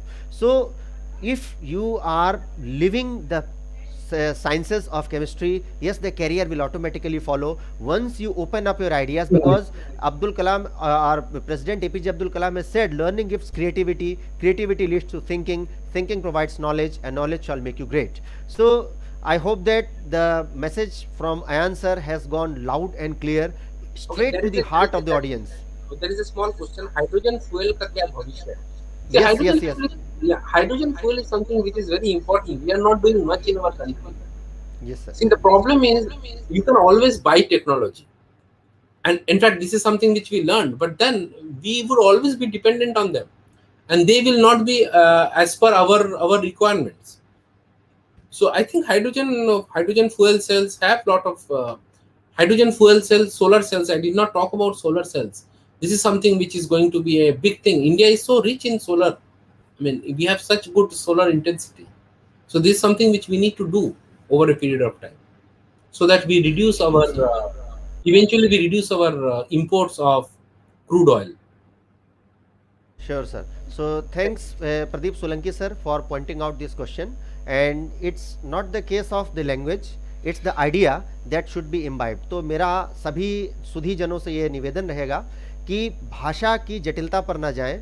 जो idea हमारे sir ने अपने presentations में से दिया है, आप उसको इम्बाइब करें.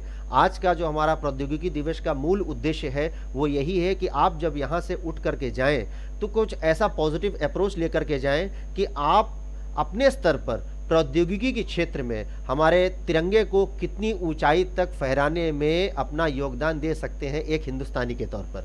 यही एक हमारा छोटा सा आपसे विनम्र निवेदन है.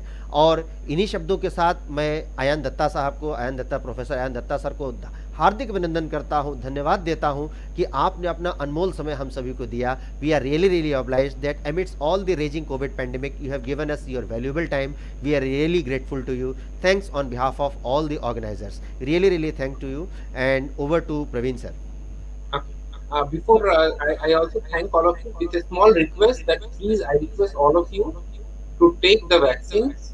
I mean, this is as early as possible.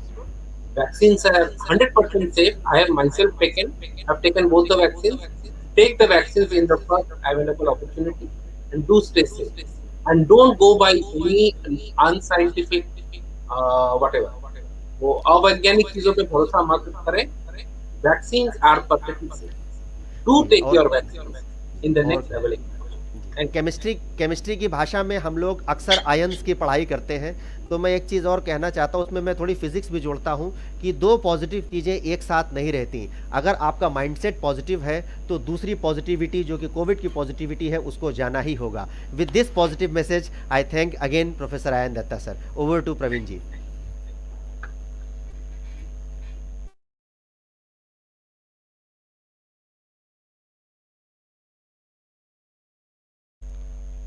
Praveen ji, are you able to hear me?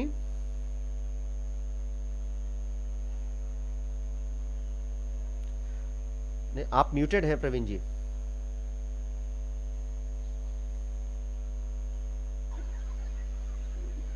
Hello जी जी. हाँ जी जी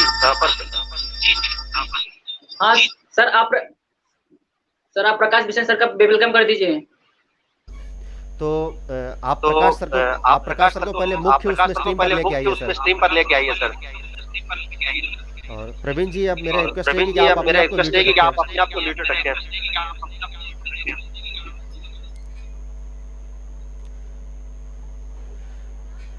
So, good afternoon, India. So, good afternoon all. जैसे कि हम लोग एक सुबह से प्रौद्योगिकी और विज्ञान की यात्रा पर निकले थे, we started a small journey on the path of science and technology as tread by the wise men who have always been guiding us. So we have done a complete circle as far as the field of science and technology is concerned, when we move from space to information to communication to technology to chemical sciences, and now it's high time for us to dive deep into the field of agriculture, into the field of biotechnology with our esteemed guests. Yes, here we have Professor Prakash Bisen sir. I really welcome Prakash Bisen sir on behalf of all the organizers. Prakash sir has been dedicated to bring the world's best education to the engineering and the medical students of India, with an author of innumerable number of research publications, books and technical reports, and he has also edited a volume. He has also published 2 US patents, 1 Japanese, 1 European and 2 Indian patents on tuberculosis, and 6 applications are pending still for the patents, with a lot of students who have done a lot of work under his able guidance, and they have taken a lot of research in the form of PhD, and with a innumerable number of incompatible, you can say uncomparable research and teaching experience. I wholeheartedly welcome Prakash Bisen sir, who has a specialization in medical, environmental and agricultural biotechnology, microbial psychology and genetics.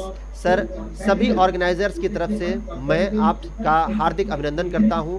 आपका आज के इस सत्र में स्वागत है। और इससे पहले सर आप अपना वक्तव्य प्रारंभ करें, मैं आपके सामने आपके एक छात्र को इंट्रोड्यूस करना चाहूँगा कि जो कि आपके छात्र रहे हैं और आज के इस पूरे वक्तव्य श्रृंखला के ऑर्गेनाइजर भी हैं। डॉक्टर प्रदीप सोलंकी जी आपके सम्मान में कुछ शब्द कहना चाहते थे, तो Pradeep sir, now over to you.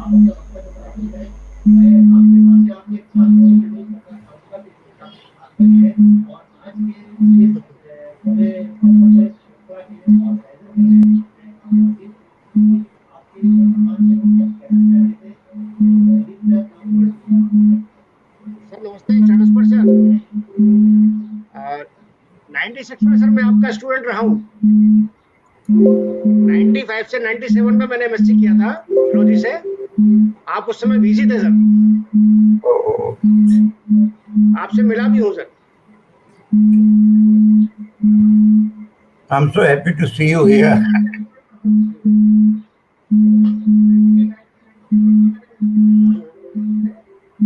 आप उस समय बिजी थे sir.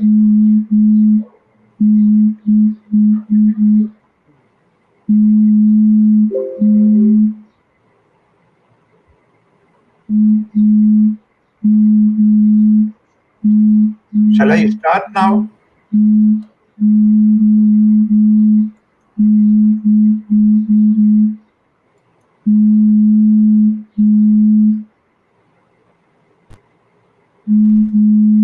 Yes, sir. Start. Yes sir. Yes sir.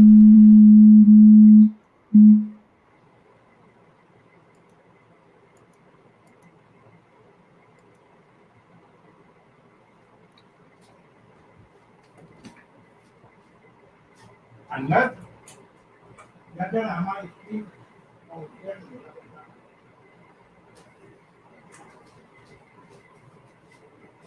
हाँ Solanki ji, doctor Solanki, I am so happy to see you here and आपको स्क्रीन को शेयर करना है। हाँ वो जो स्लाइड है ना ये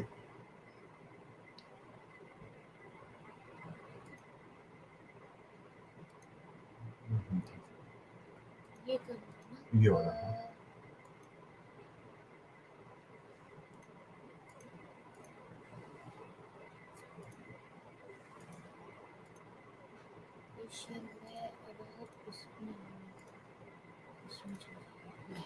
आ गया। हो गया। एक बार से पूछ लीजिए अगर उनको सुनाई दे रहा है। ये सुनना, इसको ये क्या करें?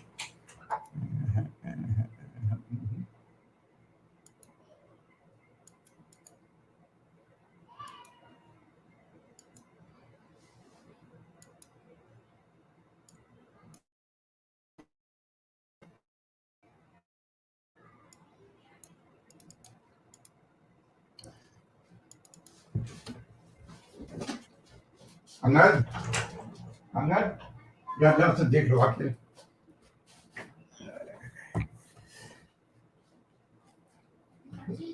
इसको जो ये कैसे हटेगा ये आप बस इसमें आ जाइए, ये आ जाएगा, उनको ये दिखाई देगा।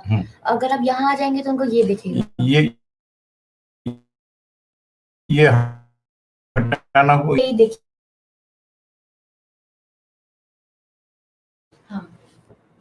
Now can you see my slides of the presentations? नहीं, वो नहीं देख पाएंगे। आप यहाँ आ जाइए, यहाँ अच्छा, यहाँ है। ये तो नहीं, ये नहीं, एक सेकंड। अब उनको दिखेगी। अगर आप यहाँ जाएंगे तो उनको नहीं दिखेगी। अगर आप यहाँ जाएंगे तो उनको नहीं दिखेगी। मैं आपको फिर से share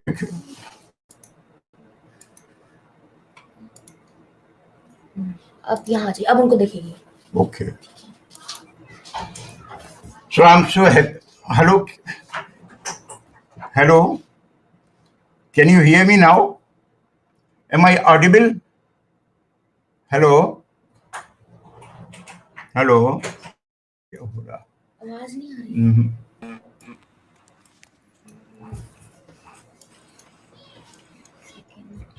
Yes, sir, you are audible. हाँ, sir, audible. Oh, am I audible? So I'm so happy to be here. And हाँ सर, आवाज आ रही है सर आपकी। Okay. You see, I'm at Gurgaon, so it's not my computer, it's my grandson's computer, so I'm using his services. So I'm very happy to be here and to see Dr. Pradeep Solanki, and he happened to be the student of Jiwaji University during 1994 to 96, where I was working as a vice chancellor. Well, before I start my presentation, can you see my presentation? First, let me know. Is it? Can you see it? Can you see the presentation?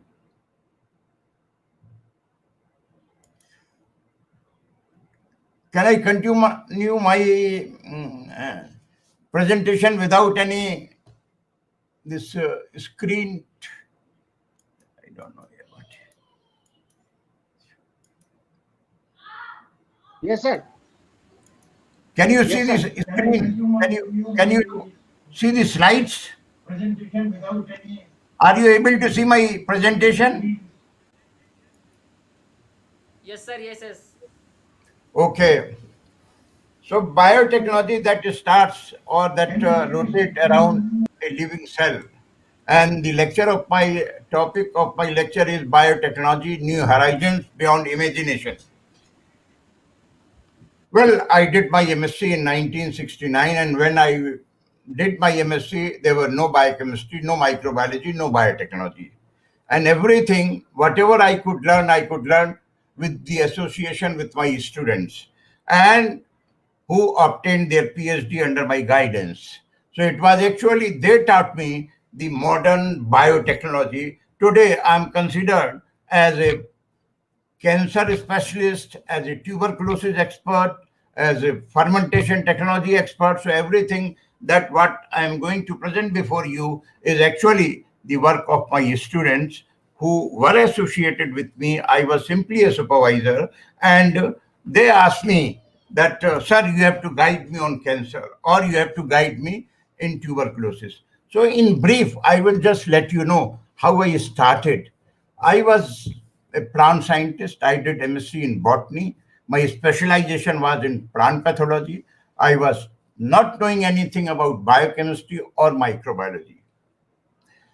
With the passage of time, I started my work in physiological plant pathology and obtained my PhD and DSc in plant pathology in 1982. Then when I went on a UNESCO program to Hungary, my supervisor was a great plant biologist, Professor Gabor Farkas. He was the director of plant physiology. He asked me that don't consider yourself as a plant scientist or animal scientist, you are a biologist. And he asked me to start work on virology.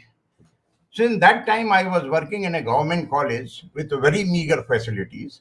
So I asked Professor Gabor Farkas, sir, I come from a very small place, from a college, and if you will train me in virology, it will be very difficult for me to continue my work in virology. That was in 1978. When I asked him that it's difficult to work in in the area of virology, just because till that time I was thinking that for doing work in virology, you have to have an electron microscope, which is a very expensive proposition and no college can afford it. So I explained to him, sir, my college cannot afford to have a electron microscope or the modern instrumentation. You please train me in the area of plant pathology, in which we have a number of good reviews.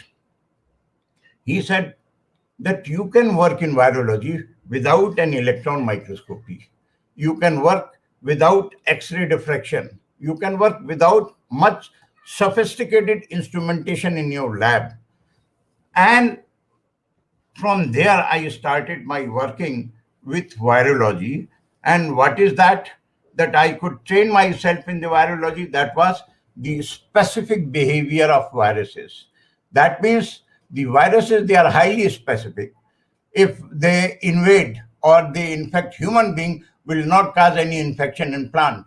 Plant will not cause any infection in animal. And there is a very simple technique, that is double agar layer technique, by way of which you can see the viral load, how many viruses they are infecting, and you can count it. So if one cell is infecting, the one virion is infecting a specific cell, that means it is the infective particle of this particular host. So with that, I started my work in cyanophage. Cyanophage, that means the viruses which infect cyanobacteria, the algal bloom. And these algal bloom, sometimes you find in aquatic bodies that they are sometimes green in color, water, sometimes you find that they are yellow in color. This is all because when the viruses, they invade the cyanobacteria, then the pigments, they come out. If it is a green algae and if it is infected by a virus, then the whole water that becomes green, or sometimes it becomes purple because the phycocyanin is coming out.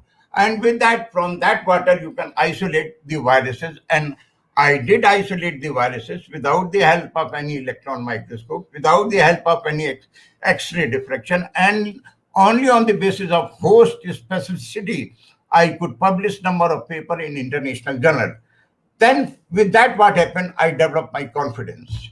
When I developed my confidence, then I returned and from the UNESCO program to India, and I asked my professor that I want to develop a lab on cyanobacteria. There, Padma Bhushan, Dr. Professor C.V. Subramaniam, he was actually the chairman of the Life Science Committee in CSIR. There I submitted a proposal on cyanobacteria and cyanophage. Then he said, you are working in college? I said, yes. How are you going to study these viruses there? I said, sir, I have everything and these are my publication, and I think we have sufficient basic infrastructure to start the work in virology. Then anyhow, that was in 1980, and I could get a grant of 80,000 rupees on a very small project. And that time, 80,000 rupees was quite a sum, because the JRF, they used to get 600 rupees per month as a fellowship.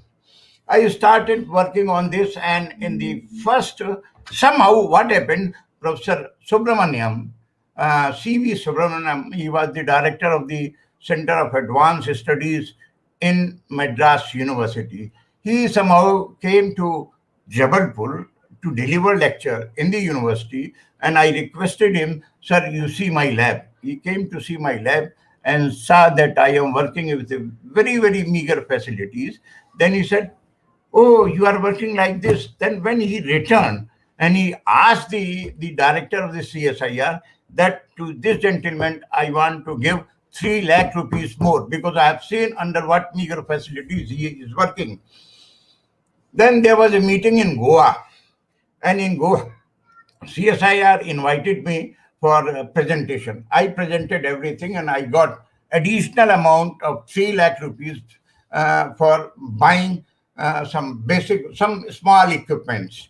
So with that, I started working viruses, and once upon a time, I was the expert. I was considered as an expert in cyanophas, cyanobacteria, and was publishing papers and everything. Then in the meantime, what happened? Developed my lab at Jabalpur in the area of cyanobacteria and cyanophas.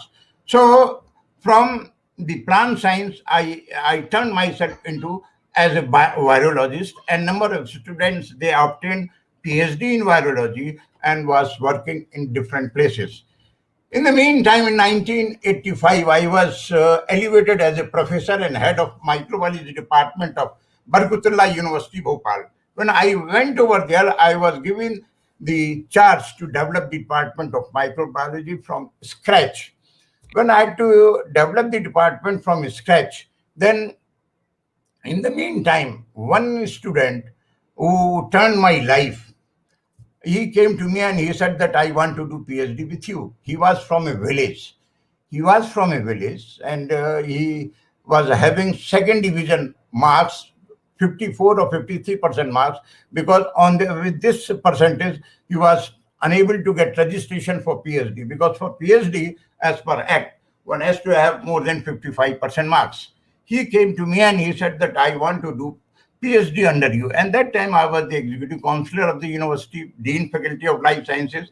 So I said, no, you cannot be registered because you have less marks. So PhD is, you just go and work wherever you are working. So he was working as a technical assistant in Lupin lab at Bhopal.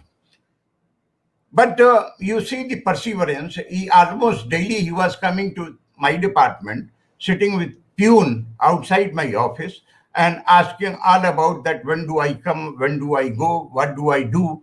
Then one day that peon he came to me that, sir, this is the person, he is asking everything about you. Where do you go? How do you do? Then I asked him, Mr. R.P. Tewari, you go away. You cannot be registered here. Then he said that, sir, you see, this is the act. Here it is written that if you have 2 international publications, you can be registered for PhD irrespective of your marks in MSc. Then I thought that this person who is coming from a village near, and there is a place, Satna, and from Satna Degree College, he did his MSc in botany with 53% marks or 53.5% marks. Then I asked him that, can you write international? Yes, sir, I can write. I said, okay, you go and write and then I will see. And that time there were no computer, nothing, no mobile. He went and he wrote a big article on tuberculosis. And when I started reading it, I said that, you see, I'm not an expert in TB. If you want to work in cyanobacteria or cyanophas, well, you are most welcome, but not in TB. Then look at his confidence, sir, I will do only in TB, tuberculosis, and that too under your guidance. I said, when I do not know anything about tuberculosis, how can you do it? He said, then I started reading that the review paper. I threw all those papers on his face. I said, is it the way to write a review article? Then he asked me, is there anything wrong? I said, there is nothing right. So he said, okay, I will rewrite it. He rewrote it.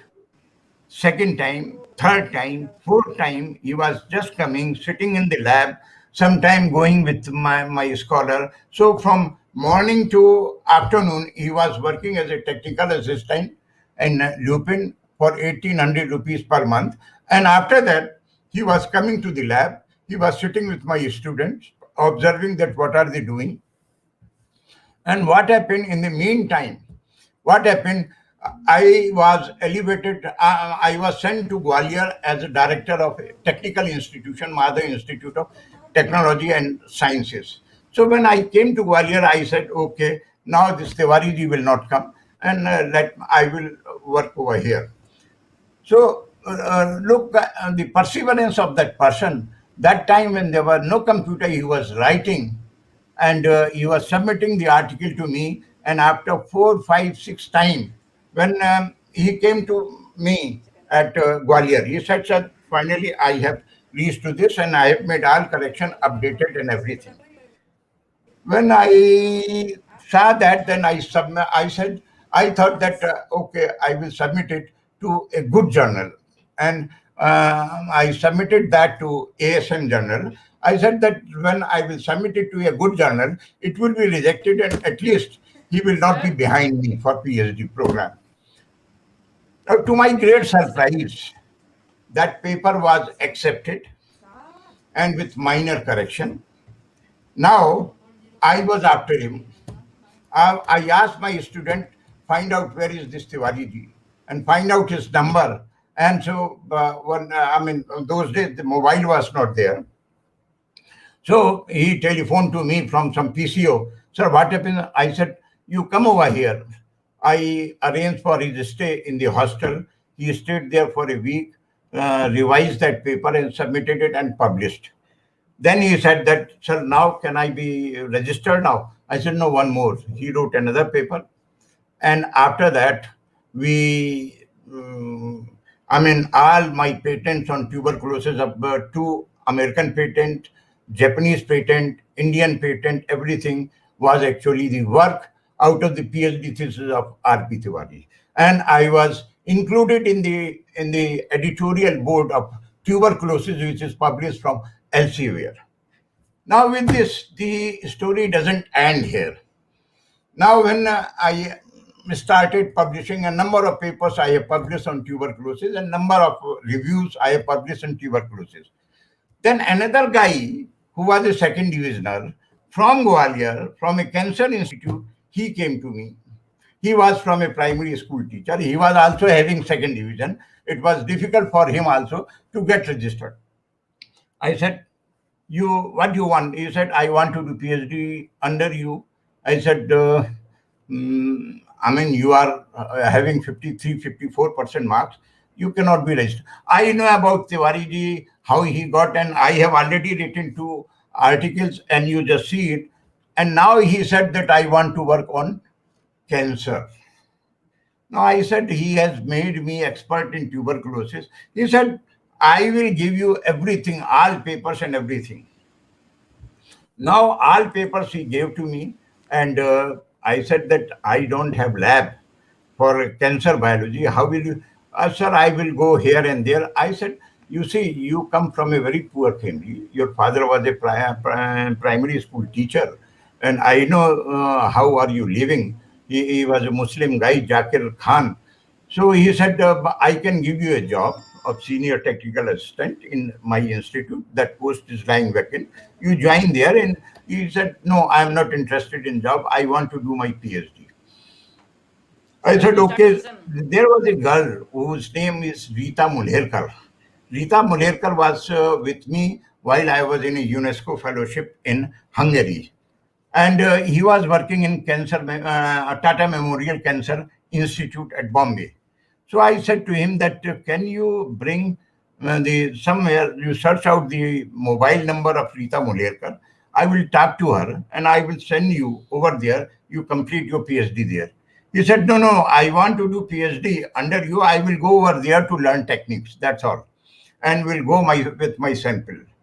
He brought from somewhere Tata Memorial, and he got the mobile number, and I talked to her, and then I sent this boy to Tata Memorial to Bombay. He stayed there for 6-8 months and published very good paper in radiotherapy, head and neck, cancer letter, and very good publications. And he was able to do PhD. And now I review papers in cancer, number of papers always every month 2 or 3 papers I am receiving on cancer. So a person who was not having any medical degree was initially one person, he made me tuberculosis expert, second person, he made me cancer expert. And then I recommended his case for a French fellowship. He went to France. He worked 5 years over there as a postdoc. And now, when he was working in France, he applied for a job in some cancer institute, which is run by Department of Science and Technology.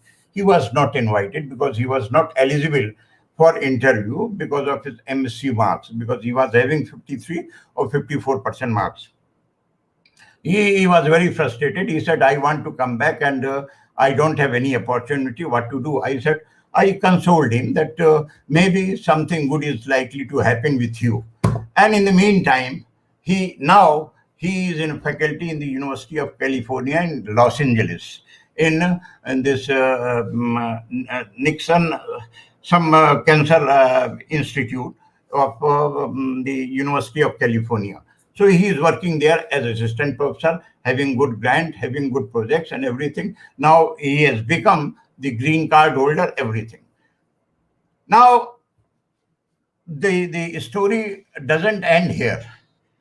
There was the two important diseases, tuberculosis and cancer. Then a person, he came to me from Banaras Hindu University. He was working in Serum Institute. He was SK Singh. He came, he said, I want to work on HIV. I said, sure, 2%, they have made me expert in cancer and tuberculosis. Now you want to work in HIV. Anyhow, he was able to complete it HIV. I published a book from Springer on HIV and AIDS, basic elements and priorities, and number of papers we published in HIV. That is how I am having no degree in any of the medical sciences, but the students, they taught me in different areas. Now, after my retirement, I took retirement in, say, VRS at the age of 52 or 53, because it was very difficult to continue my research in government institutions. So I took VRS and I joined a company known as Topolite Food. They were working in food technology. Now, in one of the program in DSIR, Department of Scientific Industrial Researches at New Delhi, I was invited there as an expert. And there some discussion was going on about microbial culture. So because it was dealing with the microbes, so I became interested and I said, what is happening? So they were, the chairman of the committee was Dr. A.K. Srivastava from NDRI Karnal, and Dr. Rameshwar Singh, he was the microbiologist from NDRI. And they were saying that we are importing cultures, bacterial cultures from Denmark, from Italy, and from Canada for yogurt manufacture.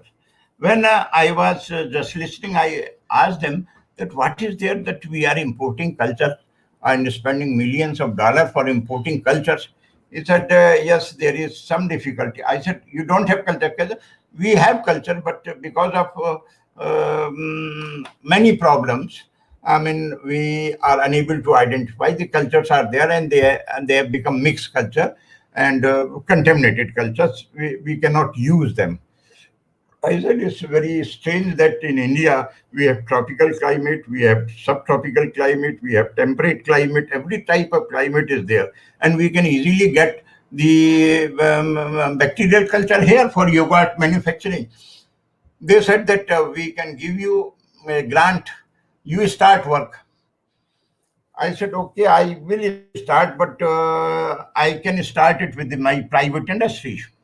He said, so anyhow, to cut the story short, they gave me 2 crore 40 lakhs of rupees for developing cultures from India. And for 1 year, I was working, and the cultures which were imported from outside, they were the reference culture. And we collected cow milk, buffalo milk, and goat milk, and number of different type of varieties milk. But ultimately, what we were finding that the imported culture was somehow better, and somehow the curding was earlier than the culture which we isolated.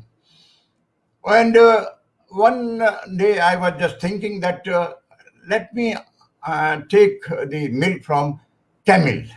I send my students to Rajasthan deserts and ask them to collect the milk and of camel, and from camel milk we have isolated number of bacteria. Today I'm very happy to inform every one of you that we have the largest collection of bacterial probiotic cultural collection with us, and that project which was given to us were 2 crore 40 lakhs of rupees, that we ended with 1 crore 60 lakhs of rupees, and rest of the amount that we just returned to the Ministry of Science and Technology. So with that, what happened? From medical, I have just came to the industrial microbiology, or now we are, somebody when asks me, what are you doing? I say, we are selling cultures. हम लोग bacteria बेच रहे हैं, और bacteria जो now at this pandemic period of COVID, now ultimately everybody is concentrating on immunity. Everyone is concentrating on immunity. The probiotic bacteria, when I say about the probiotic bacteria, then these probiotic bacteria, they are actually the live vaccine. They are the live vaccine. You take a different mixture of bacteria and you just drink it, and they go in your gut and develop immunity in the system. And with this, our old Ayurveda theory that says that all type of diseases that rest in your gut, and that rest in your gut, and if you treat your gut with your natural product, the bacteria, then you can treat the diseases. And that recently there is a paper in Science which was published that the Parkinson, the neurodegenerative system, is actually is influenced by probiotic bacteria. Now, so far as you know that there is only one brain in the human being. No, there are two brains. One is the central nervous system, and then the second is intestine. Intestine has got the second nervous system, which is known as that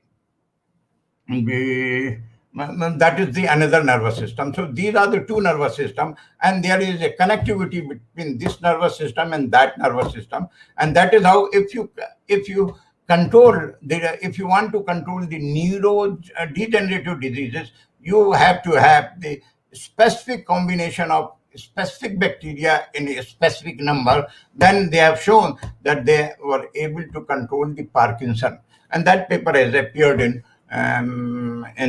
2018 or 19 Science. Now the people are working on this, the live vaccine. But in the meantime, when I was just telling about all these things, the Bill Gates Foundation, Melinda Gates Foundation, they have a program, the Great Challenges. So in that program, looking after my the patent, they asked me to submit a project, and you give me the prototype kit on this. And they gave me 1,20,000 Canadian dollar from Melinda Gates Foundation. And then again, there was a problem that I was a retired person. I asked them that I'm not working in university. I'm not working in any public funded institution. Then he said that you open an NGO, and then that NGO, I will fund it. But to individual, I cannot fund. So I said, but then if that is the problem, I won't take this funding, because I know the problems in the government sector to enjoy, to complete the project in time, because there every 6 months you have to submit, and after 2 years you have to give the complete detail. Then I was associated with the engineering college, and there they financed it, and we submitted the complete report, and that was considered to be a very good report with number of publications. Then in that particular project, we started working on microbiome, and that was the first paper on microbiome from India on tuberculosis. And that microbiome project, that means you all know that for a specific disease, one causal organism is responsible. That is what is known as Koch postulate. Koch postulate says that tuberculosis is caused by Mycobacterium tuberculosis. That is the bacteria which is responsible to cause this infection. No, but now the theory is that that bacteria alone cannot do infection. It has to have some associated bacteria, and that means the bacteria, they live in a consortium. They live in a group, and every type of bacteria, they have got a specific role for Mycobacterium tuberculosis to cause infection. So that is what is known as microbiome, and the microbiome study was made first on with the Melinda Gates Foundation project, and that was published in a very good journal. So with this, I started my career as a botanist, but the students, they made me different type of specialist. Now I will tell you what the biotechnology is. So I wanted to give you a very brief introduction, that, but still I was unable to make it more briefer than this. So this is important reason for studying is everyday experience, medical advances, growing human population, challenge of decreasing rate of biodiversity, and biotechnological advances. Everything in biotechnology is around life. Life, that means a cell, how it grows, how it maintains the internal environment, how it multiplies, how it responds to environmental changes, and how it evolves. So again, evolution I am not going to touch upon. The pillar techniques of life sciences or the biotechnology is recombinant DNA technology.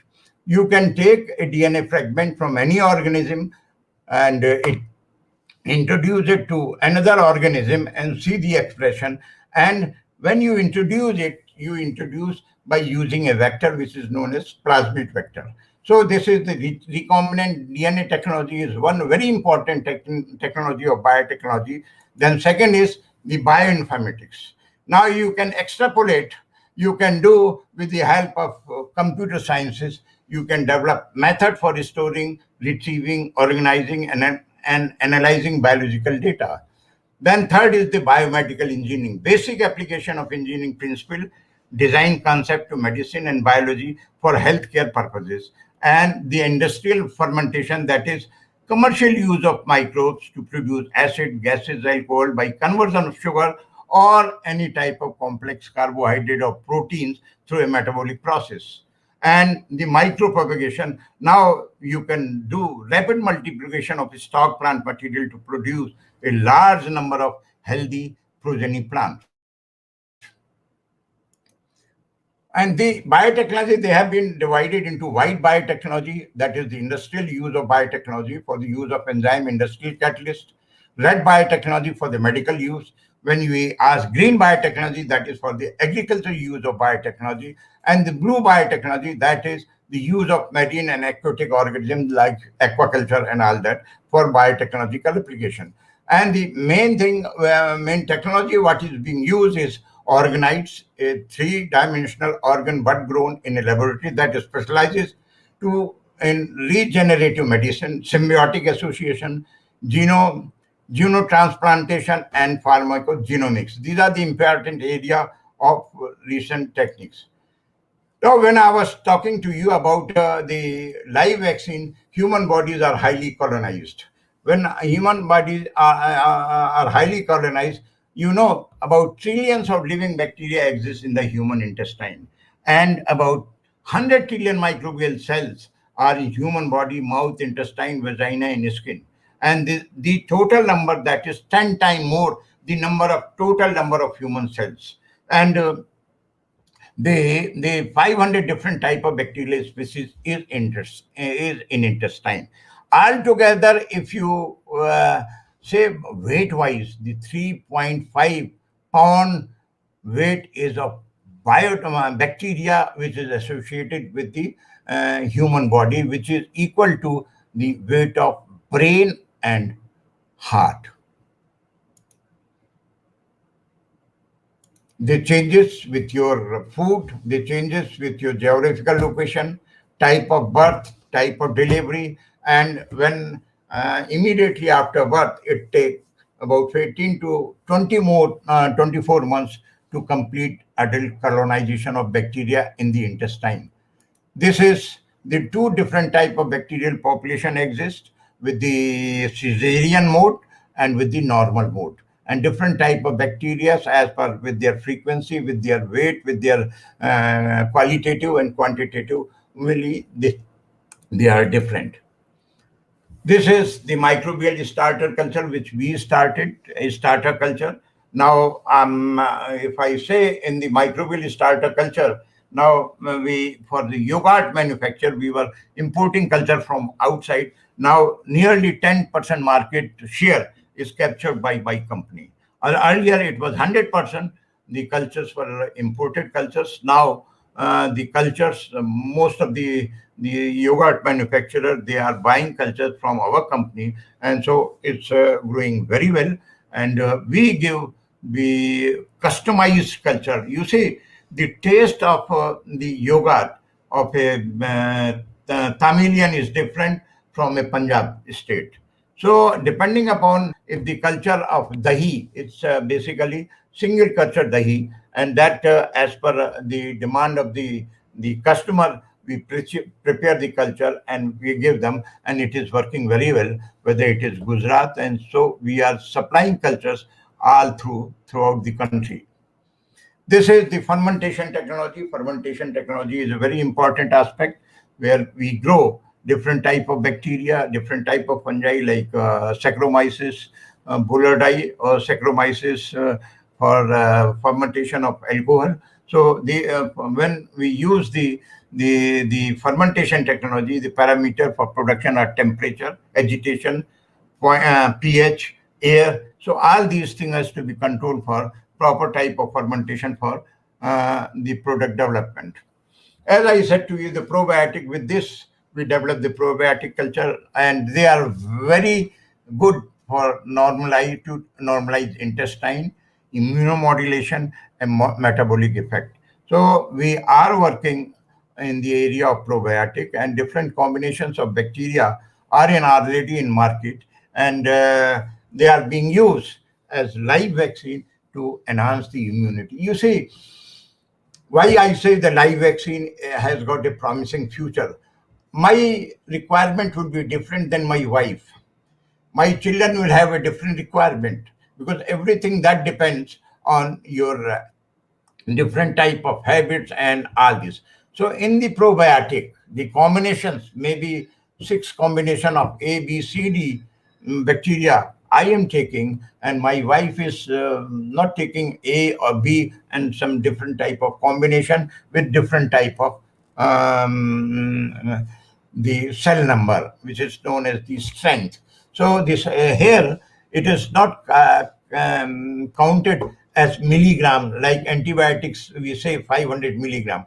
Now in future years, in after this probiotic culture, they will come in the market for as a treatment strategy. You will find that you will go that I need probiotic of 2 billion cells, or A, B, C, D, or B, C, D, or 50 million, or 10 million, 10 million combined with 2 billion, or 2 billion combined with 50 million. So like that, different type of combinations, it has got a great future. And in Europe and America, it has already come up very well, and the people are already working on this. And India also, now whenever many, I have seen in many of the prescriptions that doctors, they have started recommending different probiotic combination. But here the doctors, they are not well trained about the probiotic. So like just they say that you take this capsule. Now with the probiotic, when we say probiotic has to be taken with its substrate. This substrate is lactose, and the lactose, so you have to take it with milk. And when the lactose sugar is given, then the multiplication of bacteria will be proper, and they will maintain the proper frequency, the proper amount of bacterial cells that will grow in a proper environment. These are the different type of whole genome sequence. Whatever the bacteria we have isolated, now if you go to sell it in the market, you have to have the gene sequence, and you have to know that these are the genome, or these are the portion of the gene that they are expressing this type of activity. So all that information you must have, and these are, we cannot afford to have it. Now there are a number of private labs in Bangalore and number of places. You just pay the price and they do for you. So these are the different type of techniques which are being used: alumina, ABI solid, rose, and iron Toronto. Now this is the another thing, hierarchical. How do we do? We take the gene and we have the library of gene, and then we do the shotgun sequencing and then assembly, and then you see that these are the assembly. This is what you have got the genetic engineered strain. Now in the microbial propagation, you can do, Sir, you can your screen grow is not cells, visible. you can grow tissues through the tissue culture. So this is again the tissue culture technique where you can grow, and from the complete plant, from any organ of a plant. You can take a leaf, you can take root, you can take stem, you can take any portion of a plant. And the recombinant DNA technology advancement has made gene therapy successful. Is the alteration of an afflicted individual's gene holds great potential for treating disorders, genetical diseases, traceable to a single defective genes, and uses various vectors for delivery of gene into cells. Gene therapy is, again, here you use viral as a vector. In viral vector, you just introduce it, and then it goes into the normal cell. It is inserted, the viral portion is removed, and ultimately the bone, it goes to the bone marrow, and then the gene therapy is successfully used. Then in the genetic engineering, you use animals, you use plant, GMO, and you use pharmaceutical products. So all these things are used in the genetic engineering for different type of implant and tissue engineering. Microarray is another technology where differences the discovery that leads to preclinical trial and clinical trial in a very significantly, it has reduced the timing for the experiment. And the future of microarray is that to control various type of diseases. Microarray, now you can see here is the lung versus lung, healthy lung, and here you can see with the lung cancer about this is showing that there is lung cancer and it needs to be treated. So this is because of this has become possible only through the microarray technology.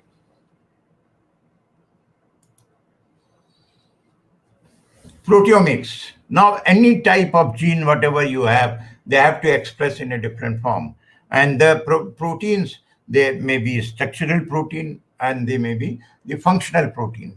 So all those different type of proteins which are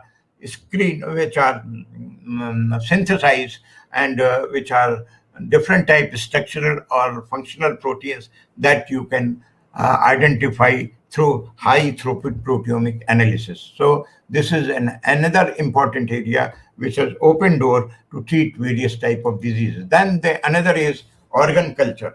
The culture of whole organ or intact organ fragments with the intent of studying their continued function or development.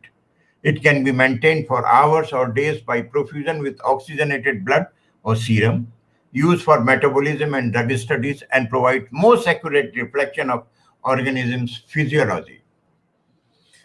This is 2000 heart profusion versus stem cell created a new heart by organ culture. They developed the complete organ culture, the heart through the organ culture, and they are studying it, that how it functions and how the different type of medicines they act on it. DNA fingerprinting, you all know about in forensic science, it has played a very important role. It can determine help us in identifying different plants, different microbes, any living system that for DNA fingerprinting is considered to be a very valid method for identifying various different type of organisms. Genome editing, you can edit the gene now. The technique is available now with this gene editing, which is known as CRISPR, that is clustered regularly interspaced short palindromic repeats. So with that, this has also opened door in medical biotechnology for treating different serious diseases. This is already I have explained to you organoid galore. New types of lab-grown organ buds also can organize. Propped up in 2030. In August, scientists released a small three-dimensional model of embryonic human brains that could form some of the complex structure of the organ. This demonstrates the enormous self-organizing power of human cells. This is potent stem cell. This is again another method which was developed by in Weizmann Institute of Sciences in Israel. Reprogram skin cells. It is being used to treat skin cancer and other places also. It has been developed and modified and being used. This is in the bacteria. Then the bacterial film. You can identify different type of bacterial film by extended usage of 3D printing, and you can see that this is all the this bacterial film you can do. This is a tool which is much more than 3D printing.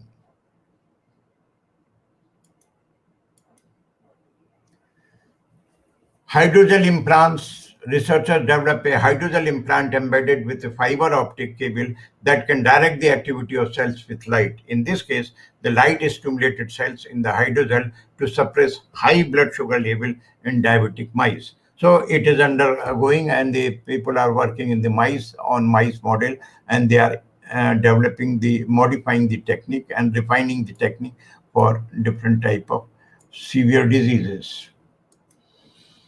This is the next generation. Researchers at the University of Oxford used next generation sequencing to create a method to check embryos for chromosomal abnormalities, gene mutation, and mitochondrial genome mutations. And so next generation sequencing improves our ability to detect these abnormalities and help us identify the embryo with the best chances of producing a viable pregnancy. Potentially, this should lead to improved IVF success rates and a lower risk of miscarriage. So let's see where Indian research stands. This is, you can see, the India's performance as scientific publication. So this is where we stand for. The material science and physics are in the range of 0.8 to 0.95 of global average. So this is what I just wanted to tell you. And with this, I thank every one of you for listening my lecture. And if there is anything which you want to ask me, I will be very happy to reply.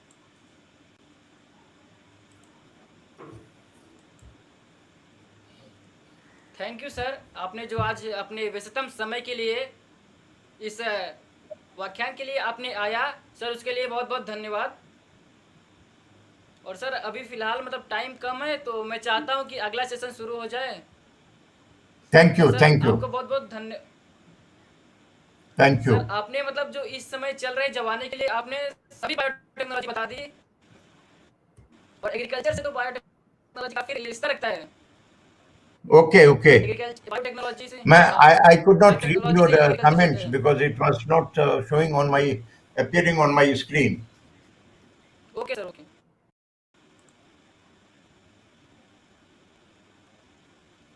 अब मैं professor BK Tiwari sir का स्वागत करना चाहता हूं। और नमस्कार sir. Sir सबसे पहले माफी चाहता हूं कि थोड़ा टाइम लेट हो गया है, तो उसके लिए सर क्षमा कर दीजिएगा बच्चे समझ के। सर मैं चाहता हूं कि आप तो इंडिया में पूरे फेमस हो, आपके परिचय की तो आवश्यकता नहीं, आप पूरी दुनिया में। ठीक है, ओके। ठीक है प्रवीण जी, ठीक है, मैं अब स्टार्ट करता हूँ।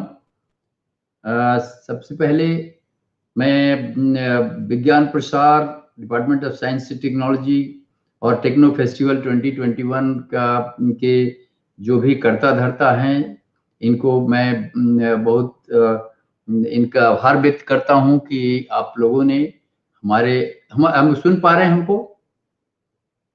Are you able to hear me? Okay fine. Yes sir, yes yes. So जैसे डायरेक्टर नकुल पराशर जी, प्रवीण शुक्ला जी और अमृतांश वाजपेयी जी, आप सबको बहुत बहुत धन्यवाद। और हम आप सबके कृतज्ञ हैं कि आप लोगों ने हमें ये अवसर दिया कि हम अपनी जो भी नॉलेज है एग्रीकल्चरल टेक्नोलॉजी में उसको आपके साथ शेयर कर सके इस अवसर पर। ऐसा है कि चूंकि काफी मुझे पता है कि आप लोग को 3:15 में बंद करना था, लेकिन ये 3:15 तो 3:17 अभी ही हो गया।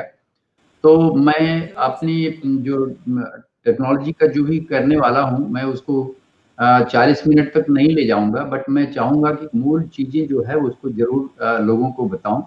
और हमारी स्लाइड्स हम शेयर करना चाहेंगे, और उसके साथ अगर कोई चीज और कोई क्वेश्चन होगा तो हम उस क्वेश्चन का भी जवाब देने की कोशिश करेंगे। धन्यवाद। हाँ, शेयर कर रहे हैं।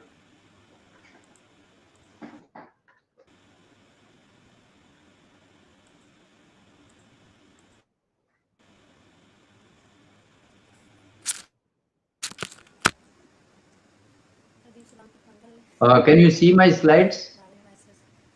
Yes sir, yes sir. Okay, very good.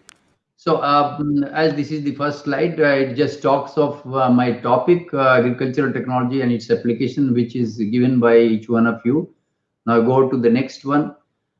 Friends, it is very essential to know the whole demography of this country and our population, because everything that is dependent on our land it has to be chalked up. And therefore, you see that the total geographical area is 329 million hectares, and our population today stands at 138 crores. And if you go back, what was our population when we became when we became free or independent? At that time, you see something of the order of 36.10 crores. So this is the change which has taken place from 1951 to 2020, that we have 138 crores now. And the land which was there, in fact, land has decreased, because in order to create the facilities for the people who have grown from 36 crores to about 138 crores, I think there has to be schooling, there has to be roads, there has to be hospitals and other buildings for their accommodation, etc. And therefore, the land has shrunk over the period of these 75 years. And then the challenge comes to the engineers and the scientists to provide food for the large population which has come up in this country over the period of time, while the land has decreased. And therefore, there is a need for thinking about how to provide food to this large population. We also know that there are various types of technology for doing this, but the fact remains that until unless you take the help of the technology in today's world, it is not possible, because 50% of the 60% of the people are dependent on agriculture, and you know that about 16% of contribution of GDP of agriculture is there in GDP. And therefore, we must analyze the whole fact while we talk of the population, while we talk of the food security. We must also talk what are the ways by which we can enhance our production, such that we need to feed the people over a sustained period of time. Next one. So in this, what we see here, that the farming systems, you see, the farming systems are of various kind. This country is available with all sorts of climates. You have seen that in one area which is completely dry, desert, and then one side is a lot of flood. So we have various types of agroclimatic zones in this particular country, and therefore, if we divide the farming systems, you will find that some are rain-fed farming, the others are irrigated farming, and there is a new technology because of the shrunk area of the land, we have to think of innovative ways of creating fruits, vegetables, and other some of the essential flowers, etc. So, which comes under hydroponic farming. Now, under the rain-fed farming, we also feel that the rain is not sufficient in some of the areas, and in some of the areas it is much less. And therefore, we talk of dryland farming and wetland farming, depending upon the volume of rain. Next. See, what we have to talk of is, in these technologies, we have to definitely look for what is the amount of mechanization or agricultural technology has to be given right from seed to seed. See, when we are talking of the seed which is available for us for sowing, and the seed which is available for us after harvesting and threshing the soil. So during this period, what are the various operations? We know that about 40-50% people are employed in agriculture activities. And if you go back about 70 years or 75 years, you will find that majority of the work was done by manual operation and animal only. But over the period of time, when the other infrastructure creation, the government has come forward. So there has been exodus of people, because the yield, or after the green revolution, we find that the yield has not been to the extent. You can see that the yield at one point of time was much less, and today we require something of the order about 350 million hectares by 50 million tons by 2030. So while population is also growing, we need to think about how to increase that. And there has been exodus of people, as I said earlier, from agriculture, because it's not a profitable venture now, and therefore people are going to other areas. In this case, we find that the manual availability of people, we see that our country is large and populated country, is so much of population, but we do not have people to work on the farms because of various reasons. Therefore, we have to think of the new technology. We have to think of the innovative ways by which we can produce more. And therefore, we have to think of the small land which we have, the large lands which we have, and the small, medium lands that we have. And you see the technology, because unless you fall back on the technology, you are not going to perform all the operations in time, because agriculture is such that it has to be performed judiciously within the period of time when a particular operation has to be completed for a particular crop. And if we want to produce more and more out of the small and fragmented land, as well as the land which has been shrunk over the period, we have to think of various types of cropping intensity. And that also means that from the same land, 3-4 crops should be taken. We have to decide. I mean, the engineers and the scientists must decide what should be the cropping intensity, what should be the crop rotation which the farmers of different regions should pick up, so that they are in a position to come up with good quality material, good quality products. At the same time, they earn more. They will have to think of innovative ways, and when we think of innovative ways, at that point we think of the different types of technologies, whether the technology is from indigenous technology, or which needs to be innovated, or which needs to be thought of the technologies like robots and drones in the 21st century. So I think we will deal with all these things in detail at some other location, but I think I would like to touch on these aspects where we need to have to take help of this technology. For example, when we are talking from seed to seed, see the operations like TJ operations. Now, these are some of the equipment which are already available in the country. We don't have to go to any other country. These are being produced in our country and they are being used. Now, somebody may ask a question that how do you use that? Which type of technology? We have the 3 power sources. You can see here itself that manually the things have been done in the past, every operation, right from tilling also to harvesting. And the animals have been employed. Now you can see that since the manpower has reduced a lot, we have more and more of fuel power which has come up on the farms, and therefore we have to utilize this. And these technologies are very much homegrown technologies being available at these places. What is important is we need to look for the size of the land, because the fragmentation, about 70% of land, you can say about 65 to 67% of land is small and marginal farmers' land. And therefore, there has to be some innovation from the farmers' point of view, from the income, enhancing the income point of view, and the various policies which the government must come forward. Because the policies which are declared by the government, I think they are, I'm not going into any controversy, but I can tell you that it is high time that the farmer thinks of business about his farm. Even the land is small, but in 1 acre of land, in 2 acres of land, he can create 3 or 4 crops if he judiciously uses his resources. If he does not have the resources, I think he will have to borrow resources from friends or the people who are ready to give the resources, and on a contract basis or on a cooperative basis. And this is essential for the farmer to come forward, take those, and maybe few farmers must come together. So either you think of a cooperative way of farming, or you have to think of maybe a contract farming in such a way that funds somebody is available having, and the technologies which can be employed in the farm for maximizing the production on the farm, and the type of crop rotations to be taken, type of crops to be taken, whether it is a cereal crop, is a fruit crop, vegetable crop, or any other crop that we are thinking of. That means we will have to think of the technology, of availability of the technology on all sorts of farms. We cannot only say that since our 60% of the people are small holdings, we will allow them to lurk there and then say that, okay, you have to only utilize manual equipment.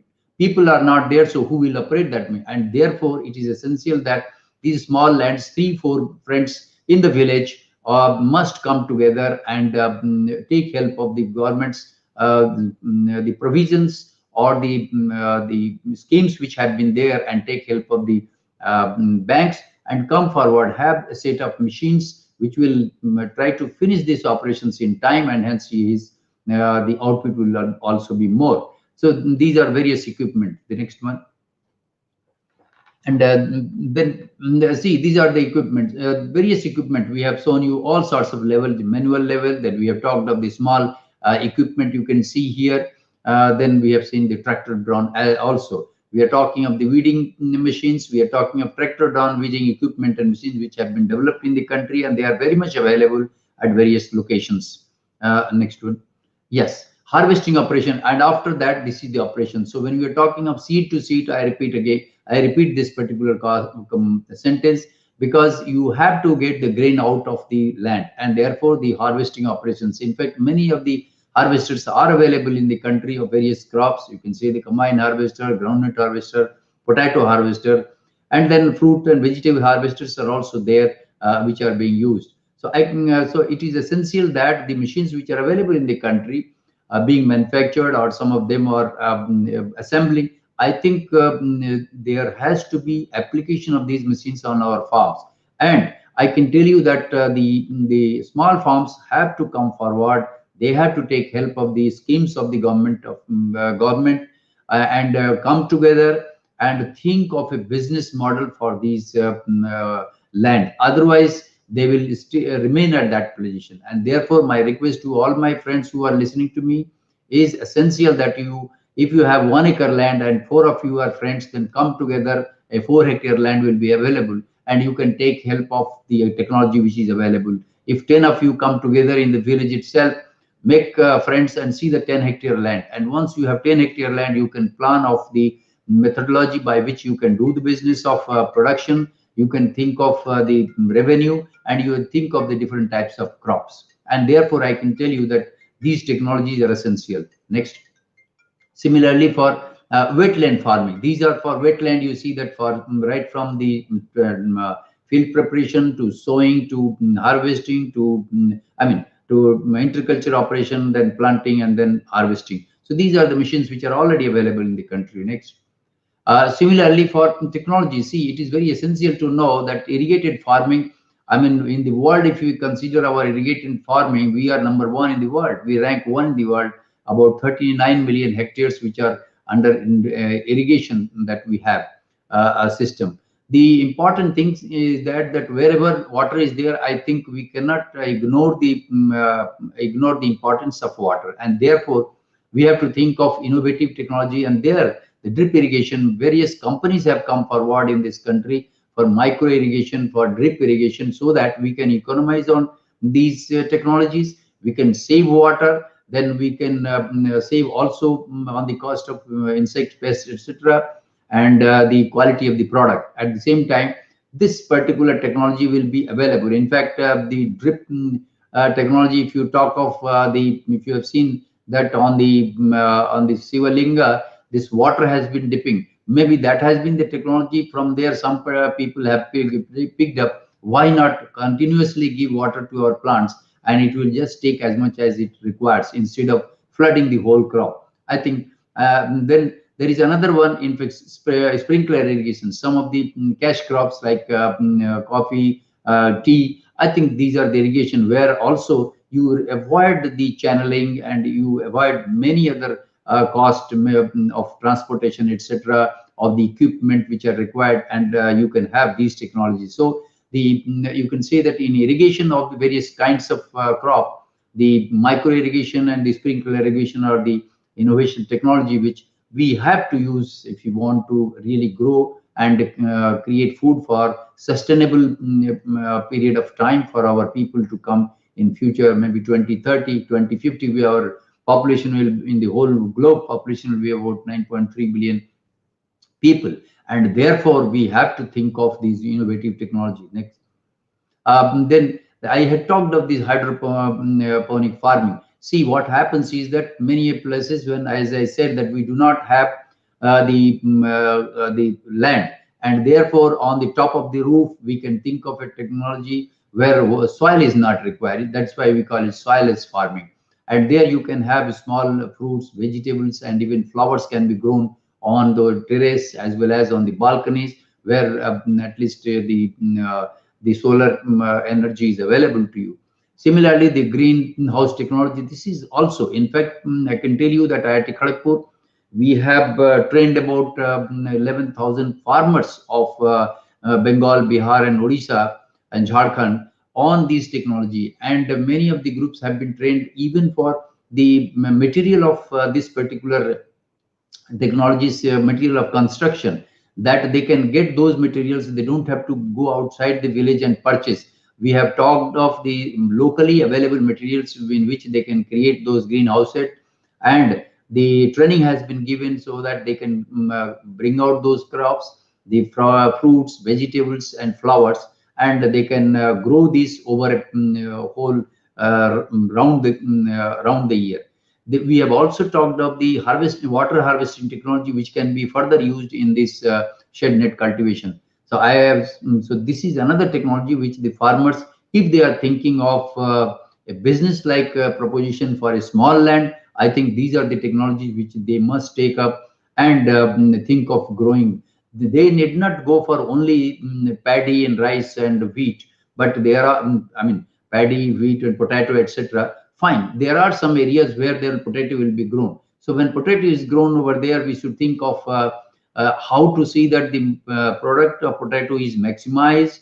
It's a good quality one. How it should be stored, and how to process that. I think we have to talk of all the three technologies, available technologies. These are all available in the country. I think the farmers have to come forward and see the technologies, the machinery which is available, and come forward to take this and think of a business like model for our growth and development in agricultural production. Now, the hill areas, how can we forget our hill areas? Large portion of our people are there in hill areas, and for that also technology is available for the crops that they grow.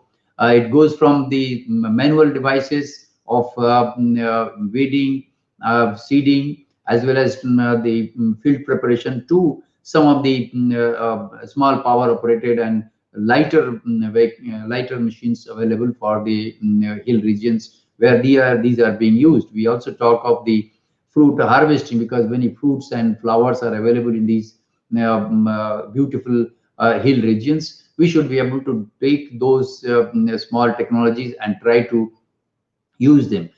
Research is also going on many other type, because the technologies are available, but there are many hiccups in these technologies. So researchers are also working on this.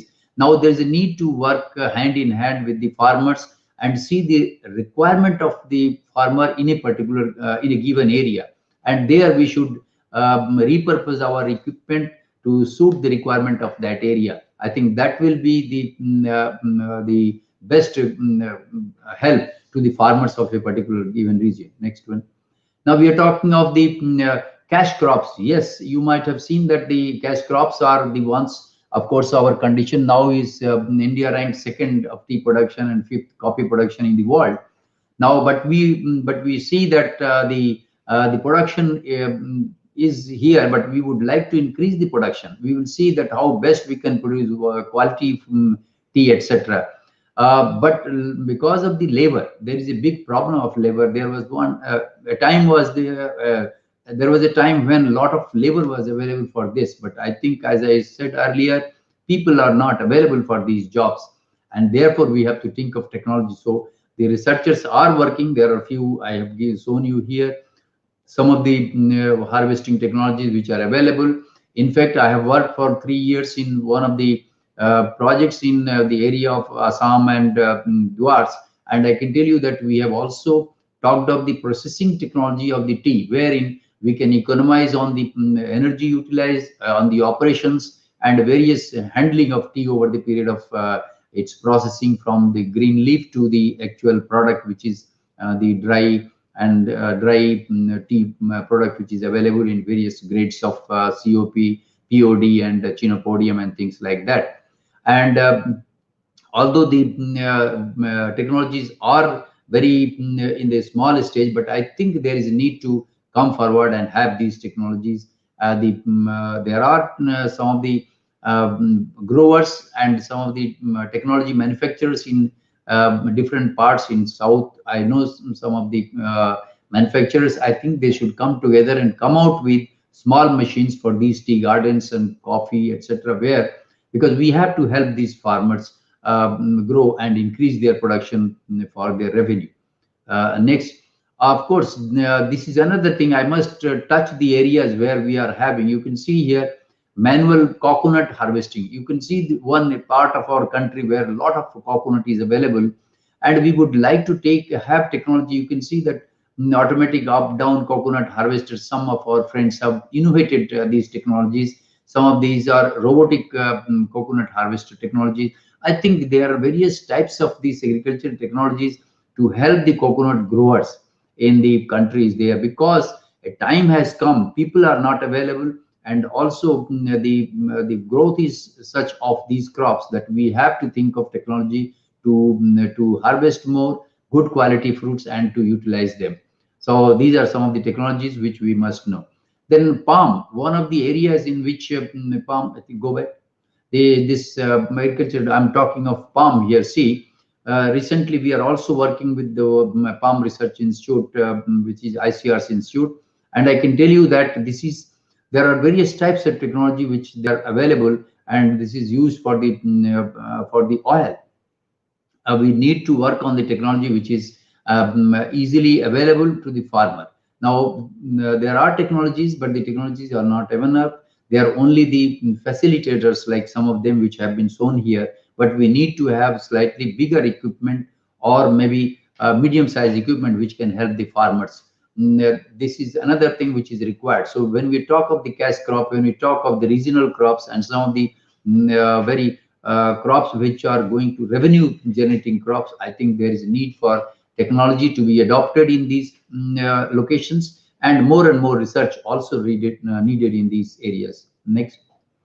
I have not talked of jute. Some of the small seeds. This is essential. Jute is in the area of West Bengal here. We are higher producing jute, and I can tell you that we have developed both the technologies in IIT Kharagpur.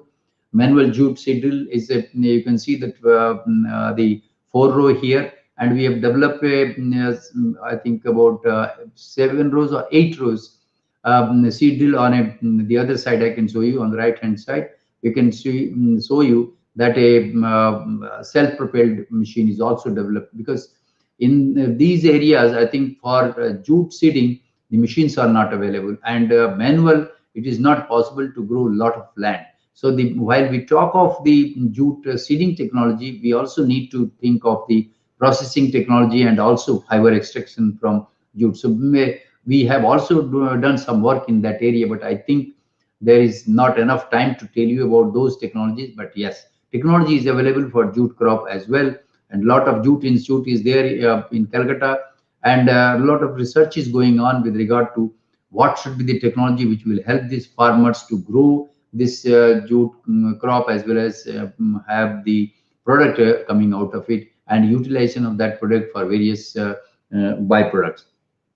And next, well, some of the advanced machines which are already available in the country, these are some of the machines which I wanted that you should know that some of our manufacturers have brought them, and they are local dealers who are in a position, and the farmers or bigger areas. For example, laser line leveler is now available in our country, and this is one equipment which has made revolution about 10-15 years back.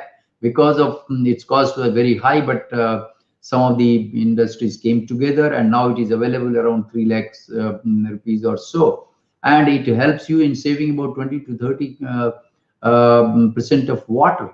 So we do have the technologies, and there is need for using of these technologies who can afford to have, particularly the bigger farmers of Punjab, Haryana, and northern belt of UP, where the farmlands are bigger. Next. Well, we do have, as I was telling, that we are thinking of precision technology, because until unless we think of the 21st century equipment which will be required for next 5 to 7 years, and where the people will not be available for our work, I think some of the technology which we have done at KHARGPUR, and these are available. I can say that for sugarcane, we have developed a technology by which you can think of planting of those sugarcane buds, and then planting with enough care, and also to create those buds. We have also a machine created so that the buds could be cut and then they could be planted in the machine, as you can see on the right hand side, the operation of the machine. Next. Then using the ultrasonic sensor, now you see the sprayers are available. Several sprayers are available in the market, but there is no, they do not have the technology so that we can use wherever the requirement of the plant is there. Many times we simply start the machine and just start to spray it all over the place, but there is a need to economize on the total quantity of the liquid that we are using. It is very essential, and the work which we have done at IIT Kharagpur on ultrasonic sensor, I can tell you that we are successful to save about 25 to 30% in some of the turbojet nozzles, and about 40 to 50% of the chemical with different types of nozzles. So, and these are innovations where we need to incorporate with our existing tractor operated sprayers which are available with the machinery manufacturers, and come forward to see that we help. There is another fertilizer applicator as well, because the fertilizer also, when we are applying to the land, these fertilizer have to be applied at the location where it is needed. Generally farmers throw at every place, but I think we have done work at IIT Kharagpur where the variable rate fertilizer, that means the rate could be given depending upon the availability of the nutrient already in the land at a particular a given point of time. So this is using a GPS. We have developed this equipment, and more work has been done, and we are further going ahead in this area. Next one. Similarly, we are talking of the high-ended equipment. See, robot. A time will come when a robot will be essential to do the work in the field. Maybe after 10 maybe years or so, you will not have human being available, and these are being used at several locations, and therefore we think of the operations which could be taken up by robots is like weed control, cloud seeding, planting seeds, then harvesting, environmental monitoring of particular, and the soil analysis. It's possible that a large field is there and we want to have large amount of samples for testing. I think these drones will help us in getting those samples. Sometimes a large field is there and we are interested to know what sort of infestation the whole crop has gone through. Maybe that we could be able to use our drones, which are also robots. So these drones can go to that location with a camera and take the photographs. We can analyze those things, and then there could be softwares. We are working on that aspect as well at IIT Kharagpur, and many other research institutions. Work is going on in the world, and it's that all over we are at the level where the research is going on in the world as well. It is not that we are at a lower level and these people have gone abroad and gone ahead beyond what we are thinking. We are thinking in the same level than any advanced country in the world. Only thing is that we have to prioritize our requirement with regard to the availability and with regard to the you can say the size and the packet of our farmer, if he can afford what type a particular type of technology. And therefore we have to think twice thrice about these high-ended technologies. But I think it's not high time then when you are going to use these technologies. Next, whenever we do see, the production is there, but after production, I think as I told you that a lot of food is wasted. We would like to save that. You have seen that in time when the production is either you're talking of citrus or you talk of tomato or you talk of potato, I think they are virtually thrown. And if it is possible to save that those things in the farm itself. Now, one technology which has been used in with the help of IRI and the University of Michigan, I have this one which is being used in Rajasthan at various places I have seen. And I can tell you that these technologies is using the solar energy and then trying to maintain at a very low temperature, I can tell you. And these are the things, innovative things the farmers have to come forward. And here many farmers are using this technology for their help. Similarly, some of our areas, say where we cannot use so much of soil, we cannot use the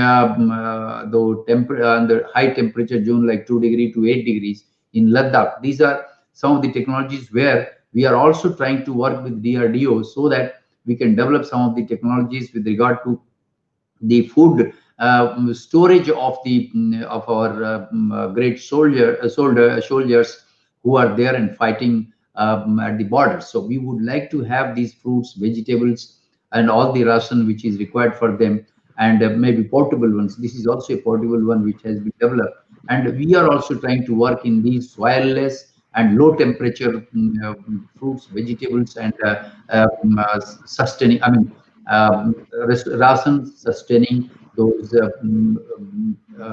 structures. And I think these are people must know that right from the flatland to land where we have a temperature of minus 40 degrees or so, I think we have to have technologies, and there are technologies our scientists and engineers are working. There is a need to our bright young fellows to know that these are the future, and we have to work on these technologies to help the nation.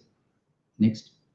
Okay. I think I just wanted to take you to this short presentation.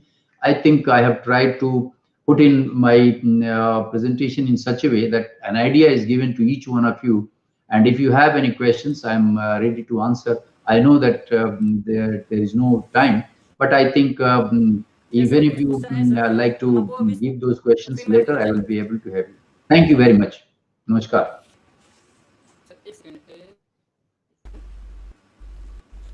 Sir आपके इसमें आपको साथ देखिए question दिखता होगा.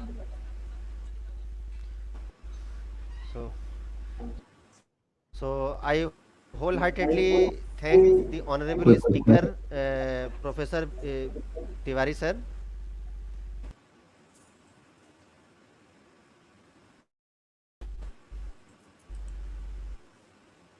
Bound हो रही है.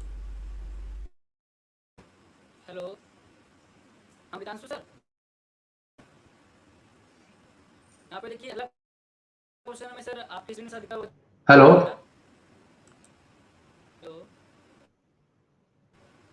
आनंदी जैन जी का एक सवाल है sir, can be reserve some percent of India's arable land for organic farming and government can help the contracted farmers. ये आपके स्क्रीन पर फ्लैश भी हो रहा है। नहीं राइट राइट, वो नहीं इसमें लगने इसमें गवर्नमेंट को करने की जरूरत नहीं है। There I think the farmer if he wants for organic farming he can land, that's all. It's not that there has to be somebody will tell him to put it like this. Land is all fertile land, and he can think of organic. He can think of all the things which he doesn't want, and it is possible. Why not? People are doing organic farming. Sure. So there is another question by another one of the other participants on the YouTube itself. She is saying that by using chemical fertilizers to increase the yield of crops, the quality and the nutrition of the crops is deteriorating. How can we solve that, sir? In fact, I think the answer is on the previous question that because we right from Green Revolution we started pouring in more and more of chemicals, and we thought that we will be able to get those yields. We got those yields, but over the period we spoiled our soil, and the soils of north, I think Punjab and all, will find that they have been polluted to the extent that it is simply not possible to use them, and therefore we are trying to avoid minimize these chemicals as far as possible, and therefore we are going towards organic farming. We have to go for the farmyard manure. We have to go for the different kinds of farming. We have to minimize. There is no other alternative. There has to be minimize. We cannot think of these, and therefore we have to take the help of the technology for applying exactly the amount which is required for a particular fertilizer or chemical that you are applying. You cannot throw the way you are throwing earlier.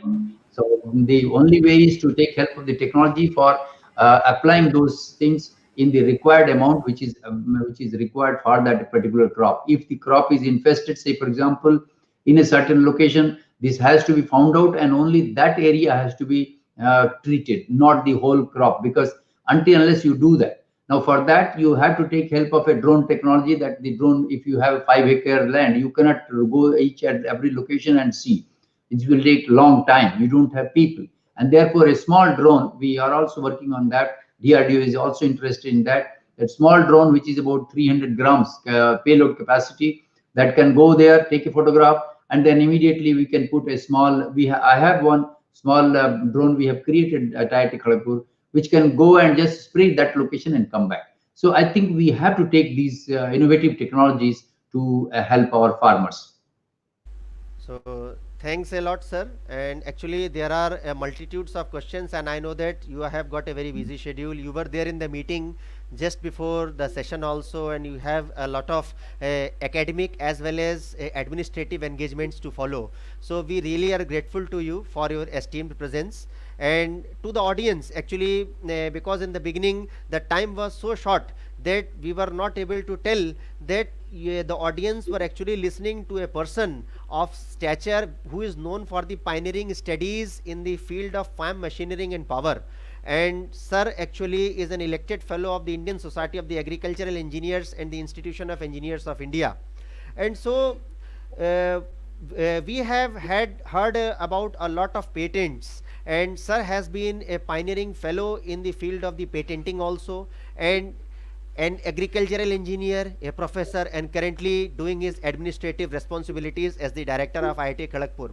And personally speaking, sir, we may not be familiar with each other in person, but I have been a follower of yours ever since your days as a professor in your department when I was a visitor as a small student. So today it's really great that I have been a part of this program and I have been able to interact with you. So this has been a blessing for me at the personal level also. So on behalf of the entire team of organizers, I really thanks and special thanks to Praveen ji for giving us such a gem of people today on this online platform, and we have who have not only patiently taken their time out from the busiest of the schedule, but they have elucidated their PowerPoints or the presentations or the sessions in such a huge detail that it has been a real knowledge gaining forum. And I hope that all the audience spanning from the secondary to senior secondary to graduation and beyond, and the audience who have spanned across the generations, There have been the speakers of such repute who spoke on this platform when even my parents were also not born. So I really today has been a great learning experience for me on behalf of the Global Science Initiative under the convenership of Mr. Praveen Shukla. Also on behalf of the second most important pioneering institution, Meghnath Saha Vigyan Prasar Vipnet Club of Madhya Pradesh, led by the convenership of Shri Pradeep Solanki, and the supporting team of Ignited Minds Vipnet Club UP 0103 and the patronage of Dr. Arvind C. Ranade. I take it as an opportunity to really thank all the speakers, all the distinguished speakers from the inaugural session, beginning from Dr. Nakul Parashar to Dr. Arvind C. Ranade, Professor Praful Krishna, Professor Brejesh Lall, Shri Anil Chand Mathur sir, Professor Ayan Datta sir, Professor Prakash Bisen, and last but most important, the person who has been speaker on this concluding session, because first impression is the last impression and last impression is the everlasting impression. तो sir आपने जो आज हम सभी के सामने भारत की इस संप्रभुता को सेलिब्रेट करने का जो आज जो हमारा राष्ट्रीय प्रौद्योगिकी दिवस है, उस पर इस वर्चुअल प्लेटफॉर्म पर आकर के आपने इस कार्यक्रम की शोभा बढ़ाई है, उसके लिए हम सभी ऑर्गेनाइजर्स आपका तहे दिल से आभारी रहेंगे और उम्मीद रखते हैं कि आने वाले भविष्य में भी आपका आशीर्वाद, आपकी मौजूदगी और आपके वक्तव्य हम सभी लोगों को आने वाले भविष्य की ओर हम आने वाले भविष्य की तरफ हम सभी का मार्गदर्शन करते रहेंगे. इसी उम्मीद के साथ मैं आपका एक बार फिर से हार्दिक विनम्र अभिनंदन करता हूँ. Thanks professor Virendra Kumar Tiwari sir for joining. And as we all know that we are in the COVID pandemic times. हम लोग इस समय कोविड पैंडेमिक टाइम में हैं, तो इस समय मैं आप सभी से एक जाहिर सी बात है, आप सभी के लिए मैं शुभकामनाएं मैं इस ऑनलाइन मंच से मैं देना चाहूँगा on behalf of all the organisers and also on behalf of all the speakers and their institutions. Stay safe, stay healthy, follow all the normal COVID protocols, because I will tell you, I am merging a little bit of physics again. Two positives cannot stay together. If you are positive from your mindset, the COVID positivity has to go away. And similarly, two negatives also cannot stay together. If you are negative in the COVID test, the negativity of the mindset has to go away. With this parting message, thanking all the honorable speakers and thanking the speaker of the concluding session, I bid you a farewell and declare and request Professor Tewari to kindly declare a formal closure of the session. Over to sir, with some message to the audience who is listening to you live. Thank you very much. I think this is a great honor given to me for this. I can tell you that this was a wonderful program that this Vigyan Prasad did.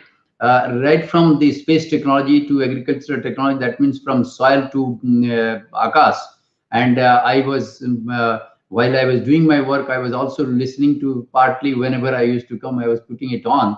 And I can tell you that the nanotechnology, you're talking of biotechnology, you're talking of the artificial intelligence, and then other satellites and things like that. I think this has been a good, I think I must congratulate the whole group of Vigyan Prasar, all of you, that the groups, clubs who have joined together for creating such a platform during this period. And what I'm definitely happy that each one of you have acquired a very nice thing, that two negatives cannot remain together. Yes, it is very good, because we have to remain positive, but we don't want to become COVID positive. So therefore, in order to become positive, we have to think that, okay, everything is negative from the COVID point of view.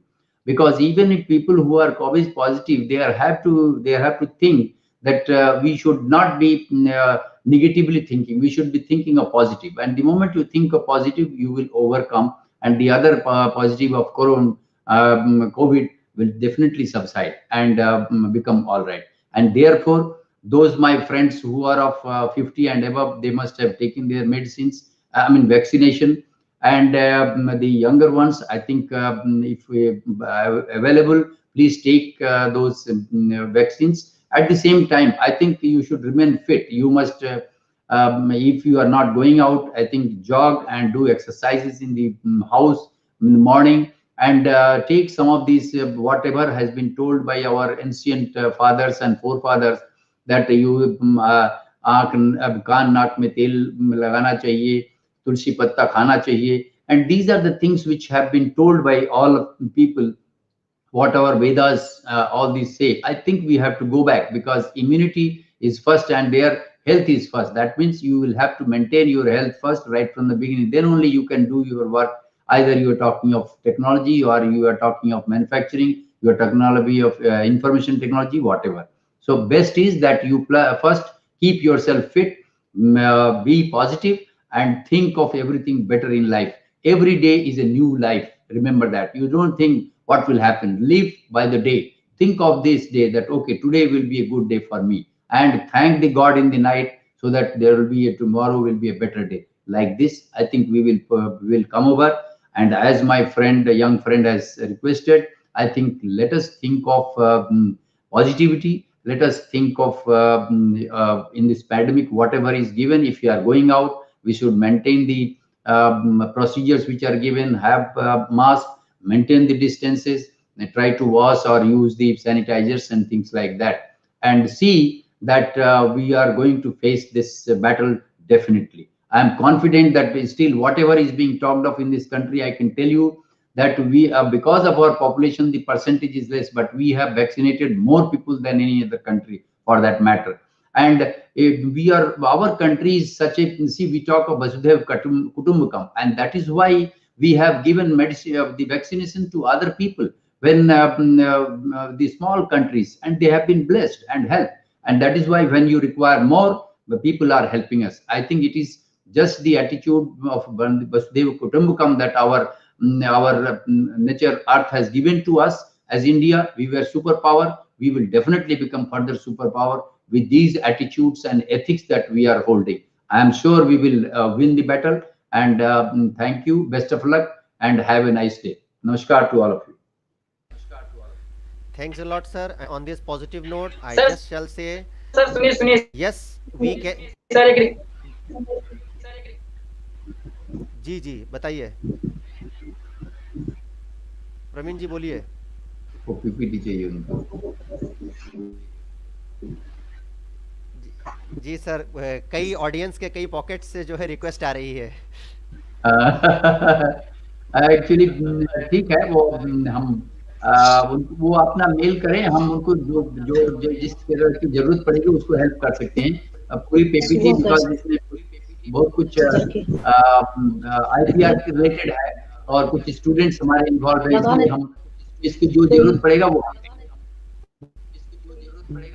या प्रवीण जी कुछ बोलना चाहते हैं आपसे जी request है कि जो आप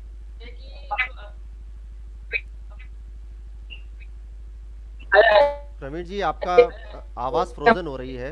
हमारे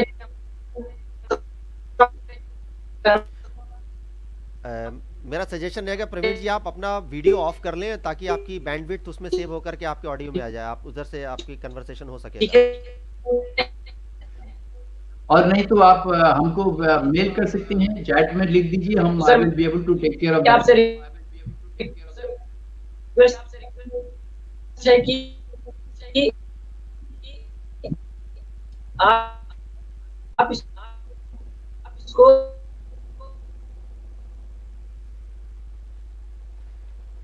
आप आप उनसे पूछ लीजिए ना, पूछ के श्योर जी आप उनको तो हमारे मेल में शेयर कर दीजिएगा। हाँ ठीक है ठीक है ठीक है।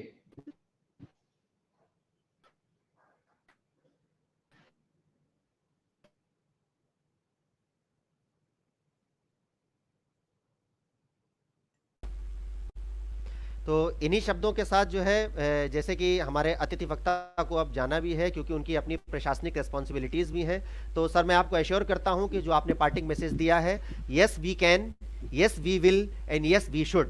Thank you sir, thanks a lot. इन्हीं शब्दों के साथ मैं आज के सत्र की समाप्ति की घोषणा करता हूं। Thanks a lot again for joining the session for the day. Thanks a lot sir. Thank you नमस्कार to all of you, best good day. नमस्कार सर, गुड डे सर।